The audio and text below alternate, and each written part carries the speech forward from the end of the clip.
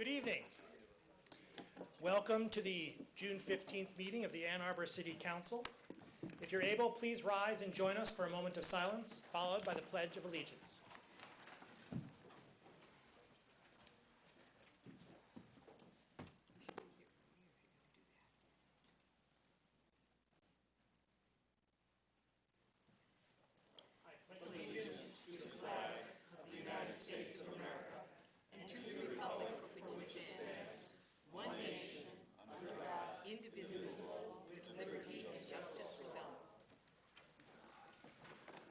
Would the clerk please call the roll of council?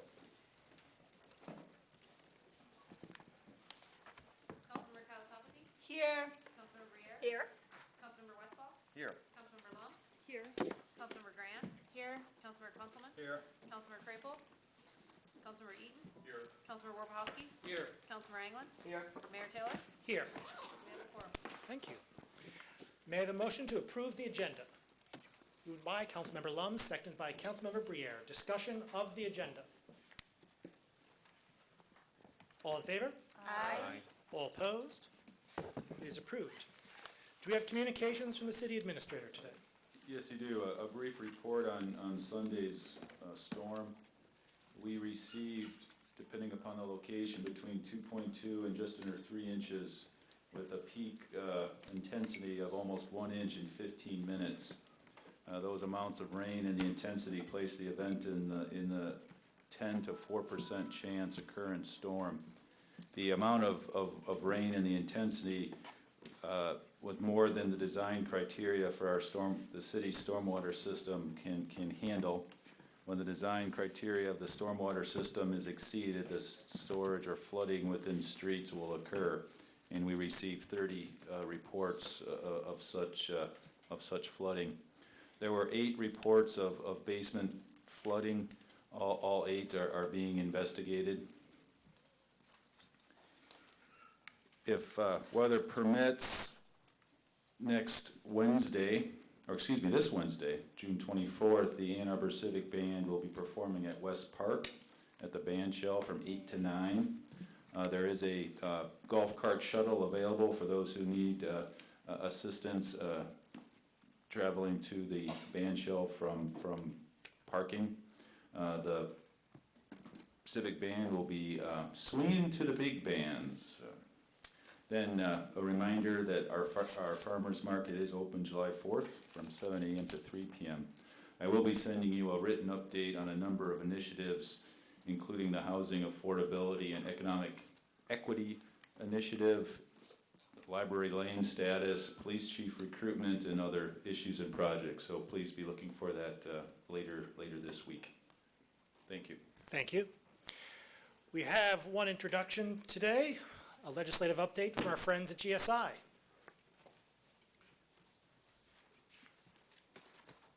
Thank you, Mayor and Council. As we've indicated before, it is a real privilege to work with the city. The city, as we know, but we like to say it anyway, you guys are incredible leaders for the state and for the community and the region, and there's a lot of things that we draw on that you do that we're able to share with the state. And then context, I would say this, that on occasion, I think council has moved to take a position on matters of concern across the region and state. And I know sometimes there's concern about whether that matters. For us, it does. And that even though at times you may feel like you're the lone voice in the wilderness, we take those resolutions, we take those statements, we take your interest, and we make sure that folks in Lansing know what folks here in Ann Arbor think. And again, I don't want to say it's always persuasive or compelling to the majorities in Lansing, but I think it's important to speak. And so we do appreciate that, and it helps us do our job. So thank you. The state configuration, just real quick, to remind us, the Senate is 27-11, Republican majority. 27 of those are term limited this time, to give you kind of a feel for the continued challenge of term limits. By the way, I would say this as well. It is, interestingly enough, 34-4 male-female, with only one elected Democratic female. The Senate Majority Leader is term limited, and Chair of Appropriations is term limited as well. So that will all be changed again over the next period of time. In the House, it's a 63-47 Republican majority. 40 of those are term limited. 44 of those are brand new this time. So you can see the constant challenge of new faces and new ideas and new directions in Lansing. Again, it kind of underscores why it's important for a council like this that tends to take a leadership role on a lot of issues to make a statement, as you may choose to do. Again, not to wear that earlier point out, but again, in terms of gender diversity in Lansing, the House is 83-27 male. The Speaker is term limited, as is the Chair of Appropriations, so we'll again have that kind of transition in the near future there. The budget is all but complete. The Governor has yet to sign some of the bills. $54 billion, $3 billion to community health. Of the 54, $10 billion is general fund, and of that general fund, $3 billion is community health, $2 billion is corrections, $1.5 billion is higher ed. Billion more is Department of Human Services, which is now combined with community health. About $400 million for Michigan State Police, $300 million for community college. As soon as you add all those up, it gets to 10 pretty quick, and that's before you've done Attorney General, Secretary of State, DNR, DEQ, the rest of the activities of state government. So $54 billion is a big number, $10 billion of which is general fund. But it goes pretty quick when you start to get into the weeds. Revenue sharing is better this year. It's still not where we need to be, and to be sure, local government finance is becoming more prominent on the minds of state legislators and the governor. Former State Rep John Walsh, together with Representative Laura Cox, who chairs the General Government Committee, and several others, will be working through the next year to look at local government finance and specifically revenue sharing and its distribution. We're currently served, I would say, okay by the distribution plan. This year, you'll get about another $300,000 in additional revenue sharing from last year, and last year you got about $300,000 from $1,000 more from the year before, when it was pretty stagnant for a period of time. Our thought is that it would be better if their local government finance structure sent money where people are. Currently, as you probably know, there's a fairly complex formula, but it essentially sends money where people sleep, which is good, but it perhaps shouldn't be the only factor or variable as to how the about $700 or $800 million is distributed in revenue sharing. A lot of us, I live in Scioto Township.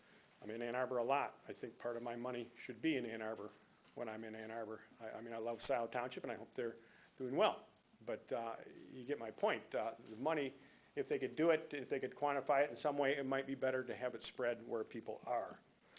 Fire protection grants are still not where they should be. In fact, they were threatened again this year with all the challenge of road funding. Fire protection grants we were able to protect, but only at the existing level of 41%. That means you'll get roughly, it's based on a formula, and that won't be determined until you file in November, the documents that your staff files. But at 41%, you can do the math pretty quick. You would get about $2.3 million at full funding. So there's about 1.4 that you are not funded for the duty you perform on behalf of the state for state facilities within your jurisdiction. Roads got an additional $400 million this year out of the general fund, which again, and I want to underscore, that's a departure from Michigan's history where it was funded from earmarked revenue sources, primarily transportation taxes, together with federal match. This is another $400 out of the general fund, which goes from other things such as perhaps fire protection grants. $100 million of that will be taken off the top for the state, and the rest will be distributed by the Act 51 formula. So you will see a slight increase in your Act 51 dollars based on that. Some of you I know are as we are, pretty big arts enthusiasts. To this governor's credit, the Michigan Council for the Arts and Cultural Affairs has been restored to $10 million now from its low point of $2 million.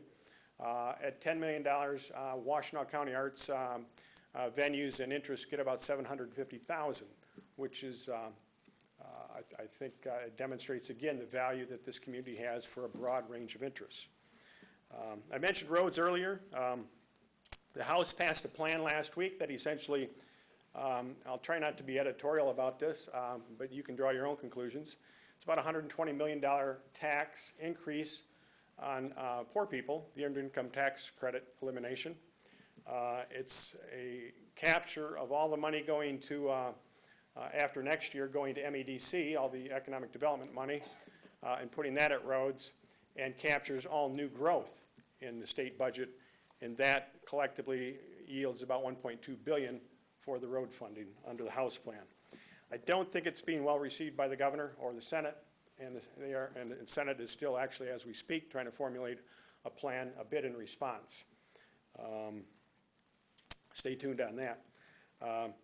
A lot of the state government and the legislature especially thinks, or at least by their legislative activity, to want to be very engaged in your activities, in your operations. So I'm going to run through just a bunch of stuff here that they got going that would impact your operations. Then I'm going to ask Gary Owen to give an update on, especially on a couple activities, the challenge, continuing the multi-decade challenge of Paul Gelman, who I would say, Matt Nod on your staff has just been outstanding through the years in being a real expert and leader in this stuff. But on a number of other issues, the legislature is dealing with asset forfeiture, and we may want to hear what Steve Postponement, who's been a terrific advisor and counselor on some of that, the impacts there. Body cams, Gary might have a couple comments on that. The state government thinks they need subpoena power over your records, so legislation is running on that. There's some activity always with liquor licenses, as you've probably seen. Legislation is now moving towards the governor's desk that would eliminate your ability to have local ordinances about wage structures, living wages, prevailing wages, that sort of thing. Rental inspections, the state government, as you've seen in the past, has had a belief that rental inspections need to be state regulated, and has had legislation introduced for several years to diminish your ability to have rental inspection regulatory activities. We've worked very closely with them, and again, I give a lot of credit to Steve and some of the team that he brought last year, because we were able to impact the bill, and the bill never passed. The sponsor has been a bit responsive to us, I would say, and the city's interest in trying to make sure that we have some measure of regulatory control and an appropriate fee structure so the thing can pay for itself. So I do want to give the sponsor some credit there. Public transit continues to be a big issue. You probably saw some activity where we took a run at trying to get that Detroit to rail run moving. Eli Cooper was, as always, outstanding in trying to work that so it made sense. It turned out the cost of the engineers from the railroad companies was excessive, and we couldn't make it happen, but we'll continue to explore that as you might direct. Let me stop there, because I know you wanted this to be quick, Steve, and I know I tend to get long-winded. But let's say a few comments about where we're at with Gelman, Paul Gelman, and with Uber. Sure. Start with the Gelman Paul situation. In addition to Matt Nod, Councilmember Briere and Mayor Taylor deserve a lot of credit for the help and energy and effort we've put in over the past 12 to 24 months on the issue. I think probably 16 months ago was when we found out that there might the Department of Environmental Quality might be heading in the wrong direction as far as their treatment of the site and how much effort and energy they were willing to put into it. And we were able to work together with DEQ leadership and a lot of stakeholders as they went through their process to update the 201 cleanup criteria, one of which happens to be 1,4-dioxane, which is, as you know, what the plume is almost all made up of. And that process has been a lot slower than even the DEQ would have hoped for. We worked with them very regularly, and in fact, Matt and I was able to sit in as part of our representative on the larger stakeholder group and a voice for local governments in general on that group, and did a fantastic job. Those criteria have been made public and working through the process to be presented publicly for rulemaking, but most likely we'll see somewhere in the area of a 10-time reduction in that number of 1,4-dioxane. And while those are not official numbers, those are working their way through the process to begin rule promulgation. Why that's important is because there's several things that are dependent on that number and what type of activities the state will be engaged in and how they treat the site and several things like that. Other things we've been working towards is an enhanced quality of data that's being produced by Paul Corp, and just a larger working mentality out of the department together with the community and showing up at a lot of the community events and helping to educate folks. So I know it's been slightly frustrating and probably more frustrating for some that have been involved in it for a couple decades now. But progress is slowly but surely being made, I think. And it has a lot to do with a lot of the folks sitting around here that have been involved. So thank you for your help in all of those activities. Regarding transportation network companies, Uber, Lyft, and the way the legislature is looking at a lot of those companies and how they fit in within a taxi structure or a limo structure. Back in 2013, the state did send a cease and desist letter to Uber because they were operating illegally within the current limo law, which is Act 271. And the act that several of the limo companies in town operate under, and now several of the old taxi companies in town operate under. And the debate will be whether or not to treat these folks as cars for hire and actually regulate the service, which is picking people up and dropping them off, or if they decide to regulate them more as just a dispatch service. That's the argument. On the other side would be that's just the means by which people are able to be picked up and not truly the service of going from point A to point B. So in the Senate, Senate Bill 184 and 185 would actually put these transportation companies within the state limo law. In the House, there's a 6-bill package, actually both introduced by the majority caucuses in the respective houses, but those bills would actually not regulate the transportation network companies within the limo law. It would create a new law specifically for them with much less rigorous regulation. So we're monitoring it and really staying in touch with Tom Crawford, who has become an expert on this issue over the years, and we'll continue to do that and keep everybody informed. Do you want to say a quick piece on trust fund activities too? Yeah. Sure. The city did resubmit a trust fund application for the Gallup Park Universal Access Project that came up short, not very short, but short last year. So we're going to be re-engaging with DNR leadership just to work through some of the issues that may have caused us to come up a little short, other than the fact that the pot has actually shrank a lot. Now that the trust fund has reached its $500 million corpus, it only is able to spend interest and earnings, and 75% of that is on acquisition projects. So with $300,000 development projects, it adds up pretty quick to be spread across the whole state within that limited amount of money, where that cap didn't exist before on the amount of money they were able to spend on this. So we'll be going back after the Gallup Park, the Gallup Park. We're not quite ready for naming rights to Gallup Park yet. The Gallup Park Universal Access project. That's all I have. Yeah. So with that, Mayor, we're available for questions, obviously, or directions or whatever. We love what you do, so we're pleased to be part of your team. Well, thank you so much. I know that we rely upon you for a wide variety of things when it comes to the state, and can always count on you for advice and your thoughts. I think it's a long meeting tonight. If council members have questions, I guess I'd ask that you direct them to GCSI offline. Thank you. Thank you, Mayor. Thank you both. Okay. We now come to public comment reserve time. Public commentary is an opportunity for members of the public to speak to council and the community about matters of municipal interest. One needs to have signed up in advance in order to speak at public comment reserved time. You have 3 minutes, so please pay close attention to the time clock. Speakers are not authorized to defer their time to others, and we can have only one person speaking at a time in order to be fair to everyone. Also, finally, if you require assistance in speaking before council, we've been delighted to provide it to you. Our first speaker today is Matt Ferris-Smith. Good evening, thank you. I'm here to encourage you to support the central section of the Border to Border Trail in Ann Arbor. Over the past 3 years, I've biked almost daily between downtown and North Campus.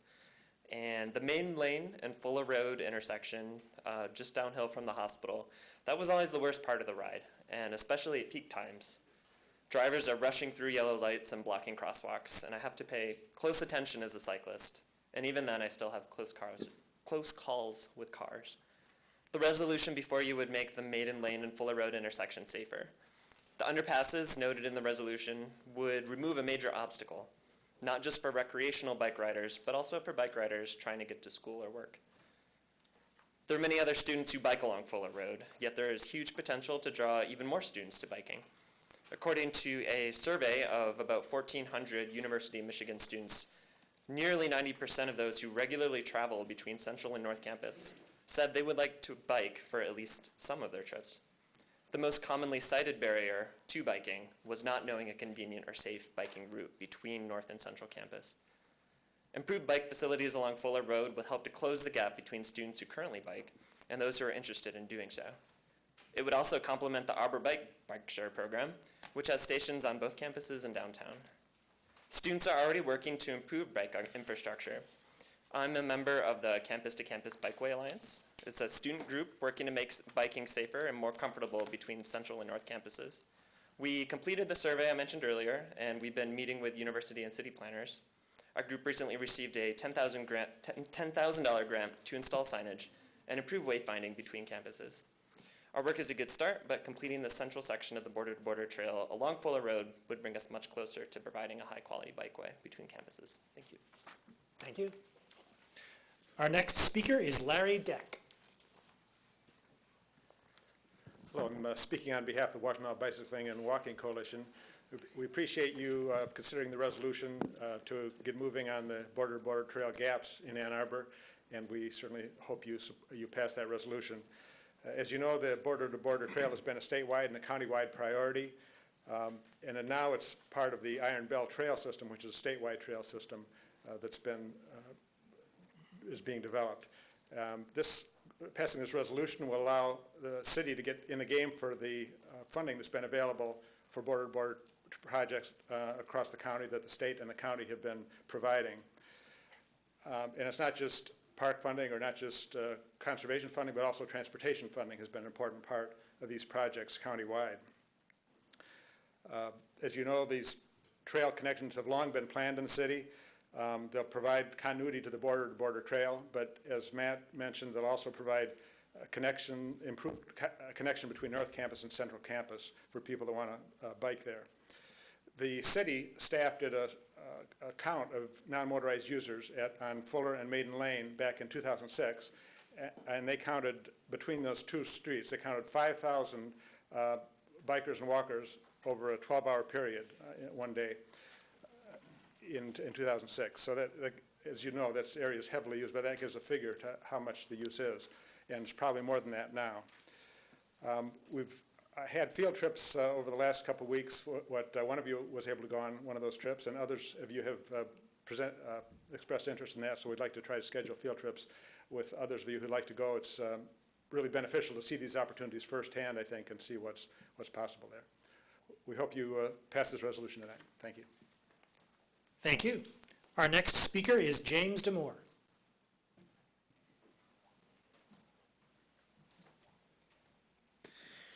Good evening, Mayor Terrell and members of council. I speak to you tonight in my own recognizance regarding the rezoning of the former Nixon property from Township District to R4A housing for the Woodbury Club apartment complex petition. As the city has formally annexed the property, I believe there are issues that need to be addressed. I became familiar with the Northeast area through a member of being in the Citizens Advisory Group of that plan in 1999, then as a resident of the area. and then through my time serving on the Planning Commission.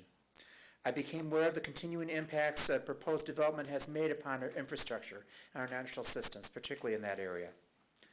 This zoning recommended follows the Northeast Area Master Plan, finally adopted in 2006.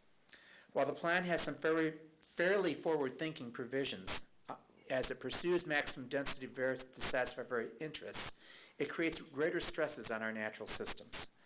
Much of the document was drafted in 1999, following the best practices of the time and what we knew of wetland and natural features mitigation. We certainly know now these practices are insufficient, despite our standards being stronger than the state's, and that really isn't saying very much. Marching forward throughout all this process as development comes through, we will sprawl as much as we can to prevent sprawl elsewhere, despite no provision or assurance what is built here won't be built elsewhere, especially by non-resident land developers, which hasn't stopped them from building elsewhere. With the current project proposing elimination of 193 trees and wetlands filled near the headwaters of the Traver Creek watershed, we may have a project that fulfills the desires of the city to grow, but at the expense of our natural systems. I realize there's great interest to re-engineer the Nixon-Duvar intersection, and having the new development helps finance this intersection. But let's face it, all of this unstated appetite for growth, to increase our coffers in the short term, and insert here solving your favorite social or national tangential environmental problem goal here, instead creates very real, new, on-the-ground problems, and our local ecosystem becomes less biodiverse and suffers more as a result. The city needs to take a serious review of its policies in terms of zoning, recommendations to natural features protections, to ask itself if we are truly acting with integrity as a community and moving forward as a green city. Now, I have no doubt in my mind in terms of the outcome of this vote this evening, particularly as this is a first reading. But I really ask all of you for some institutional introspection here. The question is, do you have the political will for it? Take a good look here and think it through as you move forward. Thank you all for considering my comments. Thank you. Our next speaker is Gordon Smith.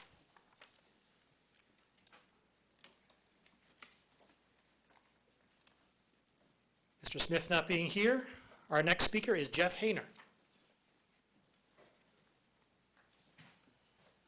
Good evening. I signed up to speak about something on the agenda. I think it was one of the traffic calming solutions that we have going, and you're going to fund that after a while, and I think that's excellent. But, you really don't have to speak about something, so what I'm going to do instead is talk about something related to traffic calming, which is the dire need for a safe crosswalk on the head of the Bandemere boardwalk along the river. And it came up on our next door neighborhood network, which is this email. I don't know if you guys use it. I know some people, we see Sabre on there, and that's excellent. So it's a way to reach out to the community and talk to them. And one of our neighbors, Ed Saunders, suggested that could please something be done to formalize the process whereby we can put a request to the city to do something about that dangerous crossing situation down there. And it's where all the neighborhoods from Breed and the north side come down, and they have to cross Barton to get to that boardwalk. And the boardwalk was a terrific thing because when I first moved in on Pontiac Trail there, we used to walk along the shore on the rocks and everything to make the loop. And then the boardwalk came in, and now we've been blessed to finally have the sidewalk that connects it on our side, on the south side of Barton. And so it's become much safer for everyone on the south side of Barton to access the river. So what we did was we put a change.org petition out there, and we got the neighbors to sign it up, and we were surprised to get 100 people to sign in the first 2 weeks. And so I'm here tonight to present this petition to the City Council on behalf of the neighborhood. And so I'll just read the last paragraph. I have copies for the clerk. There's no city system in place to request pedestrian amenities as there is for traffic calming measures. So before we get to that, I think it would be excellent if we could add that, and that I'm going to talk to the folks on Pedestrian Task Force about that. There should be a simple way to do that. But since there isn't, the below sign, recognizing that the current lack of pedestrian facilities at this location is a threat to the safety and welfare of the neighborhood, requests that the City of Ann Arbor take whatever steps are necessary to provide safe pedestrian and bicycle access to the Bandemere Park Boardwalk entrance at Longshore from the northern neighborhoods in a timely manner. We further request that this petition be entered in the record of City Council and that copies be distributed to the city's Traffic Engineering Department and to the chair of the Pedestrian Safety and Access Task Force.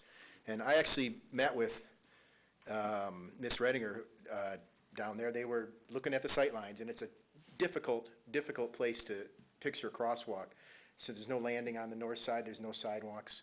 But I know that our traffic engineers can put their heads together and come up with something that'll make it a lot safer and really improve the quality of life in our neighborhood. So hopefully this petition will get the clock started on the long wait that these things sometimes take, and it will also help us to mesh with MDOT's request for access and the border-to-border trail connection. And the more connections we make across the city, the stronger the city's going to be. So thank you. Thank you. Our next speaker is Bob Krozinski. Yes, I'm Bob Kwinski. I'm with the Friends of the Border Trail, and again, I'm also speaking in favor of the Border resolution on the agenda tonight. And just some personal observations about how popular the Border Trail is getting in Ann Arbor. We had a Border bicycle ride on National Trails Day, the first Saturday in June. And we started out at Riverside Park, and we started noticing Boy Scout groups all over the place. And I was wondering what was going on with this. Well, the governor put out the word that he wanted Boy Scouts to hike the Iron Bell Trail on National Trails Day. And that's what we kept on bumping into along the whole Ann Arbor segment of it. So you have not only people riding and walking on the Border Trail, you're starting to have people on the Iron Bell Trail, which is great. Another little observation I saw was just riding by Gallup Park there, the path or the bridge over the Huron River, the non-motorized bridge. Noticed a sign for the lunchroom. It was right off the trail, enticing people to get off the trail and use this local business. I thought this is great. You know, people are starting to get it. You know, that a trail is good for business. And it'd be, you know, I've traveled to Yellow Spring, Ohio. I don't know if any of you have. But they have a trail down there that brings in loads of people as a destination every weekend, fills up parking lots, and the business owners just love it. So I'd like to keep the momentum going on the trail. Tomorrow night in Ypsilanti, the city council there is going to vote hopefully in favor of a major expansion of the Border Trail. Also, the Washtenaw County Parks and Recreation Commission is starting to investigate an off-road routing of the Border Trail in between Ann Arbor and Dexter. So good things are happening. So I appreciate the time, the effort, and the work that's gone into this revised resolution. And I just urge you to support the Border Trail Central section and move it from being on paper to have it appear on pavement. So thanks a lot. Thank you. Are there communications from council? Councilmember Kunzelman. Thank you, Mr. Mayor. We heard from our lobbyist up in Lansing a little discussion about the Uber or the TNC legislation. I just wanted to give you a little update as to what the taxi cab board here in Ann Arbor has been doing. And also in response, we heard that the that taxis in Ann Arbor have actually converted to limos. And so we've gone from approximately 140 licensed taxis within the city of Ann Arbor down to around 30. So a significant reduction. And I think that really does cause some confusion out there in the livery world. I do remember having a conversation with one of our German guests who was unfamiliar with livery services in Ann Arbor. And let's just say the pun in the sentence was, she was taken for a ride. In regards to that, we also, as the Taxi Cab Board, has been working with the DDA and the city, and we now have taxi cab stands where we also have our commercial loading zones. So during the day, when the commercial loading zones have no parking for up until 6 o'clock, after 6 o'clock, those commercial loading zones are also dual-purposed as taxi cab stands. So you easily be able to find a taxi in downtown Ann Arbor. And also want to bring attention to my colleagues and the public that I've been asking a couple questions of our city administrator to look into the burnt-out shell of a house on Springbrook. It's been a problem for a number of years, or at least one that I can think of. The grass is knee-high. And we're having problems with blight in our neighborhood. And I'm also asking regarding the use of the sidewalk millage to replace the sidewalk at the southwest corner of Huron Parkway and Washtenaw. We've had some, obviously, our discussions on Huron Parkway regarding the Reimagine Washtenaw corridor. We know that Councilmember Warpowski brought up, as well as a number of citizens, the poor condition of the sidewalk at that intersection. So I'm hoping that we can find out if our sidewalk millage is able to make that repair. Thank you. Further communication from council? Councilmember Westfall. Thank you, Mr. Mayor. As the ad campaign goes, in Ann Arbor, we do life different. Grammar notwithstanding, I think a lot of us would agree that that's the case for most things. There are a select few things which I think we can work on. First thing that comes to my mind are elections, as many of you know. There's a lot of discussion on the national stage about improving voter access, and I think there are things that we can do here to improve our own situation for how the voters here elect us. For example, we are about to, this August, as many of you know, ask that half of our members effectively be elected on one of the historically quietest election dates of the cycle. I got this one fact from Michigan Municipal League. We're one of about 50 cities in Michigan out of roughly 260 whose charters they have on record who use 2-year terms. So we're in the vast minority there. We're, as many of you know, one of only 3 cities in Michigan that use partisan local elections. The National League of Cities recommends nonpartisan elections for cities as a way to focus people on local issues. So, regardless of how we all feel about whether partisan labels are effective or not for us, there are different avenues we can pursue to improve voter access to local elections. I passed out a handout which you can look at your leisure. Ms. Boudry was kind enough to assemble some statistics from elections of the past 10 years, looking at the differences in turnout for odd versus even years, for the August primary as well as the November general. And you can see on the first page, you can see the distinctions between odd and even for those 2 sets, and then the third graph looks at primaries, generals all together, and also a glimpse at partisan versus nonpartisan sections of the ballot for even years, using the 15th district judge election as a metric. In 2008, there was a competitive election which increased the turnout a bit, as well as the popularity of that election. But there's some interesting things we can glean from this. There's some cost data, and looking at the approximate recurring savings we can achieve by having elections at a different time that other elections take place. So I've reached out to many of you to just answer some questions or see what kind of feedback you have, and I'll continue to do so. Because of vacation schedules and so on, there may be the best opportunity to discuss this fully and bring ballot language would be the second meeting in July. So I intend to do that with the help of the Attorney's Office and look forward to moving the needle. The hope would be to have it on the ballot this November. So just with the time that it takes to communicate with the Attorney General's office, it's necessary to discuss this sooner rather than later.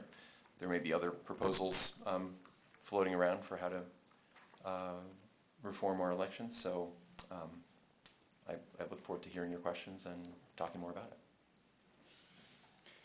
Councilmember Lund. Thank you. And on that transition and segue, Councilmember Westfall and I met to discuss the proposal he's contemplating to bring forward, as I think you just indicated, the second meeting in July, which is to shift elections to even years instead of the mix of odd and even years. And yes, I acknowledge the turnout is better. Those are presidential and gubernatorial years. I simultaneously have been working on exploring nonpartisan elections. I wasn't sure, when to bring this forward, but given the proposal that Councilmember Westfall will be bringing forward, I will also be bringing forward a proposal. I've been meeting with the city attorney's office to study nonpartisan elections since December, and I've shared all this with Councilmember Westfall. I'm been preparing a memo for all of you, because I wasn't just going to spring this on you, Attorney Fails has been exceedingly helpful, and basically the language is ready to go. It's been run past the Attorney General's office, and there are no issues, so this proposal will be to present a ballot referendum. That is, if there are the votes here at this council table to approve placing this on the ballot in November, to transition to nonpartisan elections, not to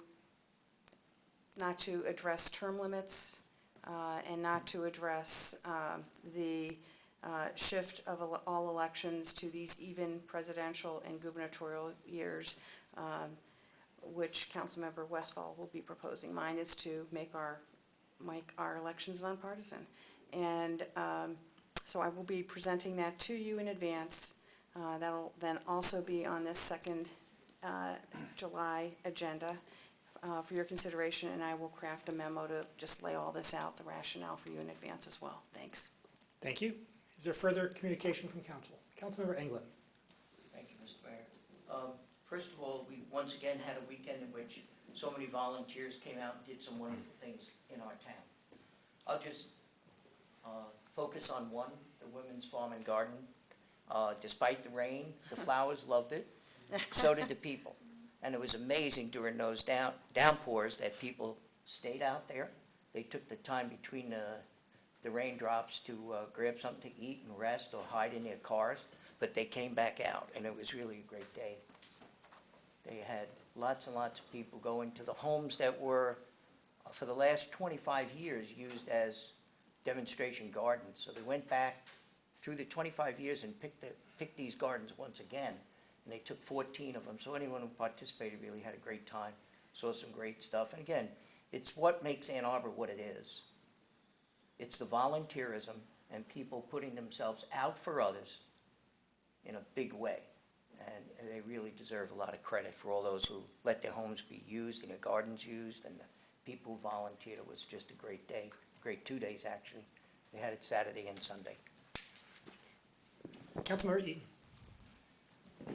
Thank you. On June 8th, I distributed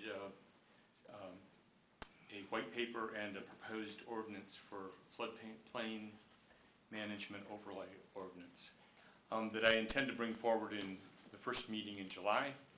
This is an effort that was led by the Dow Sustainability Fellowship Program at the University of Michigan, which I understand is a multidisciplinary program. Law students and planners, planning students worked on this for some time at the request of the city.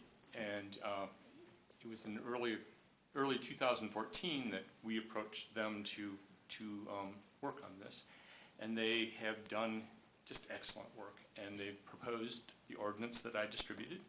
I think that after the weekend we just had, it makes sense to start paying attention to our watersheds and especially the floodplains. So as I said in my email previously, I welcome your comments and suggestions.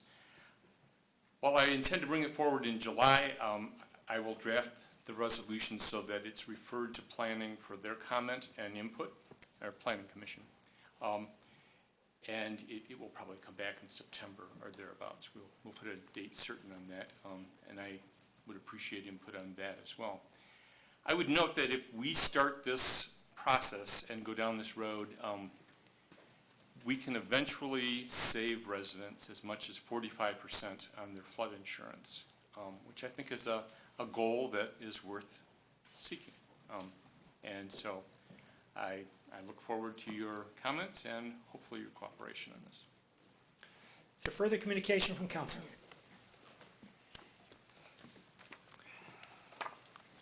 I have a few communications. I'd like to request confirmation of the following appointments that were presented at the June 1st, 2015 meeting. To the Downtown Development Authority, Phil Weiss, Officer of the Downtown Business. To the Human Rights Commission, Keta Joan Cowan, filling a vacancy of Neil Eliakin. And to the Public Market Advisory Commission, Jillian Lotta. May I have a motion, please? Moved by Councilmember Briere, seconded by Councilmember Lum. Is there any discussion? Councilmember Conzelman. Under the DDA appointment, there's not a comment regarding, or any indication of which position it is replacing. And so I was wondering if there's any information as to whose position this is. It's filling a vacancy. And the person that is vacant or vacated?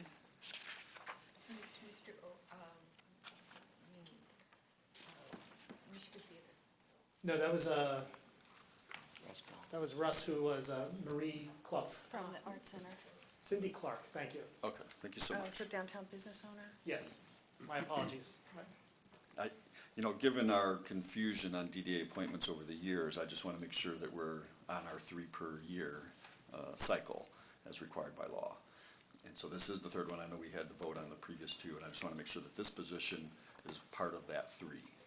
This is not a normal cycle. Ms. Clark resigned midterm.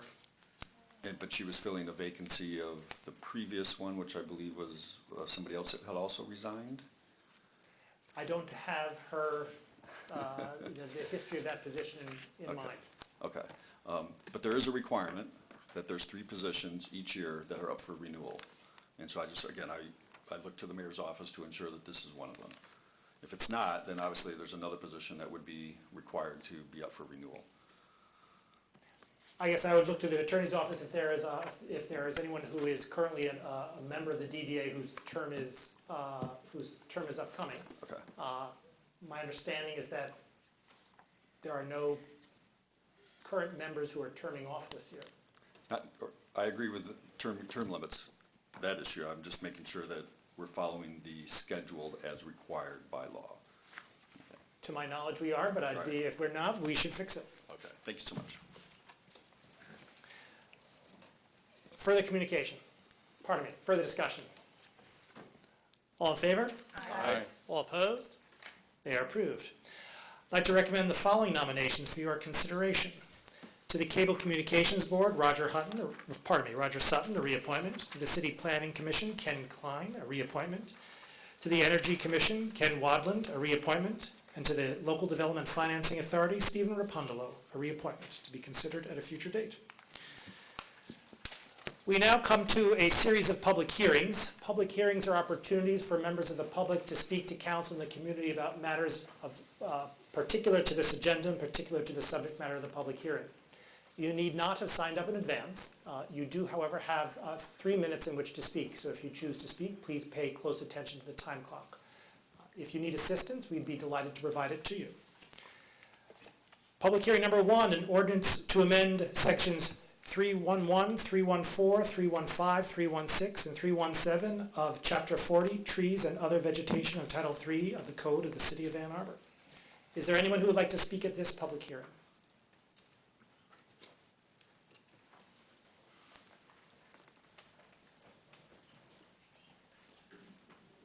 Good evening.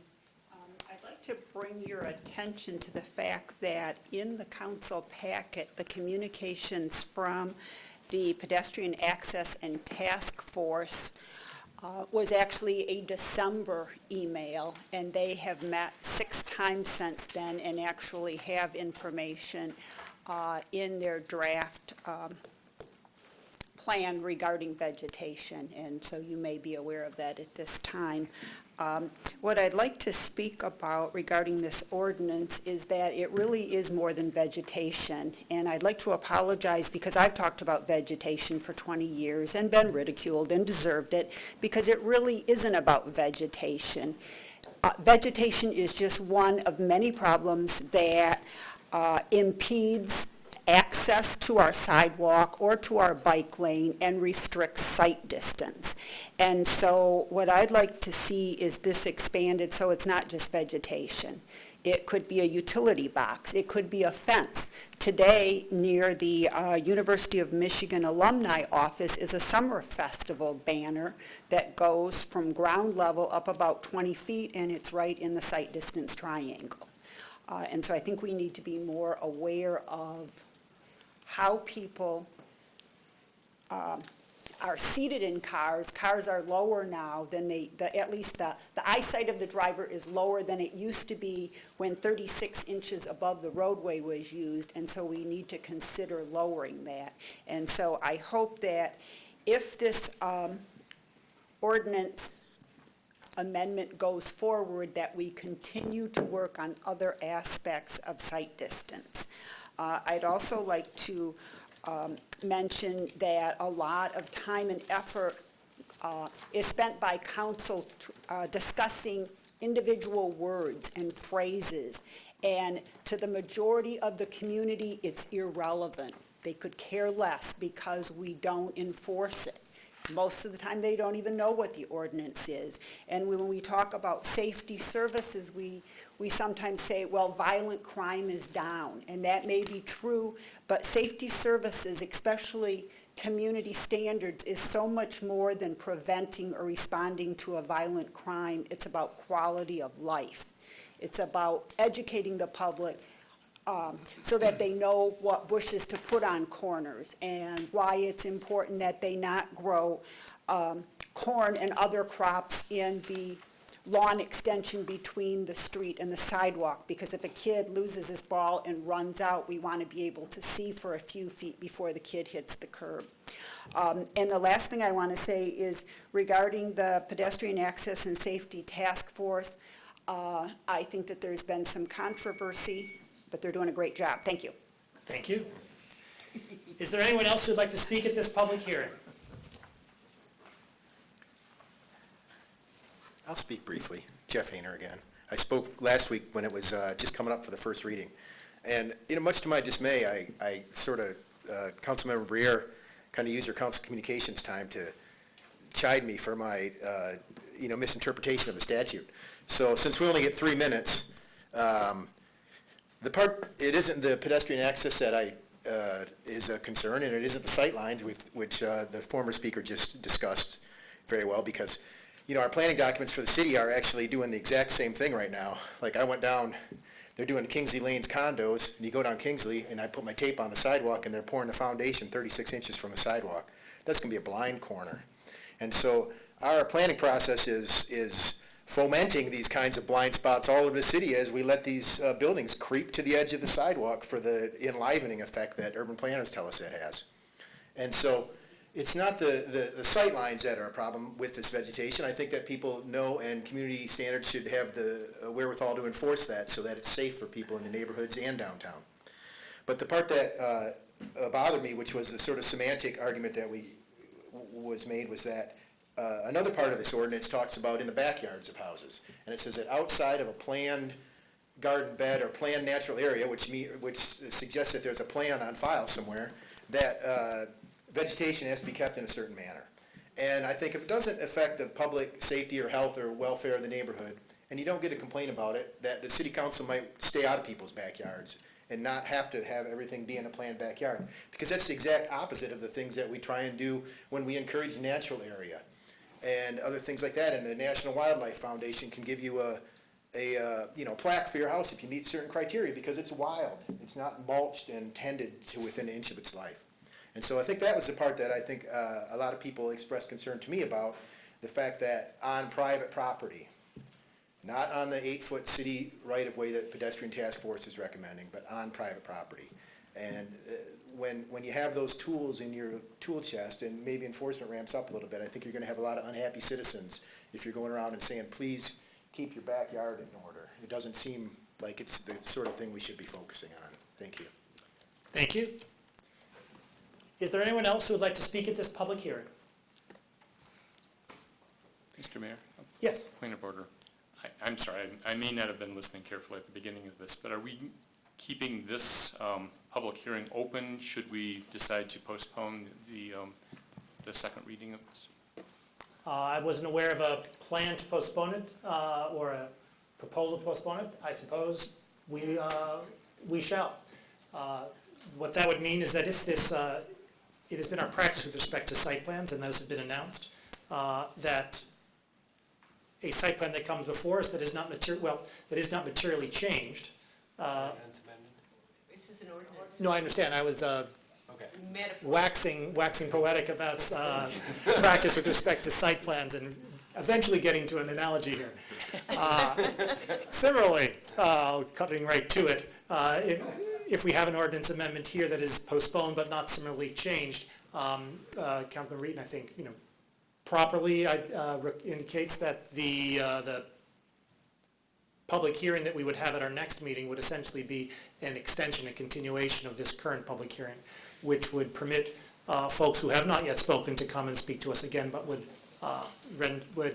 not permit persons who have spoke at this meeting, at this public hearing, to come and speak to us again about that matter in connection with that public hearing. Just for point of clarification, I understood the city administrator's memo to us at the beginning of the agenda to request that postponement of our vote on the Excellent. into October, actually. So It was a recommendation, given the pedestrian safety task force is reviewing sightlines, vegetation. Certainly the decision of whether to postpone, to close the public hearing, to keep the public hearing open is council's. Fair enough. I guess since that was not announced since that option was not announced previously with respect to the public hearing, I guess we perhaps will have some latitude with respect to persons who spoke at this public hearing in the event that this is postponed to October. thank you. Thank you. With that, is there anyone who would like to speak at this public hearing number 1 still? Seeing no one, this public hearing is closed pending its potential postponement. Public hearing 2, an ordinance to amend Chapter 55 zoning, sections 5.1020 and 5.1020, a downtown character overlay zoning district building massing standards. Is there anyone who would like to speak at this public hearing?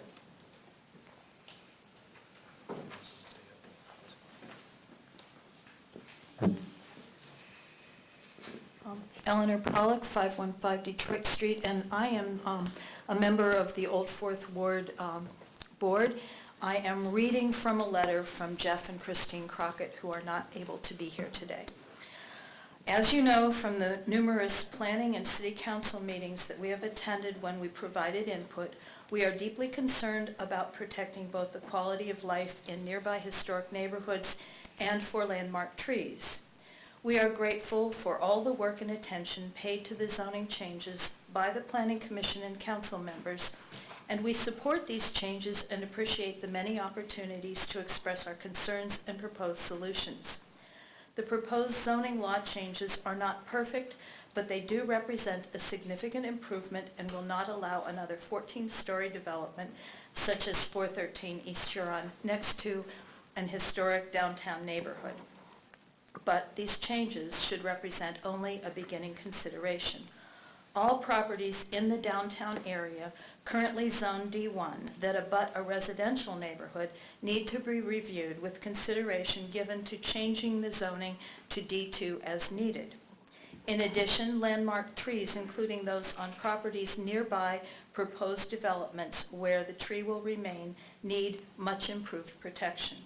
It has become clear from 413 East Huron that the developer's assessment of minimal danger to a nearby landmark 250-year-old bur oak was wrong. The tree is dying. The city should have required an independent assessment to the threat of the tree.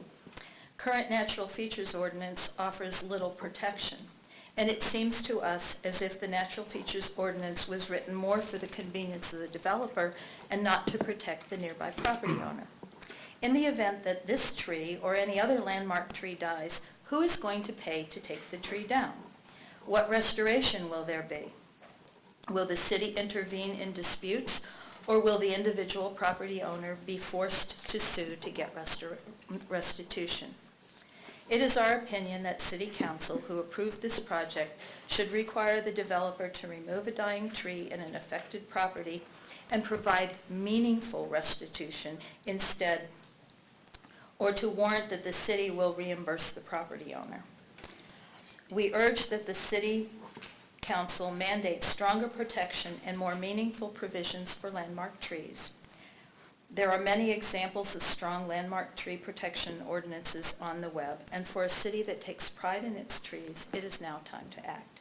And it's signed Christine Crockett, President, Old Fourth Ward Association, and Jeff Crockett, Communications Officer, Old Fourth Ward Association. Thank you. Is there anyone else who would like to speak at this public hearing?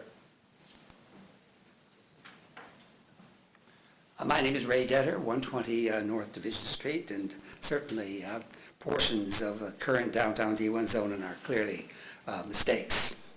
150-foot-high, massive 413 East Huron, built right next to one of Ann Arbor's most important residential and historic neighborhoods, is one of them. Tonight's proposed zoning law amendments passed by the Planning Commission 7-0 are not perfect, but they represent a significant improvement and will deny another 413 by right project from happening again, along with the destruction of, I believe it's a 300-year-old tree rather than a 250-year-old tree. You and the Planning Commission have also recognized that the zoning of the entire area of the north side of East Huron, from North State Street to North 4th, was also a mistake. Many would argue that it's clearly a transitional interface area that should have been designated D2 at 60 feet. However, we could accept the compromise of expanding the East Huron 1 character district to include lots between State and Division that front on East Huron, as well as the block bounded by Division, Huron, 5th, and Ann, and the partial block bounded by 5th, East Huron, the alley, and Ann. Current amendments would redefine the East Huron D1 character district to establish a maximum height of 120 feet if a parcel fronts East Huron in 3 stories, if that same parcel also fronts East Ann. 336 East Ann, the parking lot that now fronts on Ann Arbor right next to City Hall, would be rezoned from D1, it's currently D1, 180 feet, to D2, 60 feet, with side setbacks of 30 feet from any residentially zoned property to 10 feet from any office zone property.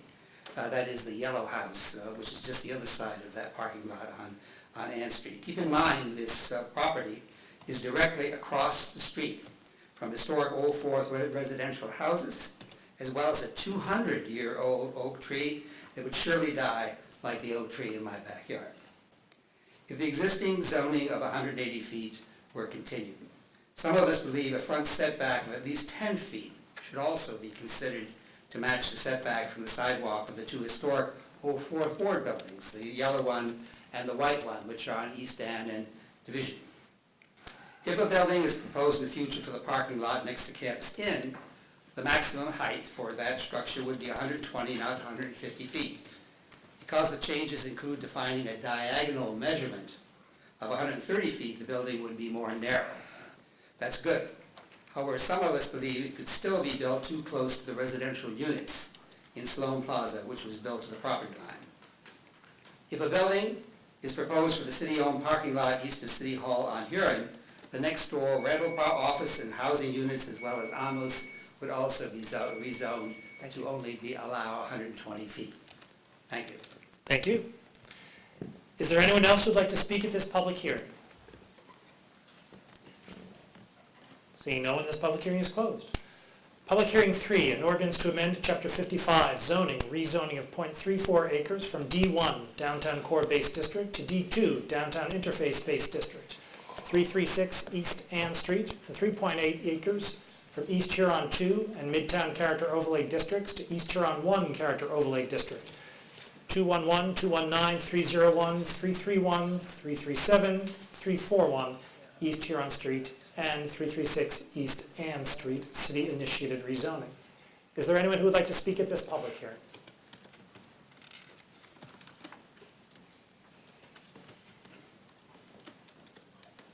Ray Detter, 120 North Division Street. You know, I really didn't intend to speak again, but I left a short paragraph at the end of it I think is very important. So I'm just going to add this, and that's a finally.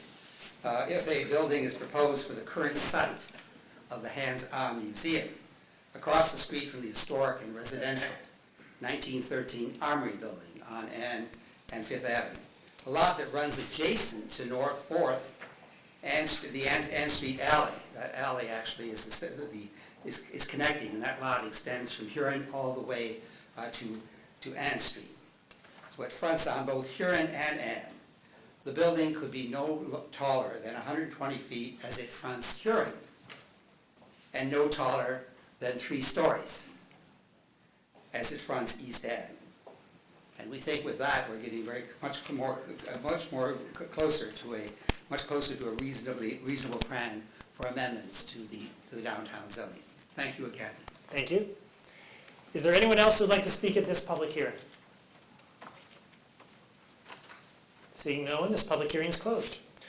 Public hearing number 4, an ordinance to amend sections 15531 and 3 of Chapter 18, Employees Retirement System. I'm going to have to do that point of order again. Please.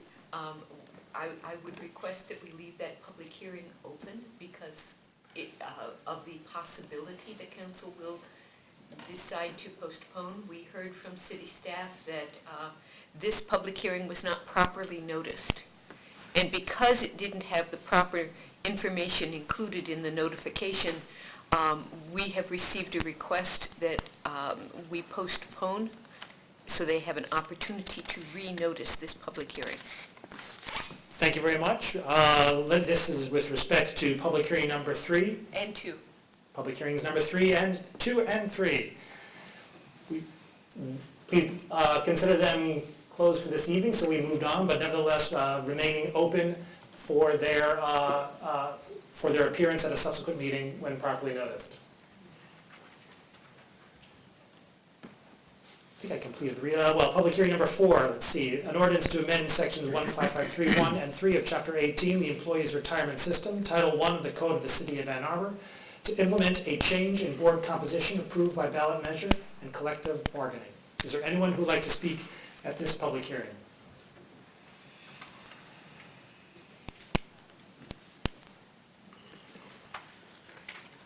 Seeing no one, I think we can at least say that this one is closed. Excellent.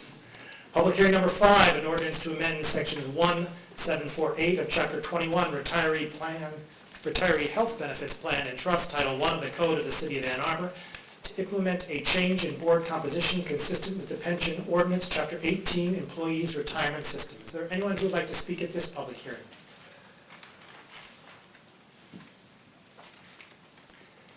Seeing no one, this public hearing is closed. Public hearing number 6, resolution to approve South Pond Village Site Plan and Development Agreement 3850 East Huron River Drive. This public hearing is a continuance of a prior public hearing at which several members of the public spoke. If you spoke at the prior public hearing, that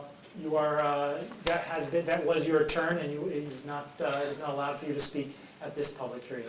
However, if you are here and have not previously spoken, please come before us. Thank you for queuing, and then come right up.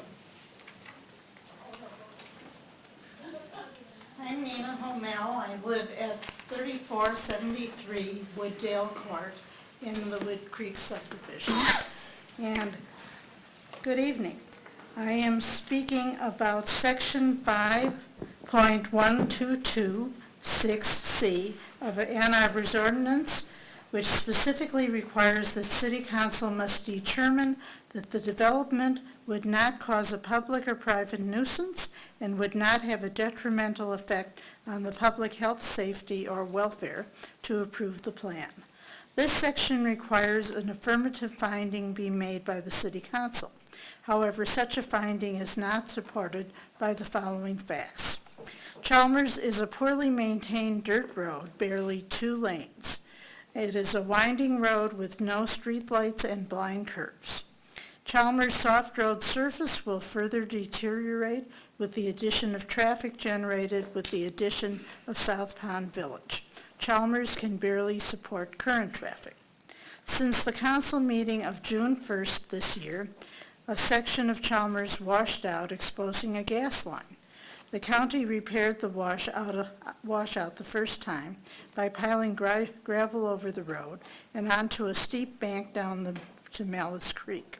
This same section of Chalmers washed out again on June 13th this year, leaving the gas line exposed. The more traffic on Chalmers, the more the road deteriorates and the more dangerous it becomes.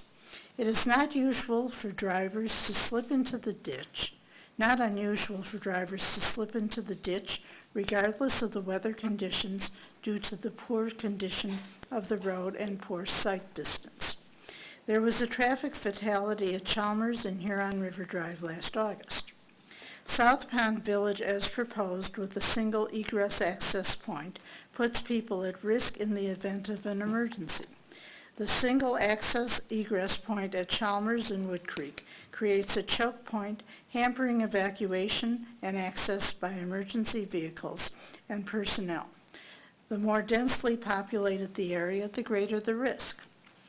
It is dangerous and difficult to exit Chalmers onto Washtenaw most of the day, 7 days a week. There is no traffic light at this intersection, and due to the proximity of a traffic light at Pittsfield Boulevard in Washtenaw, an additional light at Chalmers is unlikely. There are long waits on Chalmers to enter Washtenaw, and making a left-hand turn is dangerous due to 2 lanes of westbound traffic and the proximity of the traffic light at Pittsfield Boulevard. Additional traffic generated by South Pond Village residents and tertiary vehicles will make the conditions worse.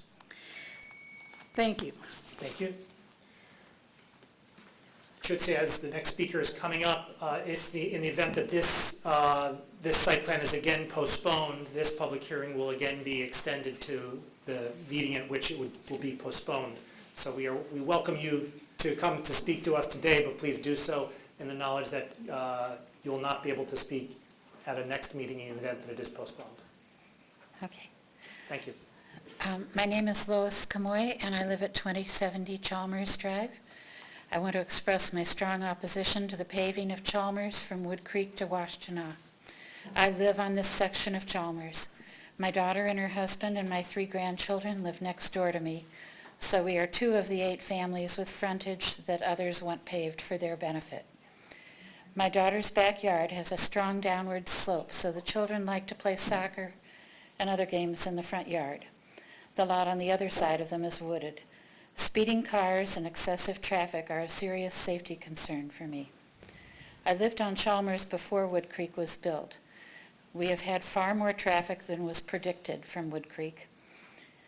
The traffic and speeders have been a nuisance. The very fast and frequent Jimmy John's drivers add to our traffic load, and their speed endangers everyone. The new subdivision could easily double our traffic problems. Now a man from some other county wants to make a big profit from selling very expensive homes and wants me to subsidize his project financially. He is making a very handsome profit, and if he feels he wants Chalmers paved as a selling point for his homes, he should pay for it. I should not have to pay for any part of his project, and I feel outraged that he should try to force this on me. I do not want any part of Chalmers paved. We would have lots more traffic than we already do if it were not for our potholes, which I love. Chalmers is a little-known great cut-through to avoid both the Washtenaw-Huron Parkway intersection and the Washtenaw-Carpenter intersection. It is only avoided now because our potholes slow down the shortcutters. Even without a new subdivision, paving Chalmers would greatly increase traffic. With paving and the addition of sidewalks, we would have a much wider street, causing us to lose a chunk of our front yards and putting increased traffic closer to our homes, with a resultant noise, danger from speeders, and loss of our rural ambience. Those changes will affect our property values in a negative way. Our rural look is a major selling point and is often touted by Wood Creek, which has already destroyed much of our rural look. The new subdivision wants to have their cars routinely use Chalmers. Since this traffic will originate at the north end of Chalmers, one has to wonder why only the Wood Creek to Washtenaw section should be paved. It is at the south end of the street. I feel there will be a later push for paving the whole street. I do not see the purpose of paving this part of Chalmers. It will not lessen the traffic burden and not make left turns any easier. I do not see the advantage of paving. The cost of paving will be added to the cost of our houses. Oops. Okay. Thank you.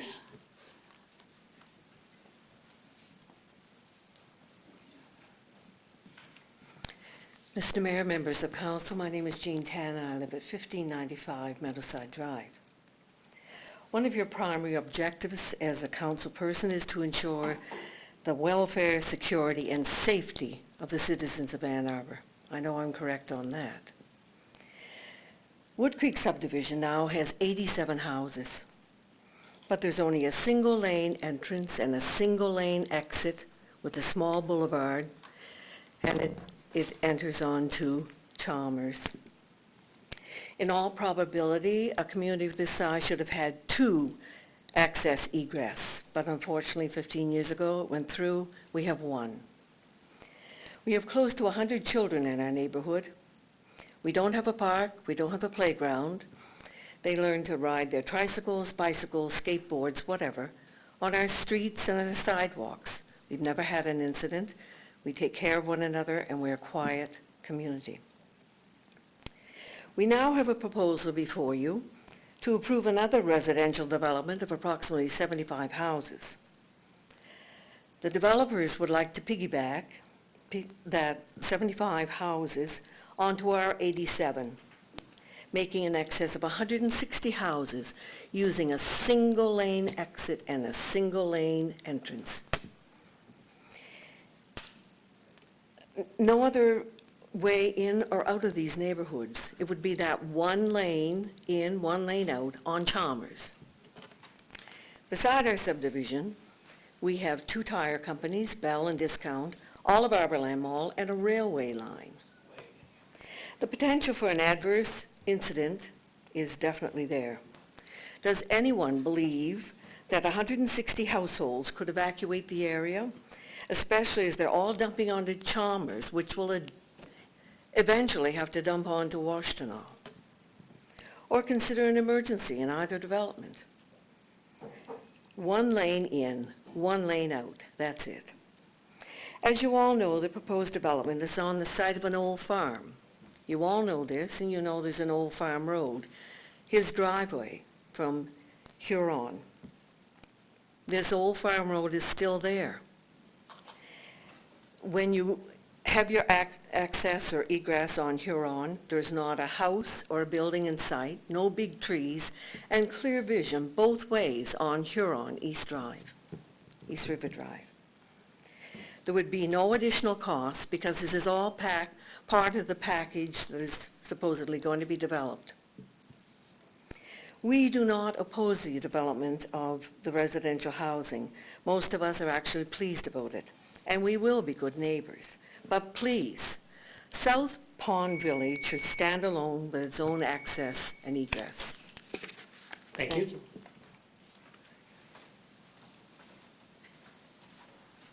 Good evening, Rich Mazzari from 1615 Meadowside Drive.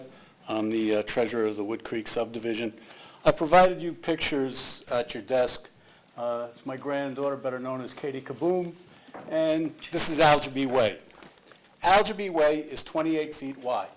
This is the road that the developer proposes to connect to our subdivision. As you can see, with 2 cars parked, one on either side of the road, no emergency vehicle could come through. It's a danger to children. It is not a thoroughfare. The city designed our roads in our subdivision as secondary roads.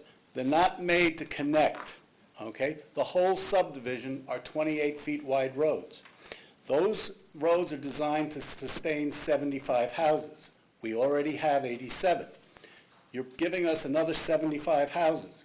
That brings us way over the limit of our roads.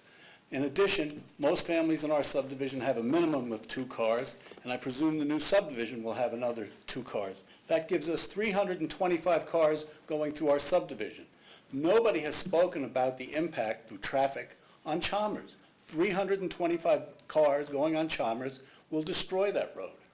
We've already been stuck with one entranceway, which is a safety hazard. We can't get in or out. We've had one fire in the field behind us. The fire truck had a hell of a time coming in. Garbage trucks have to back up to get on Algebee Way because the road is too narrow. We do not think Algebee Way should be used as a connector to the new subdivision. In addition, Chalmers is dangerous, okay? We pull people out of the ditches. You've all heard it. If you ever ride on it, when it's muddy, it's slick. When it's icy, it's even worse. The city comes in once a month and fills the potholes, which lasts approximately a week if it rains. The road is miserable. It is not designed to sustain 300 and some odd homes. We feel that our health and safety are going to be jeopardized by this project, utilizing this one entranceway. It's a choke point. It was poorly designed. When the entranceway was put in, it was designed as a construction entranceway. It just magically became the only way into the subdivision. It was only supposed to be used for trucks. Now we have to address when the developer puts in his trucks, cement, lumber, and stuff coming through, they have to come through our subdivision. There's only one way. What do? We sit there and bear it. There should be another way into this new project. Thank you. Thank you.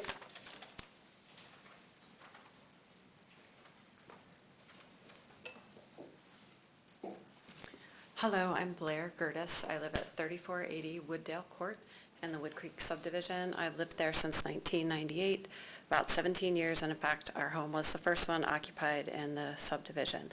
I'm also on the Wood Creek board, and I feel like I've been advocating almost that entire time for appropriate development of the adjacent property that is under consideration tonight. And I just want to thank Planning Commission and council members for a lot of time and effort over the years ensuring appropriate development, and assure you that we understand as a homeowners association that tonight is not about zoning, that we advocated and you all designated the single residency zoning, and that's not the issue. The issue is the site plan, and as has already been cited this evening, according to our own ordinance in section 5.122, subsection 6C, that a site plan should only be approved if it would not cause a public or private nuisance and would not have a detrimental effect on the public health, safety, and welfare.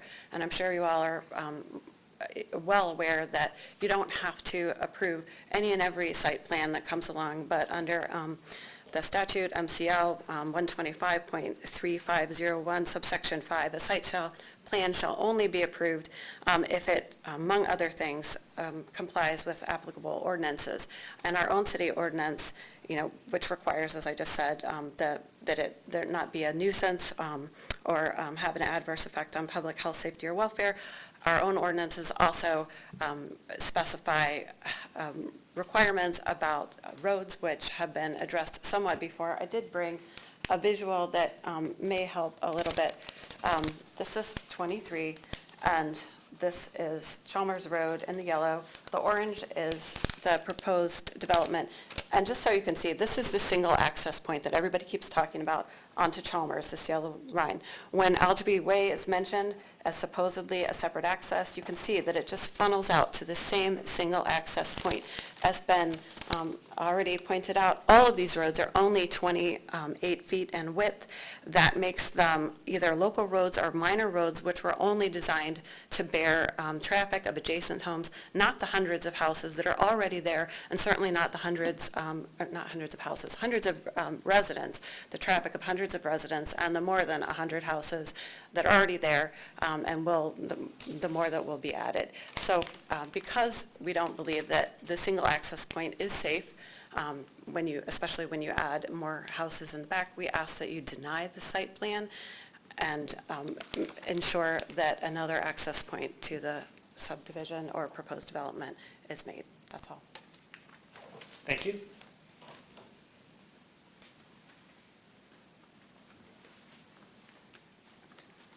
Good evening, Mr. Mayor and council members. My name is Jean Mazzari, and I live at 1615 Meadowside Drive. The proposed South Pond Village is on land zoned R1B, and the Wood Creek Homeowners Association acknowledges that the developer has a right to build a development consistent with R1B zoning. However, having the right to build consistent with R1B zoning does not mean that the developer can build whatever the developer wants, because if that were the law, then site plan approval would be meaningless. MCL 125.3501, paragraph 5. A site plan shall be approved if it contains the information required by the zoning ordinance and is in compliance with the conditions imposed under the zoning ordinance.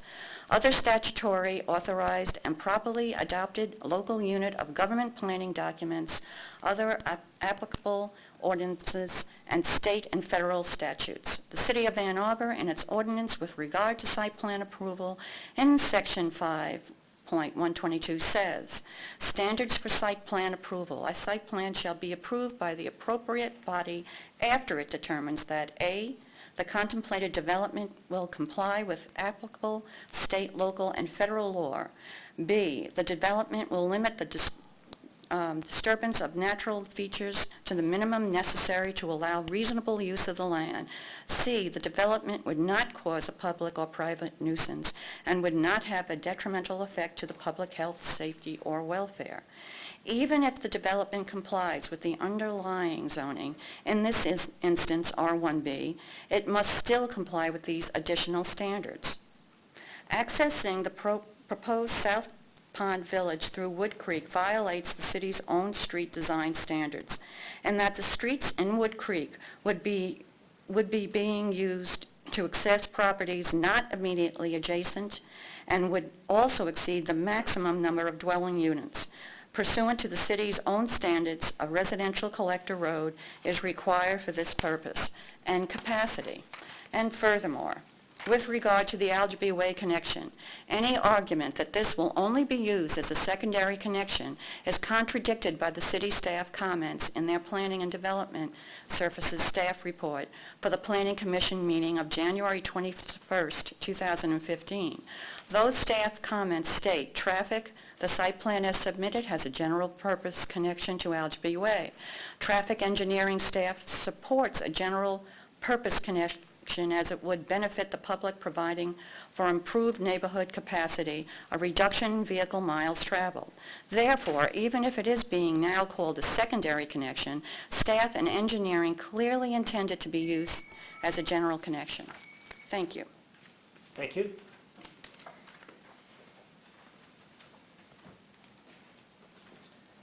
Hello, my name is Linda Plona, and I live at 1560 Wood Creek. I am on the board for the Wood Creek Homeowners Association, and I am in support of their position for council to deny the site plan in its current form or postpone until another feasible access egress point can be identified. Just a few points I want to make. I've lived there from 2006. We moved here from Toronto, Ontario, which is a great city, and we chose Ann Arbor to come because it reminded us of Toronto. We looked all around, and I found this house on Wood Creek. And I had to tell my husband, it's off a dirt road. So he really had to like this house in order to get it, because he likes cars and he likes to drive down the road. So he did. We did buy the house, we love it. But since then, due to budget cuts or whatever reason, when we first moved there, they paved it with pea gravel, and it was fine. It was okay. Since then, it's been like these little stones, little rocks that don't even fill in the holes. And I just had a new car. I just bought a new car last year, and within 3 months, I had a bulging hole in it that I had to get it repaired and pay for it by myself, most likely because of Chalmers. Also, I have family and friends that come to visit me, and when they leave my house, they always turn right because they are scared to death of turning left. And I tell them the little quirks to doing it. When they don't feel comfortable, they will go all the way down and turn around, go into Whole Foods, turn around, go to the light by Walgreens, and come out so they can make a left-hand turn. So to reiterate, there's many safety issues that previous people have mentioned, and I just wanted to bring up those ones that I mentioned, and I just want to reiterate that City Council needs to deny this proposal until further studies are done on another access. Thank you. Thank you.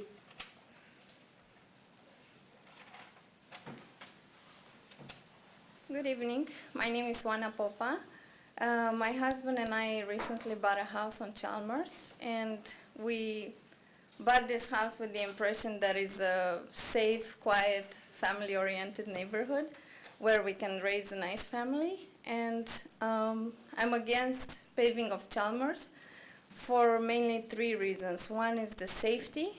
I believe that adding 75 more houses will add more people driving in and out on Chalmers. I believe that the increased number of people coming on our property can increase crimes. And also increased traffic cause me a lot of pain turning left in the morning when I'm trying to get out of Chalmers and go to Washtenaw and then 23. Those are my main concerns. I also am concerned about if the construction is approved, the heavy machinery will cause shaking and damage to my foundation and overall structure of the house. So to reiterate, I'm against this project. Thank you. Thank you.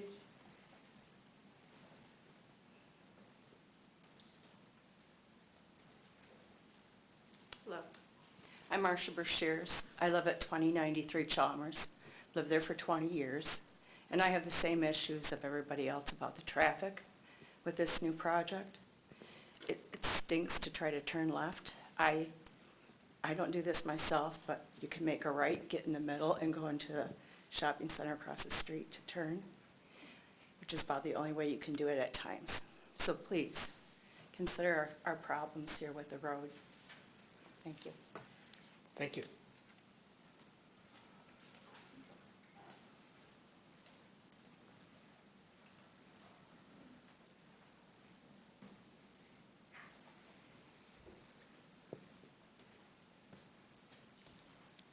I'm Michael Afsharian. I live on Chalmers, 1970. My next-door neighbor, Donald McMullen, wishes he could attend tonight's meeting, but is unable to do so. He's recovering from a disabling stroke. He has been able to follow events thanks to public access TV. So here it is. I am Donald McMullen, registered architect. I have worked on many projects that City Council has reviewed and approved. My address is 2020 Chalmers Drive, located a few feet south of the intersection of Chalmers and Wood Creek. The testimony you have heard from so many residents of the neighborhoods affected by the South Pound Village proposal is factually accurate. The Chalmers-Washtenaw intersection is already hazardous. The addition of South Pond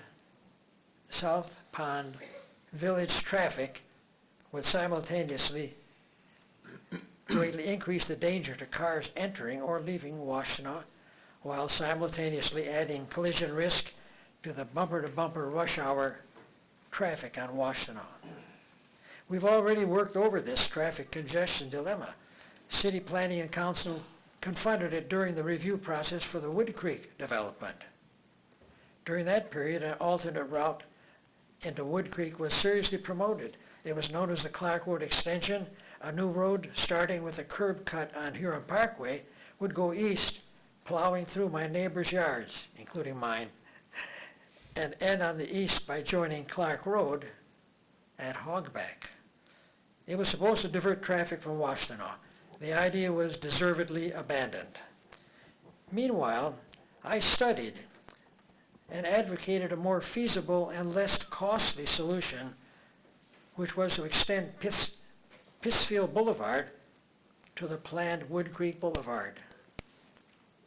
That solution is still possible and is the best option for the South Pond Village project, in my opinion.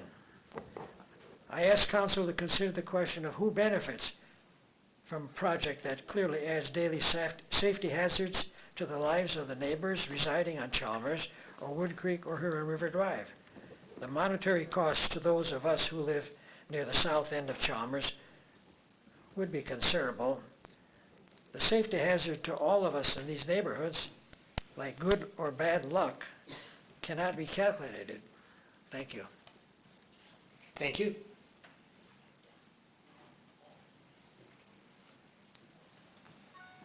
Hello, I'm Laura Schulwitz. I live in the Wood Creek Boulevard subdivision. And I just want to emphasize, right now, under the current conditions with the current number of people in the subdivision, as well as on Chalmers, it's very dangerous. Every morning when I go to work, as mentioned, there's just one funnel point for the entire subdivision as well as Chalmers to get onto Washtenaw. And every morning, it's very chaotic. Say, from 23, cars coming into Ann Arbor, there's 2 lanes full of cars.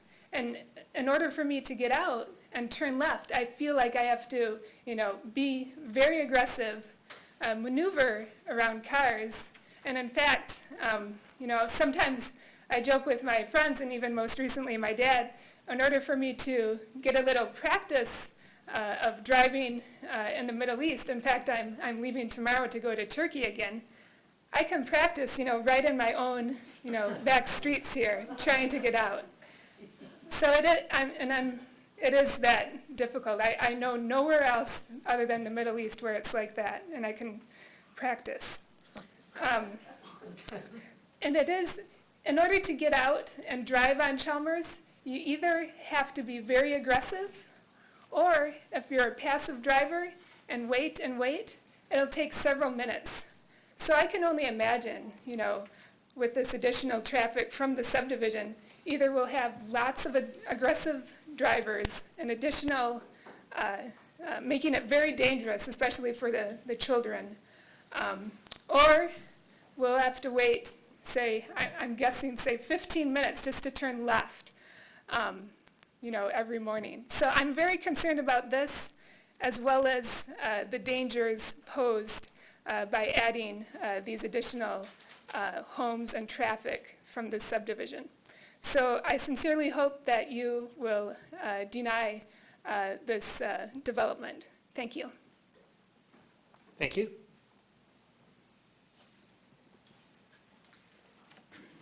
Hi, good evening. My name is John Stetz. I live at 3444 East Huron River Drive, and I'm here tonight to advocate for the river and to propose the city look at ways to perhaps purchase the property for use, perhaps using greenbelt funds, to keep it as a natural area, park, or preserve. And why is that? Because this is really one of the largest undeveloped properties zoned for residential purposes within the city beltway. And it's actually probably the largest closest to the river. And I think that really is incumbent on the city council to really look at the impact of such a development on the river, onto Mallett's Creek, and onto South Pond and that interconnected ecosystem. The developer has laid out a site plan which, once it's complete, will try to mitigate the runoff into Mallett's Creek and into South Pond and into East Huron, or into the river, Huron River. But given the large amount of impervious surface, there's going to be runoff of asphalt, salt, chemicals, fertilizers into Mallett's Creek, into South Pond, and into the river. An even bigger concern is with the initial development. And with a huge amount of land and earth that has to be moved to build the buffer and to build the homes. And it's really at that initial earth moving that's really going to create an assault onto Huron River, into the Huron River as well as Mallett's Creek and the pond. you only need to really look at the recent erosion over the past few years of South Pond, particularly at Mallett's Creek, where it blends into South Pond, right where the new NAP offices are. And you can just see all the erosion that has been created in the silt that's built up there. That, in turn, affects Huron River. And so as South Pond erodes and suffocates, so does Huron River. So our city has many wonderful features, but two that make the top of most people's lists are Huron, the Huron River and the city park systems. And both are gems. And residents have repeatedly voted in favor of millage to tax themselves, to pay for more additional parks and to preserve the parks that we have.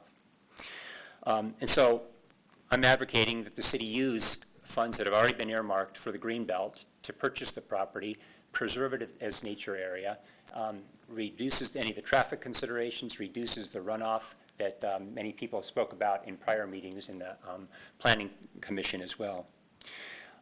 If that option is not a doable one, then I think it's really important for the City Council to partner with the developer to make sure that, that there's an opportunity to... Thank you. Thank you.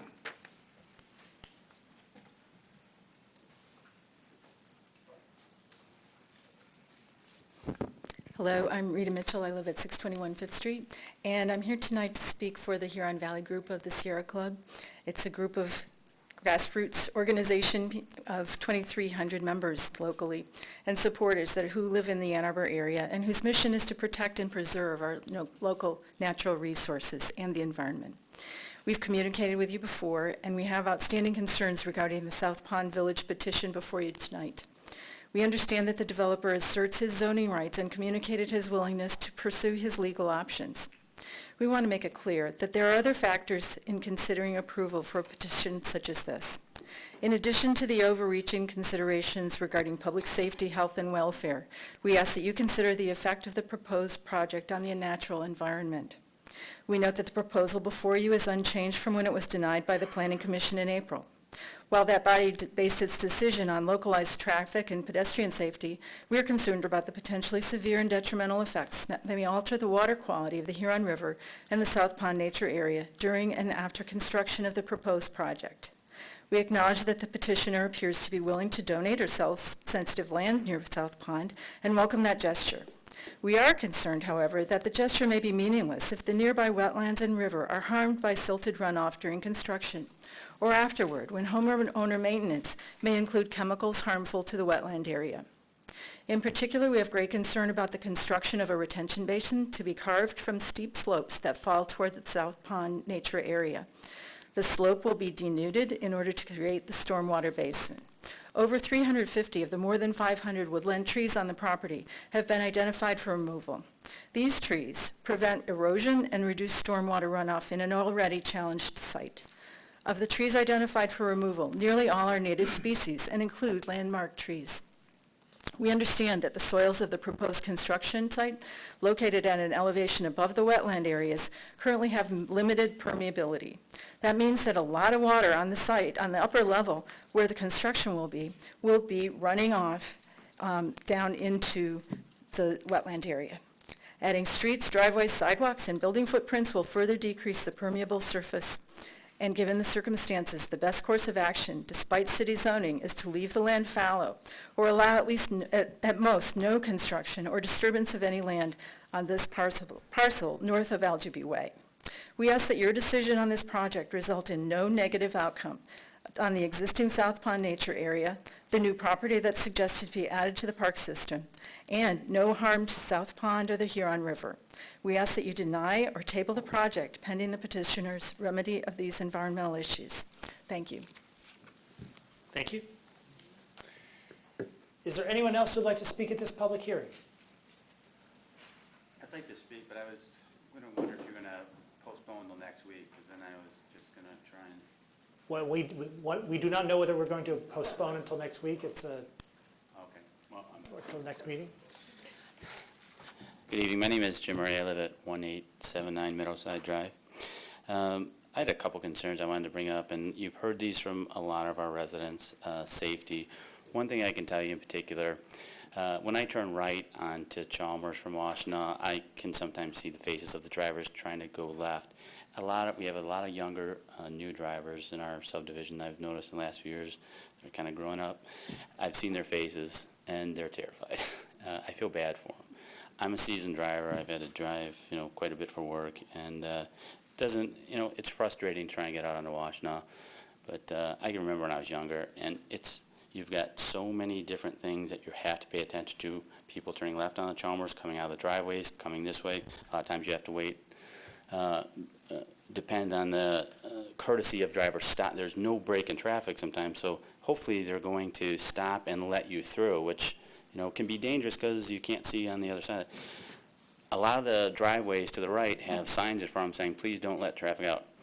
I was very impressed with at the previous meeting with the commissioners that they had actually gotten out of their office and driven through our neighborhood, and especially during busy times, and they had a lot of concerns about the safety that they had brought up and said yes, it was very unsafe.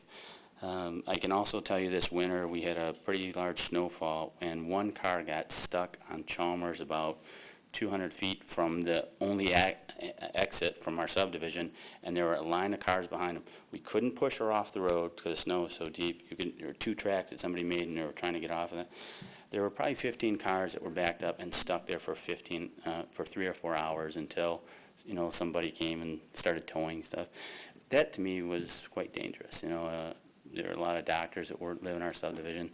They couldn't go to work that day. If you add 300 more cars a day, that probably doesn't even include the delivery from all the restaurants in our area, which present its own dangers. I just think it's going to be a nightmare even more so than it is now. So thank you for your time. Thank you.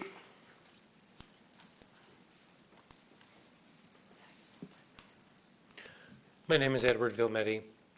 Many of the residents of the Chalmers subdivision, the subdivisions off of Chalmers, have commented on the danger of left turns at that intersection. Given that we're... Mr. Vilmetti, did you speak at the previous public hearing? Was there a previous public hearing for There this was. very one? Then I will. My apologies and thank you.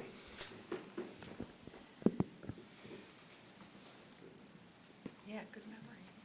Hi, my name is Noreen Aziz. I'm from 1829 Meadowside. So currently, I just wanted to reiterate, our neighborhood has 85 homes, and there is a single convergence point where we exit our neighborhood, where 2 roads are currently converging, and there's a slight blind spot to leave the neighborhood or to enter. With the 3rd road being added, there's going to be almost a 3-way intersection there, which could get very messy. On top of that, I wanted to specify the integrity of Chalmers as it is right now, with it having its 2nd washout in a very short amount of time with an exposed gas line. I don't think it could handle any more as far as traffic. As far as Algaby Way, right now our neighborhood is it's full of many young children. As they said, more than 100, my 3 included, who are all under the age of 9. And when we first moved in, we almost had a near accident for my youngest child. And I heard the sound of the change of air, literally, and I just thought automatically, where is my child? I grabbed him immediately, and even the car just stood still. It was, I think, a teenage driver. But, thankfully nothing happened. I'm not sure what would happen if another development's added to that and they use our neighborhood's roads. It might get very messy.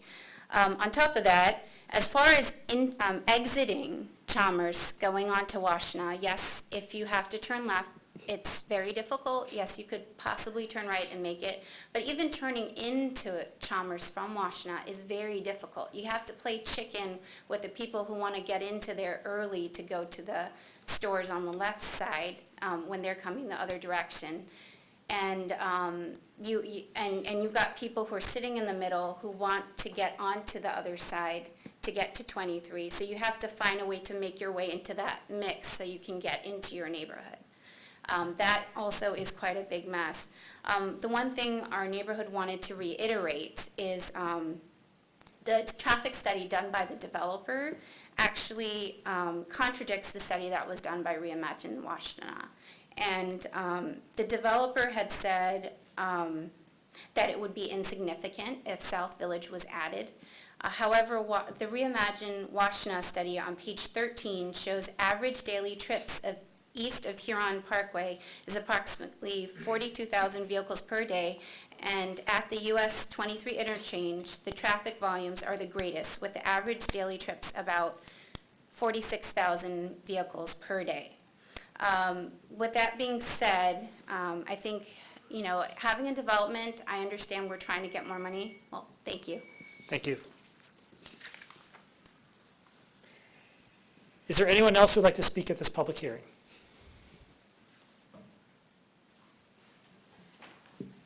My name is Meng Tan.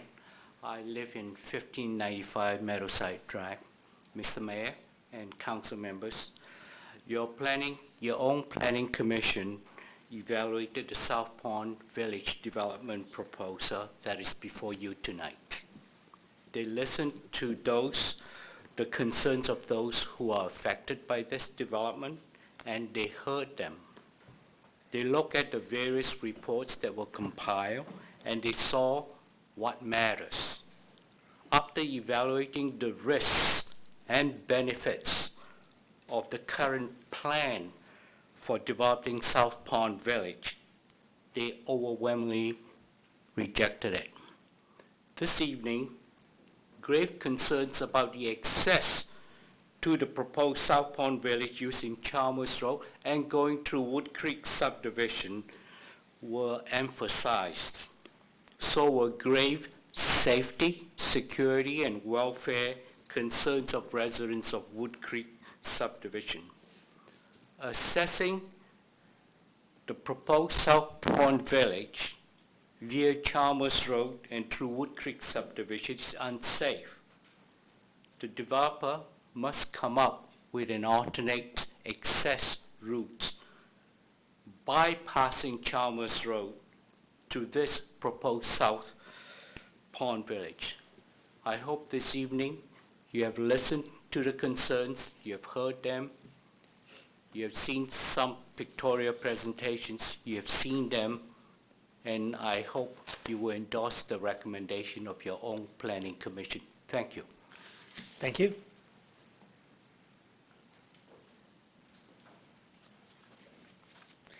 Is there anyone else who would like to speak at this public hearing? Seeing no one, this public hearing is closed, though if the site plan is postponed, it will be carried forward to the next, to the meeting at which we would then discuss the postponed site plan. May I have a motion to approve the minutes of the regular session of June 1st, 2015? Moved by Councilmember Westphal, seconded by Councilmember Grand. Discussion of the minutes. All in favor? Aye. All opposed? They are approved. May I have a motion to approve the consent agenda? Moved by Councilmember Briere, seconded by Councilmember Westphal. Discussion of the consent agenda. Moved by Councilmember Kaliasapathy. I would like to take CA1 out. CA1? Mm-hmm. Further?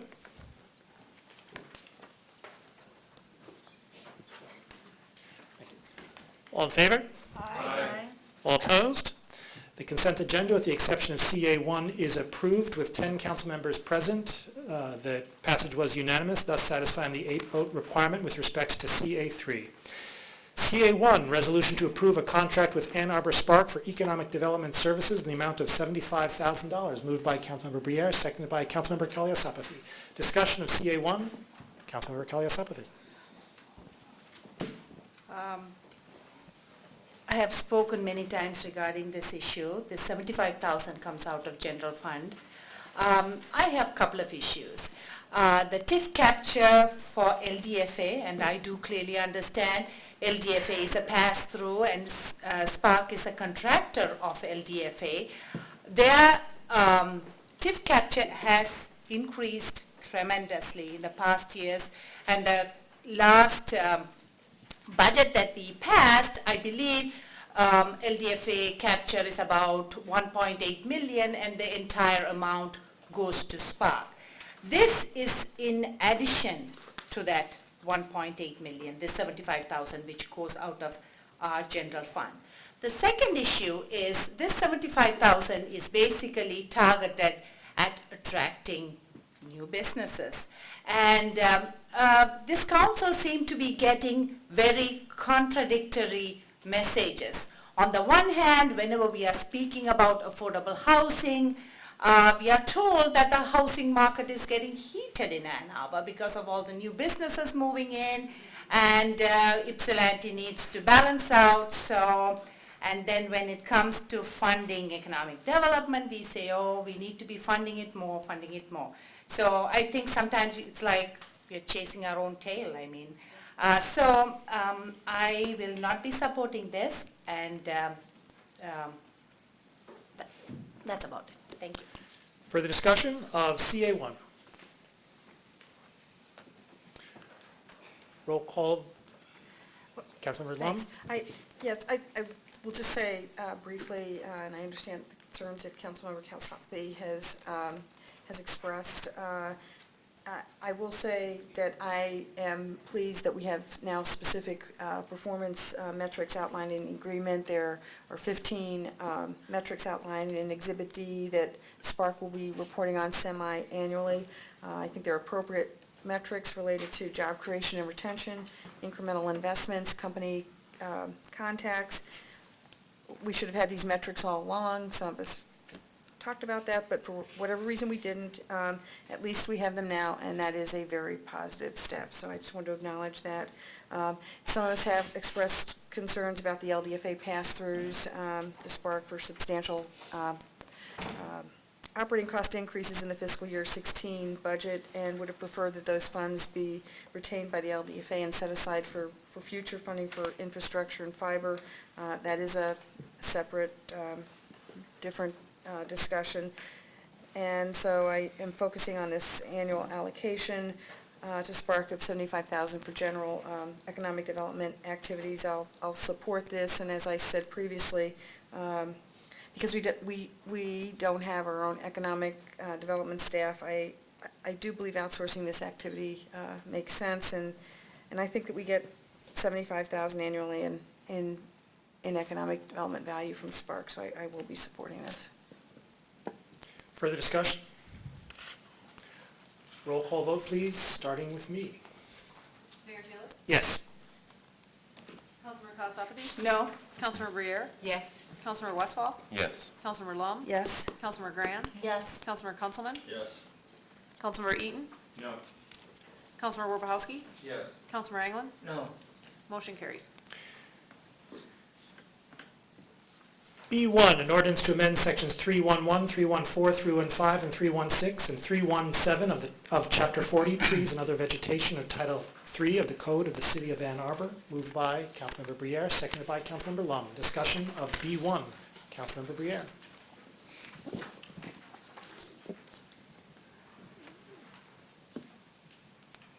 This is an old ordinance, and I do mean an old ordinance that we're discussing amending. That ordinance may have started out being intended to address neighborhood standards. It specifically called out for mowed lawns once upon a time, and time has moved on. With each year of progress in looking at how water sheets off mowed lawns and penetrates planting beds, we've talked about as a community how to get the water to penetrate into the soil rather than run into the streets. We already have enough water running into the streets on days like this, and whatever we can retain is a good thing. The city has, for instance, worked very hard recently to install rain gardens adjacent to streets in that area between the street and the sidewalk in order to create opportunities for permeability. And it's no longer a tidiness ordinance. It's really about how to deal with vegetation. One of the problems with being creative when it comes to vegetation is that You can plant something that gets to be too tall, and the height of that then becomes an impediment to visibility. But this ordinance isn't about sight distance. It's about vegetation. And I just want to emphasize the fact that this deals with keeping vegetation off sidewalks, keeping the area over sidewalks clear, keeping growth from people's private property from intruding onto sidewalks, all with the intention of making it better for pedestrians and people of limited mobility to travel our sidewalks. At the same time, it deals with the vegetation that protrudes or could protrude into the street.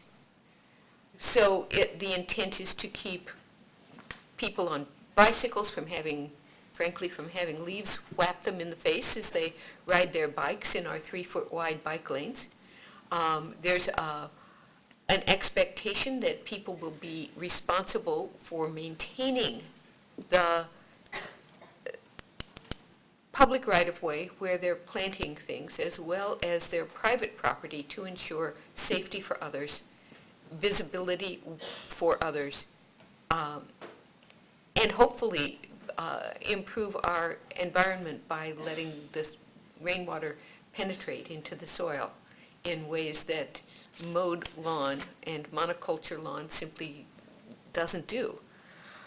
I appreciate learning that the Pedestrian Safety and Access Task Force is interested in looking at vegetation as part of their pedestrian improvement recommendations. It is my hope that at the time that we talk about their recommendations, that we're able to talk about other things that interfere with visibility. It's also my hope, frankly, if we postpone this, that we're able to come up with a standard that's better than a document that is inaccessible to most of the public, and that is the AASHTO guidelines. I've never seen the AASHTO guidelines. I have no idea what they say, and they're simply not available readily and easily for residents to say, is this the right thing to plant in this place? So it's my hope, if this is postponed, that we are able to really look at a better mechanism for making a determination. I have decided to let people speak before I move to postpone, but I will want to move to postpone, and that postponement would be to the first meeting in October. Further discussion, though I should say we do have a packed agenda tonight, so if we're going to postpone this, perhaps we can keep our comments to a minimum. Councilmember Lund. Thank you. I'll support postponement if and when you do that. Move to postpone. As was mentioned at the first reading, an important aspect of this is if we're going to require residents to do something differently from today, or if we're going to begin to enforce it more actively, and it sounds like we are, then we need to communicate with residents before anything goes into effect. And I know, Mr. Powers, you acknowledged that, that is an important point. And, Councilmember Kalasopathy at the point at the first meeting that whatever we do, it needs to be clear, simple, easily understood by residents. So again, as we move forward with this, sounds like we're going to be moving it out for some time, which is certainly fine. But again, our residents need to clearly understand what, if any, changes are expected from them, and what changes, if any, there will be in terms of enforcement. Further discussion of B1? Then at this time, I would like to move to postpone to the first meeting. Oh, sorry. Second. Okay.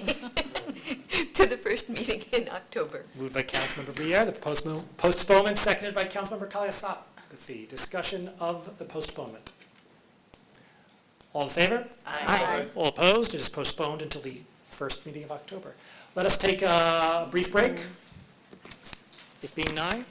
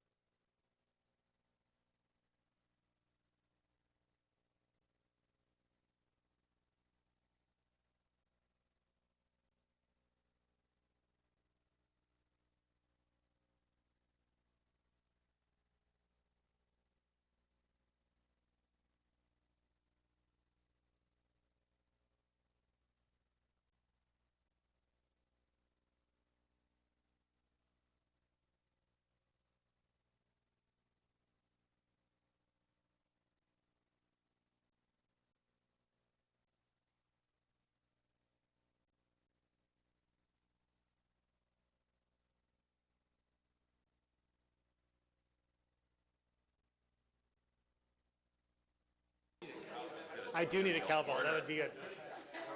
Next time.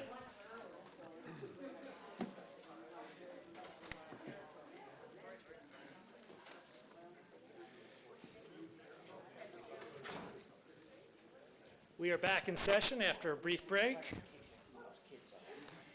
B2, an ordinance to amend Chapter 55 zoning, Sections 510.20 and 510.20A, downtown character overlay zoning districts, building massing standards. Moved by Councilmember Briere, seconded by Councilmember Eaton. Discussion of B2.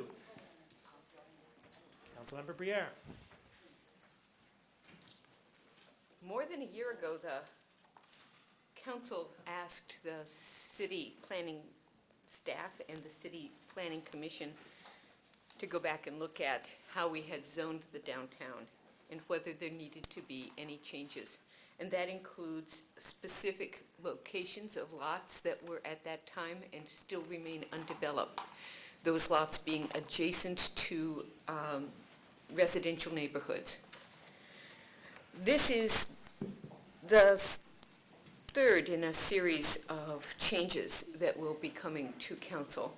The first two changes dealt with redefining the Main Street area character district and adding D2 zoning at 100 feet for that character district, and specifically rezoning a site to D2. This is a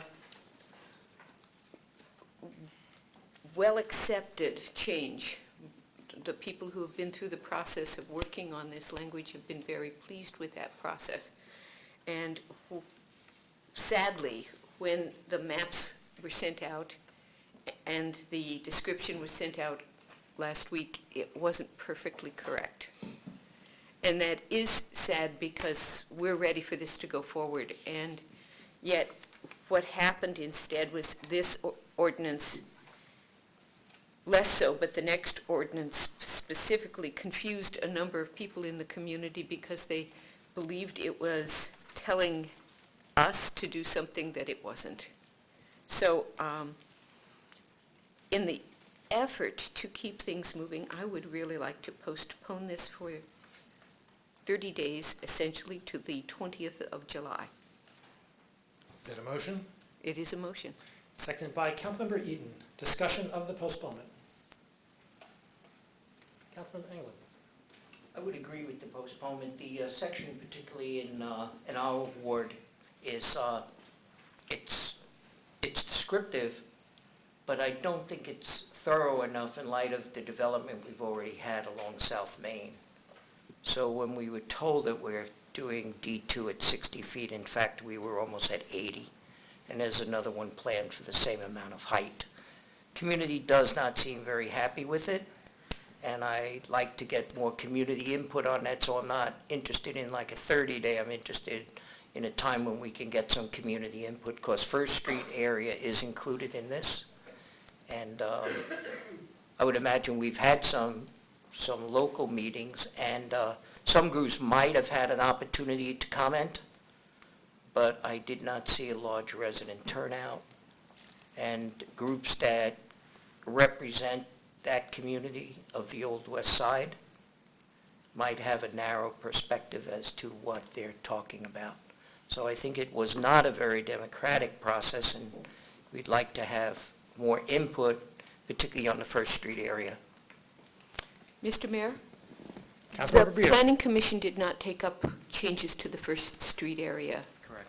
It did not, it was not directed by the council to take up potential changes to the First Street area character district overlay, and it didn't.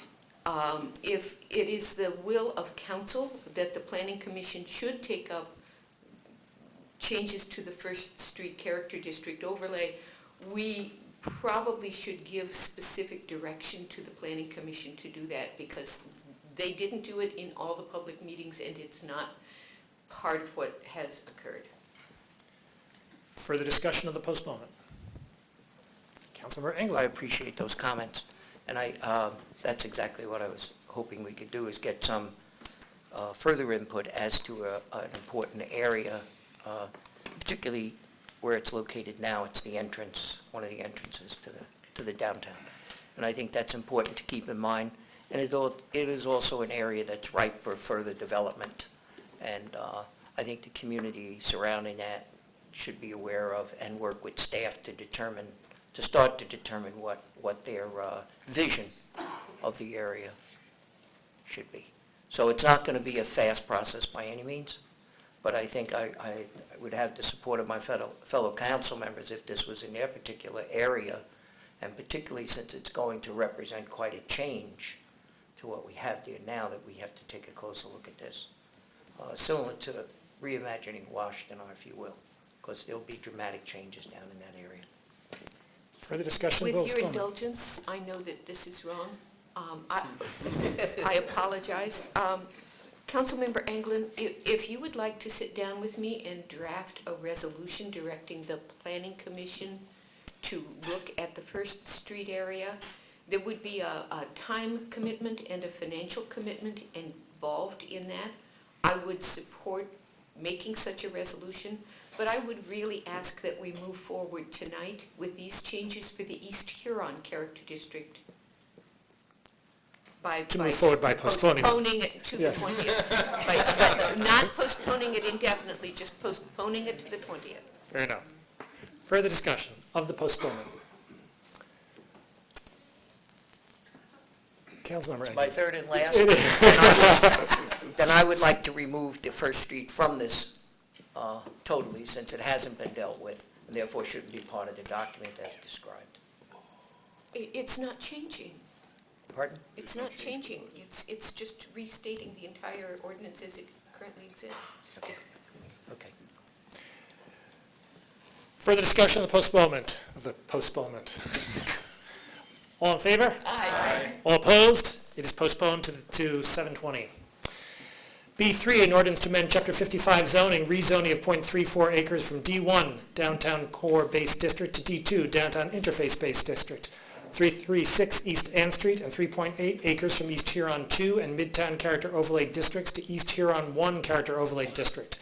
211, 219, 301, 331, 337, 341 East Huron Street and 336 East Ann Street City-initiated rezoning. Moved by Councilmember Briere, seconded by Councilmember Grand. Discussion of B3.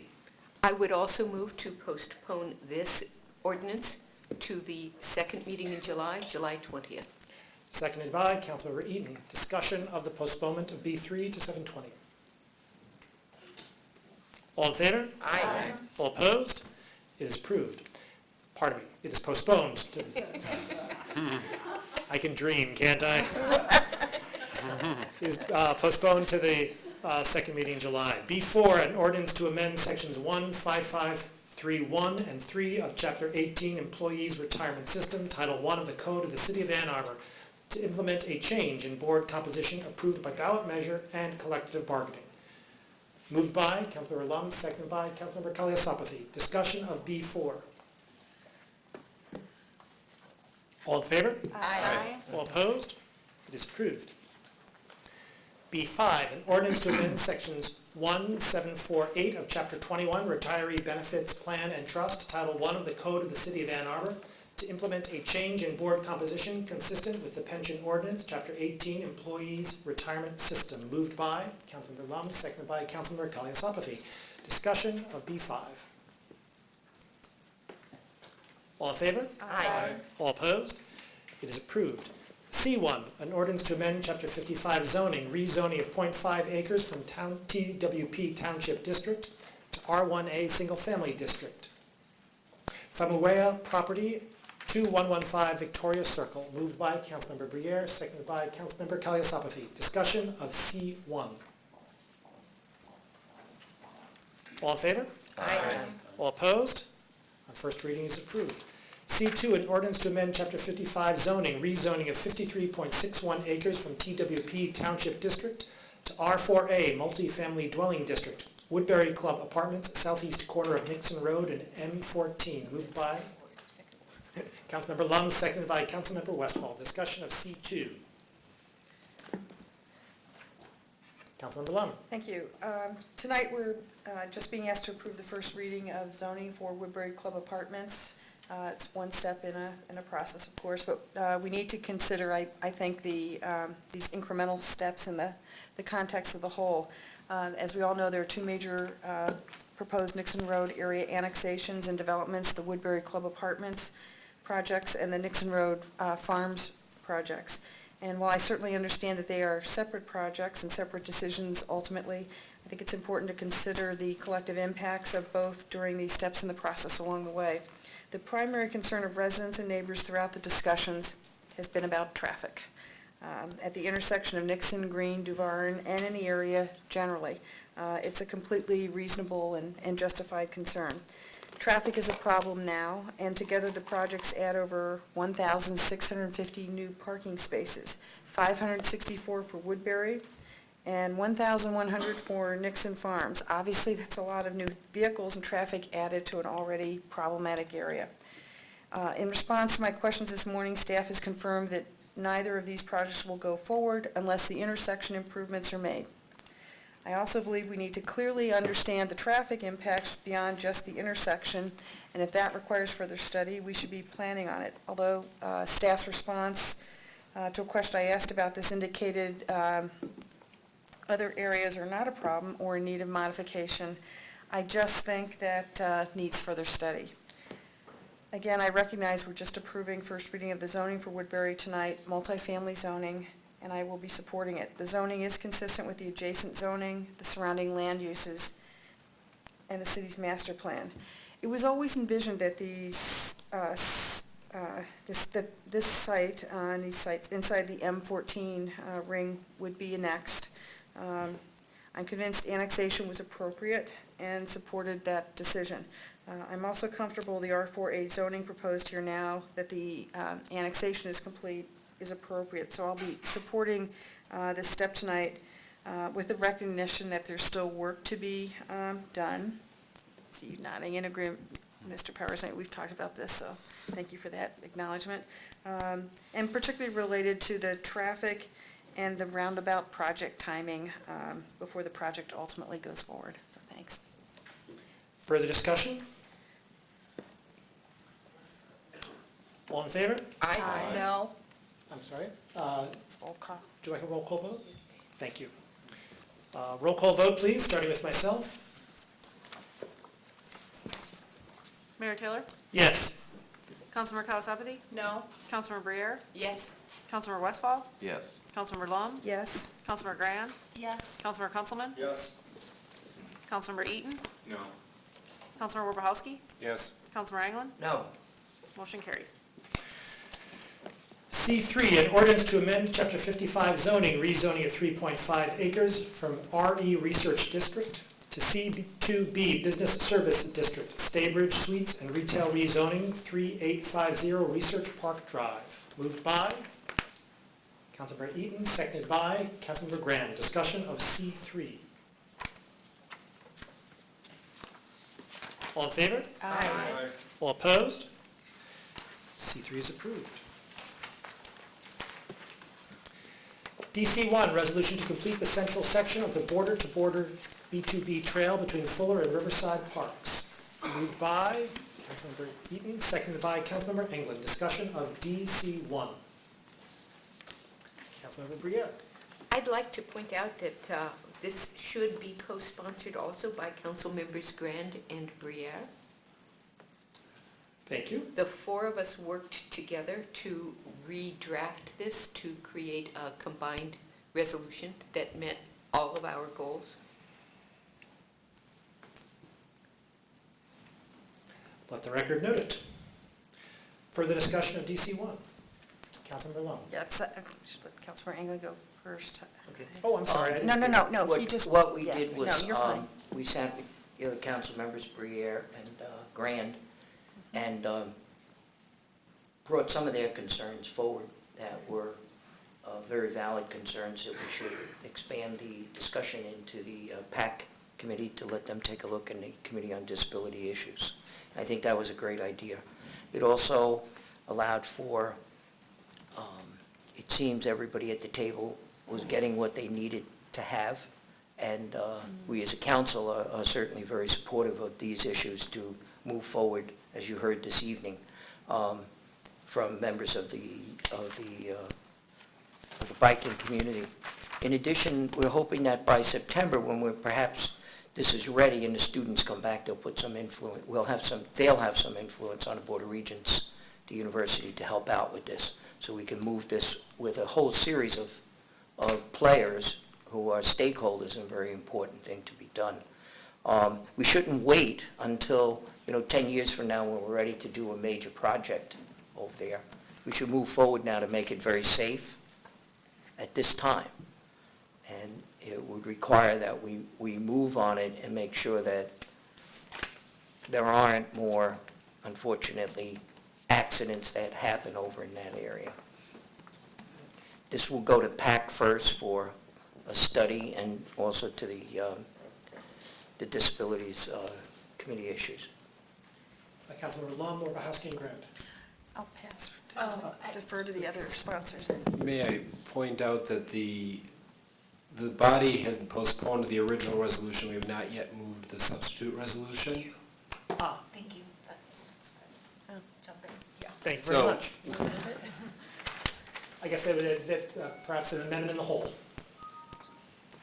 Would one of the authors of the substitute care to do the honors? Councilmember Grant. Okay, thank you. I'd like to move the substitute resolution, which in online says substitute resolution for B2B Trail. If you look at that link, it actually has all 4 sponsors at the bottom. And this is in the packet, and has been in the packet. It is in the packet and has been in the packet, and it does address many of our concerns. I think it's also a much cleaner resolution. It focuses on this one link and has the kind of input that I would like to see both from PAC, who has made specific, who specifically said that they would like to look at this issue, and we are also working on the pros plan this year, so I think the timing is right. Is there a second? Oh, sorry. I apologize. Second by Councilmember Briere. Further discussion of the amendment?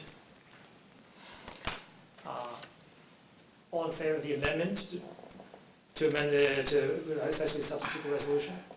Aye. Aye. All opposed? It is amended. On the substance of the amended resolution, Councilmember Long. Well, thank you. I was just going to thank the sponsors, and I appreciate that they worked together to come up with this substitute. This has been in the pros plan for, the Board Trail has been in the pros plan for a long time, and not every city is fortunate like Ann Arbor to have a river running through it, and obviously having a nice greenway along the river would be a wonderful natural and recreational amenity, and this is certainly one of the major gaps in this area. I also appreciate the invitation from the Walking and Biking Coalition to come out, and I did, and I actually got a little bit lost, but I was able, they provided us with a great map. Yeah, there I was walking along the train tracks, right, but I ran into the group, and it was very clear to me why filling this gap would be a good thing. There were also a lot of Boy Scouts out there, as one of the speakers noted, and yeah, turns out they were following this trail. So, the benefits I think would be significant, and it's worth re-energizing the effort. And again, thank you to the sponsors for bringing this forward. Further discussion? Councilmember Westphal. I'll just briefly add my thanks as well. There's been a lot of discussion about this for many, many years.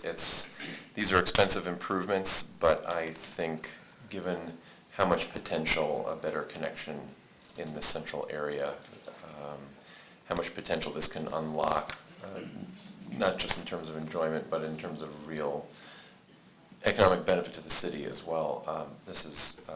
It's great to see that we're getting serious about at least planning for it and making sure that when there's some construction going on that we have this in mind. So thanks to the sponsors. Further discussion? All in favor? Aye. Aye. All opposed? It is approved. DC2, resolution to establish speed limits no greater than 25 miles per hour throughout near downtown residential neighborhoods. Moved by Councilmember Eaton, seconded by Councilmember Engel. Discussion of DC2. Councilmember Eaton. along with my co-sponsor, Councilman Englund, we would like to refer this back to staff for further public input. We did not get a good response when we asked the community to identify the downtown area that they wanted this to apply to, and we did not get a good response on what streets they would like to reduce these speed limits. So we'd like to refer it back to staff to engage the public, not just in the concept of the 25-mile-an-hour speed limit, but also just generally how we address the speeding problems that we have in the downtown area. Councilmember Wojciechowski. If I may, I have a proposed amendment that I would like to offer, and then perhaps that might help give the staff more direction, and then I think it still merits more review before I'd be ready to approve it. But so I'll read it into the record and then I'll send it to the clerk. The proposed amendment would add 3 whereas clauses and then replace the resolves that are listed with the file. Let me send this to all council and then I'll send it to the clerk and then I'll read it.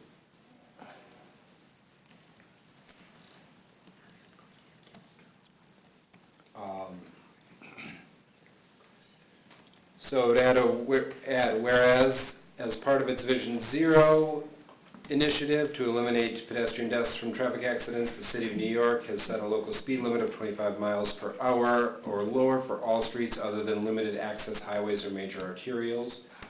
Whereas the Federal Highway Administration publication Methods and Practices for Setting Speed Limits notes that, quote, adjustments for roadway factors may reduce the 85th percentile speed by as much as 10 miles per hour, parentheses 16 kilometers per hour, close parens, below the 85th percentile speed based on sound and generally accepted engineering judgment, and quote, including, quote, horizontal and vertical curves, driveways with restricted visibility, and high driveway density, comma, among others. Whereas speed limit changes alone have marginal impact in changing motorist behavior and are best paired with road engineering that promotes safe driving speeds. There's a couple typos in the one that I sent you. Good thing we'll have time to clean it up after it referred to staff.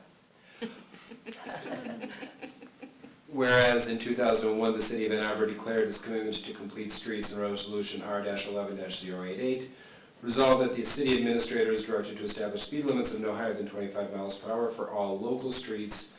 Resolved that the city administrator shall set the speeds of arterial and collector streets at the lower of the access point formula set in the State of Michigan Motor Vehicle Code or as identified by a traffic study, comma, except in such cases as this traffic study indicates compelling evidence for the need of a higher speed to improve safety.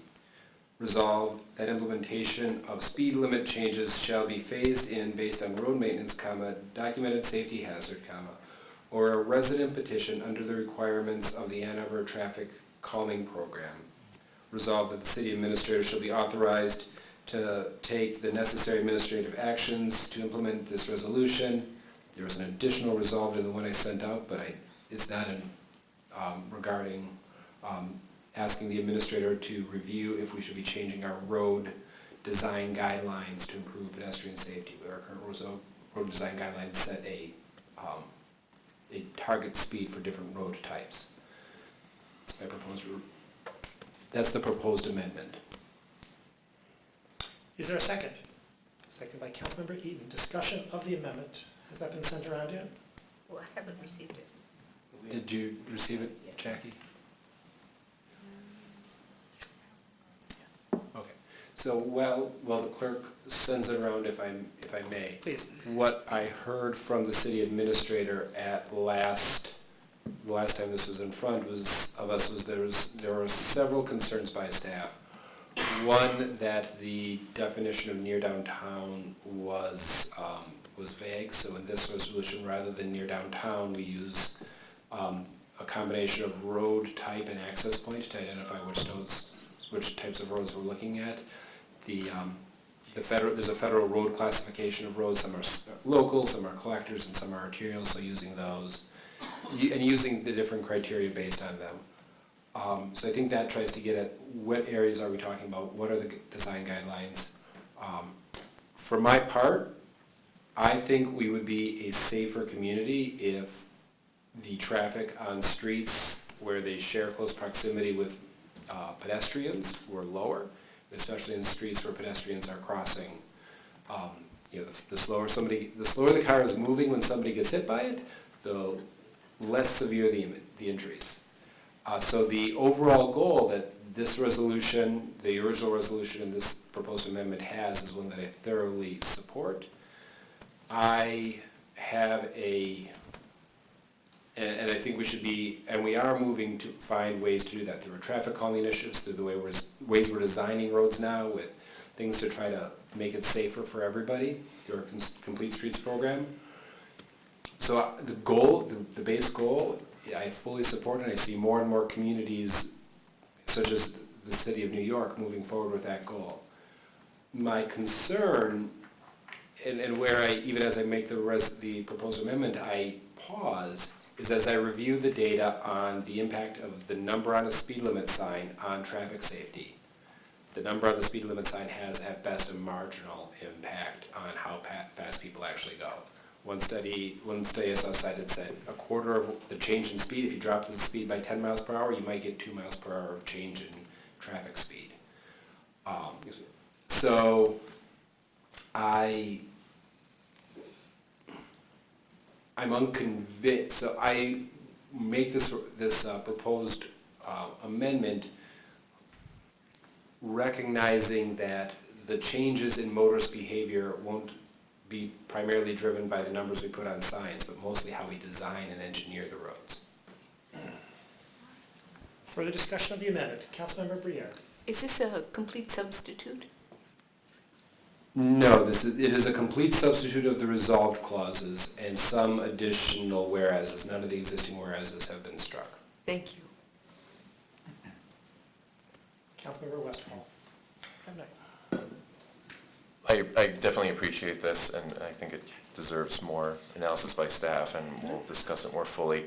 I think another component that we will have to address is enforcement, because I understand that that's a big part of it. And part of that, we have to think about what kind of metrics we want to know that enforcement is being handled for speed, and think about how we want to see that from our police department. So I'd certainly support this discussion and support greater safety for pedestrians. But I think we have to revisit what our model of policing and enforcement is for quality of life issues. Councilmember Kaliasapathy. I totally support what Councilmember Westphal just mentioned, because I personally don't think we can engineer our way out of this issue, because the latest traffic calming was done in Ward 1, the north side, and we still hear, Councilmember Briere and I keep hearing daily complaints that it's not working, because without enforcement, people are just still going fast in those streets. So I agree, there's really, it is a multi-prong, reducing speed limits, having aspects of engineering inbuilt in the roads to reduce speeds, and finally enforcement. Without enforcement, there really isn't a solution. So I guess we need to keep all three of these issues in mind when we are talking about. So when we talk about police, just going back to violent crimes again and again just doesn't help, because we know in Ann Arbor it's about quality of life. Quality of life is when your kids can play in your front yards.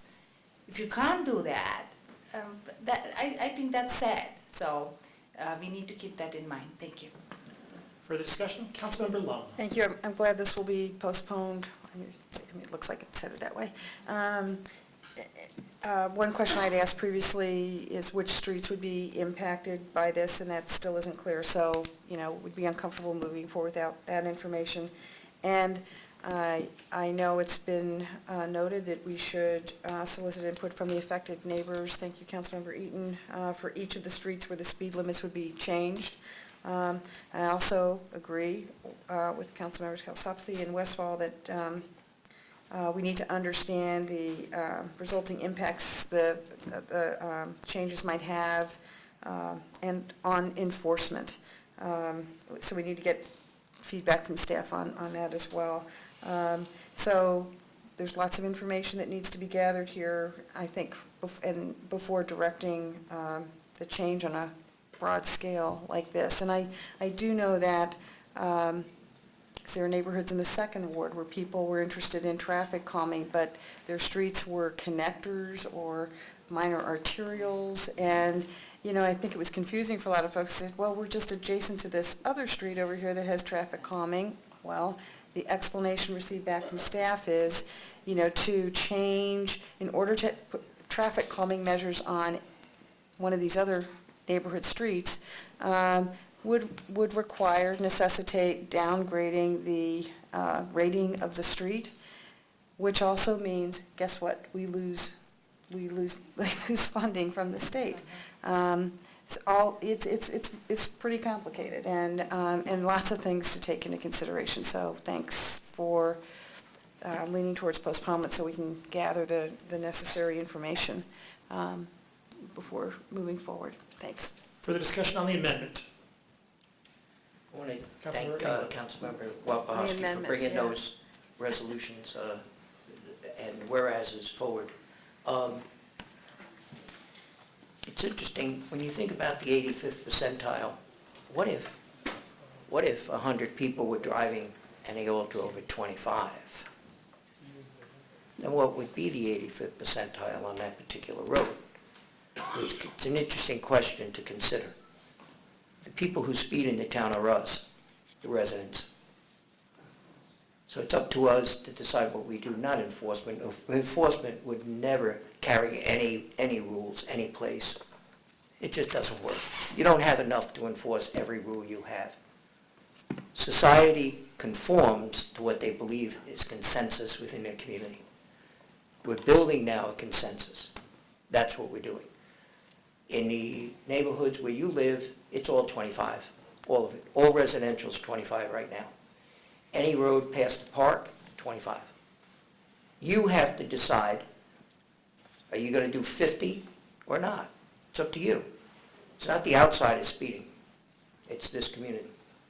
And to the degree you respect your neighbors and respect the tranquility of the town, even though it's not your neighborhood, we can move forward on this, and that's going to continue to happen. So I'm optimistic about this, and we're looking for more sponsors too for this. That would be great if we went in with a good series of sponsors on this particular, so that we're moving ahead. We send a strong message to the community that the council's very much behind this with a strong sponsorship. And then we move forward and we get what we want here for all community, for the entire community. Further discussion of the amendment. Perhaps we can move. Just had a quick question for the city administrator. Yes. This requests quite a great deal potentially. Some of the resolves request potentially quite a great deal of staff time, and I'm just wondering if you can give us an indication on what this would mean. I know you're just looking at it, so it's probably not a fair question. I apologize, but I'm just trying to get a sense before I vote on what this would mean in terms of staff time, costs, et cetera.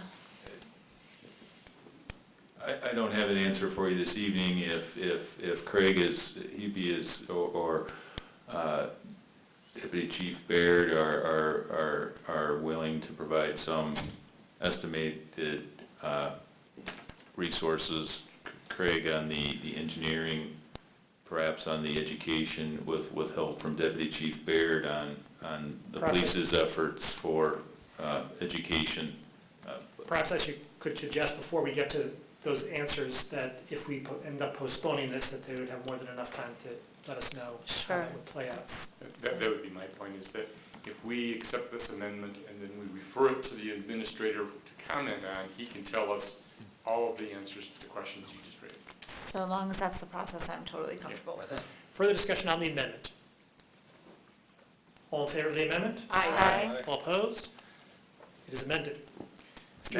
Now I would move to refer this back to staff for comment and input. And with a return date of? How much time would you like, Mr. Powers? 2 months. Second meeting in August? I think the second meeting in August would be sufficient. So moved. I don't know who is reading whose mind. Is there a second to the postponement to the second meeting in August? Councilmember Briere, discussion? All in favor? Aye. All opposed? It is postponed to the second meeting in August. DC3, resolution to appoint Councilmember Saber Briere to the Planning Commission.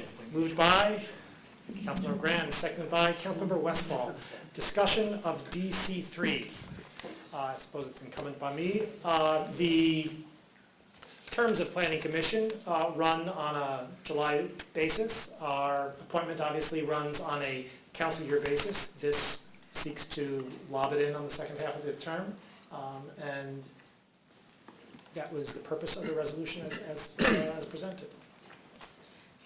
Councilmember Long. I just want to thank Councilman Briere. I mean, you're obviously very knowledgeable about, on planning-related items, and you serve as a good liaison and bridge between the City Planning Commission and Council, so thank you. I know it's asking a lot of you, and you've done a great job, and we appreciate your service, so thanks. Thank you. Further discussion of DC3? All in favor? Aye. All opposed? It is approved. DC4, resolution to appoint Paula Sorrell to the Local Development Finance Authority. Moved by Councilmember Briere, seconded by Councilmember Lum. Discussion of DC4.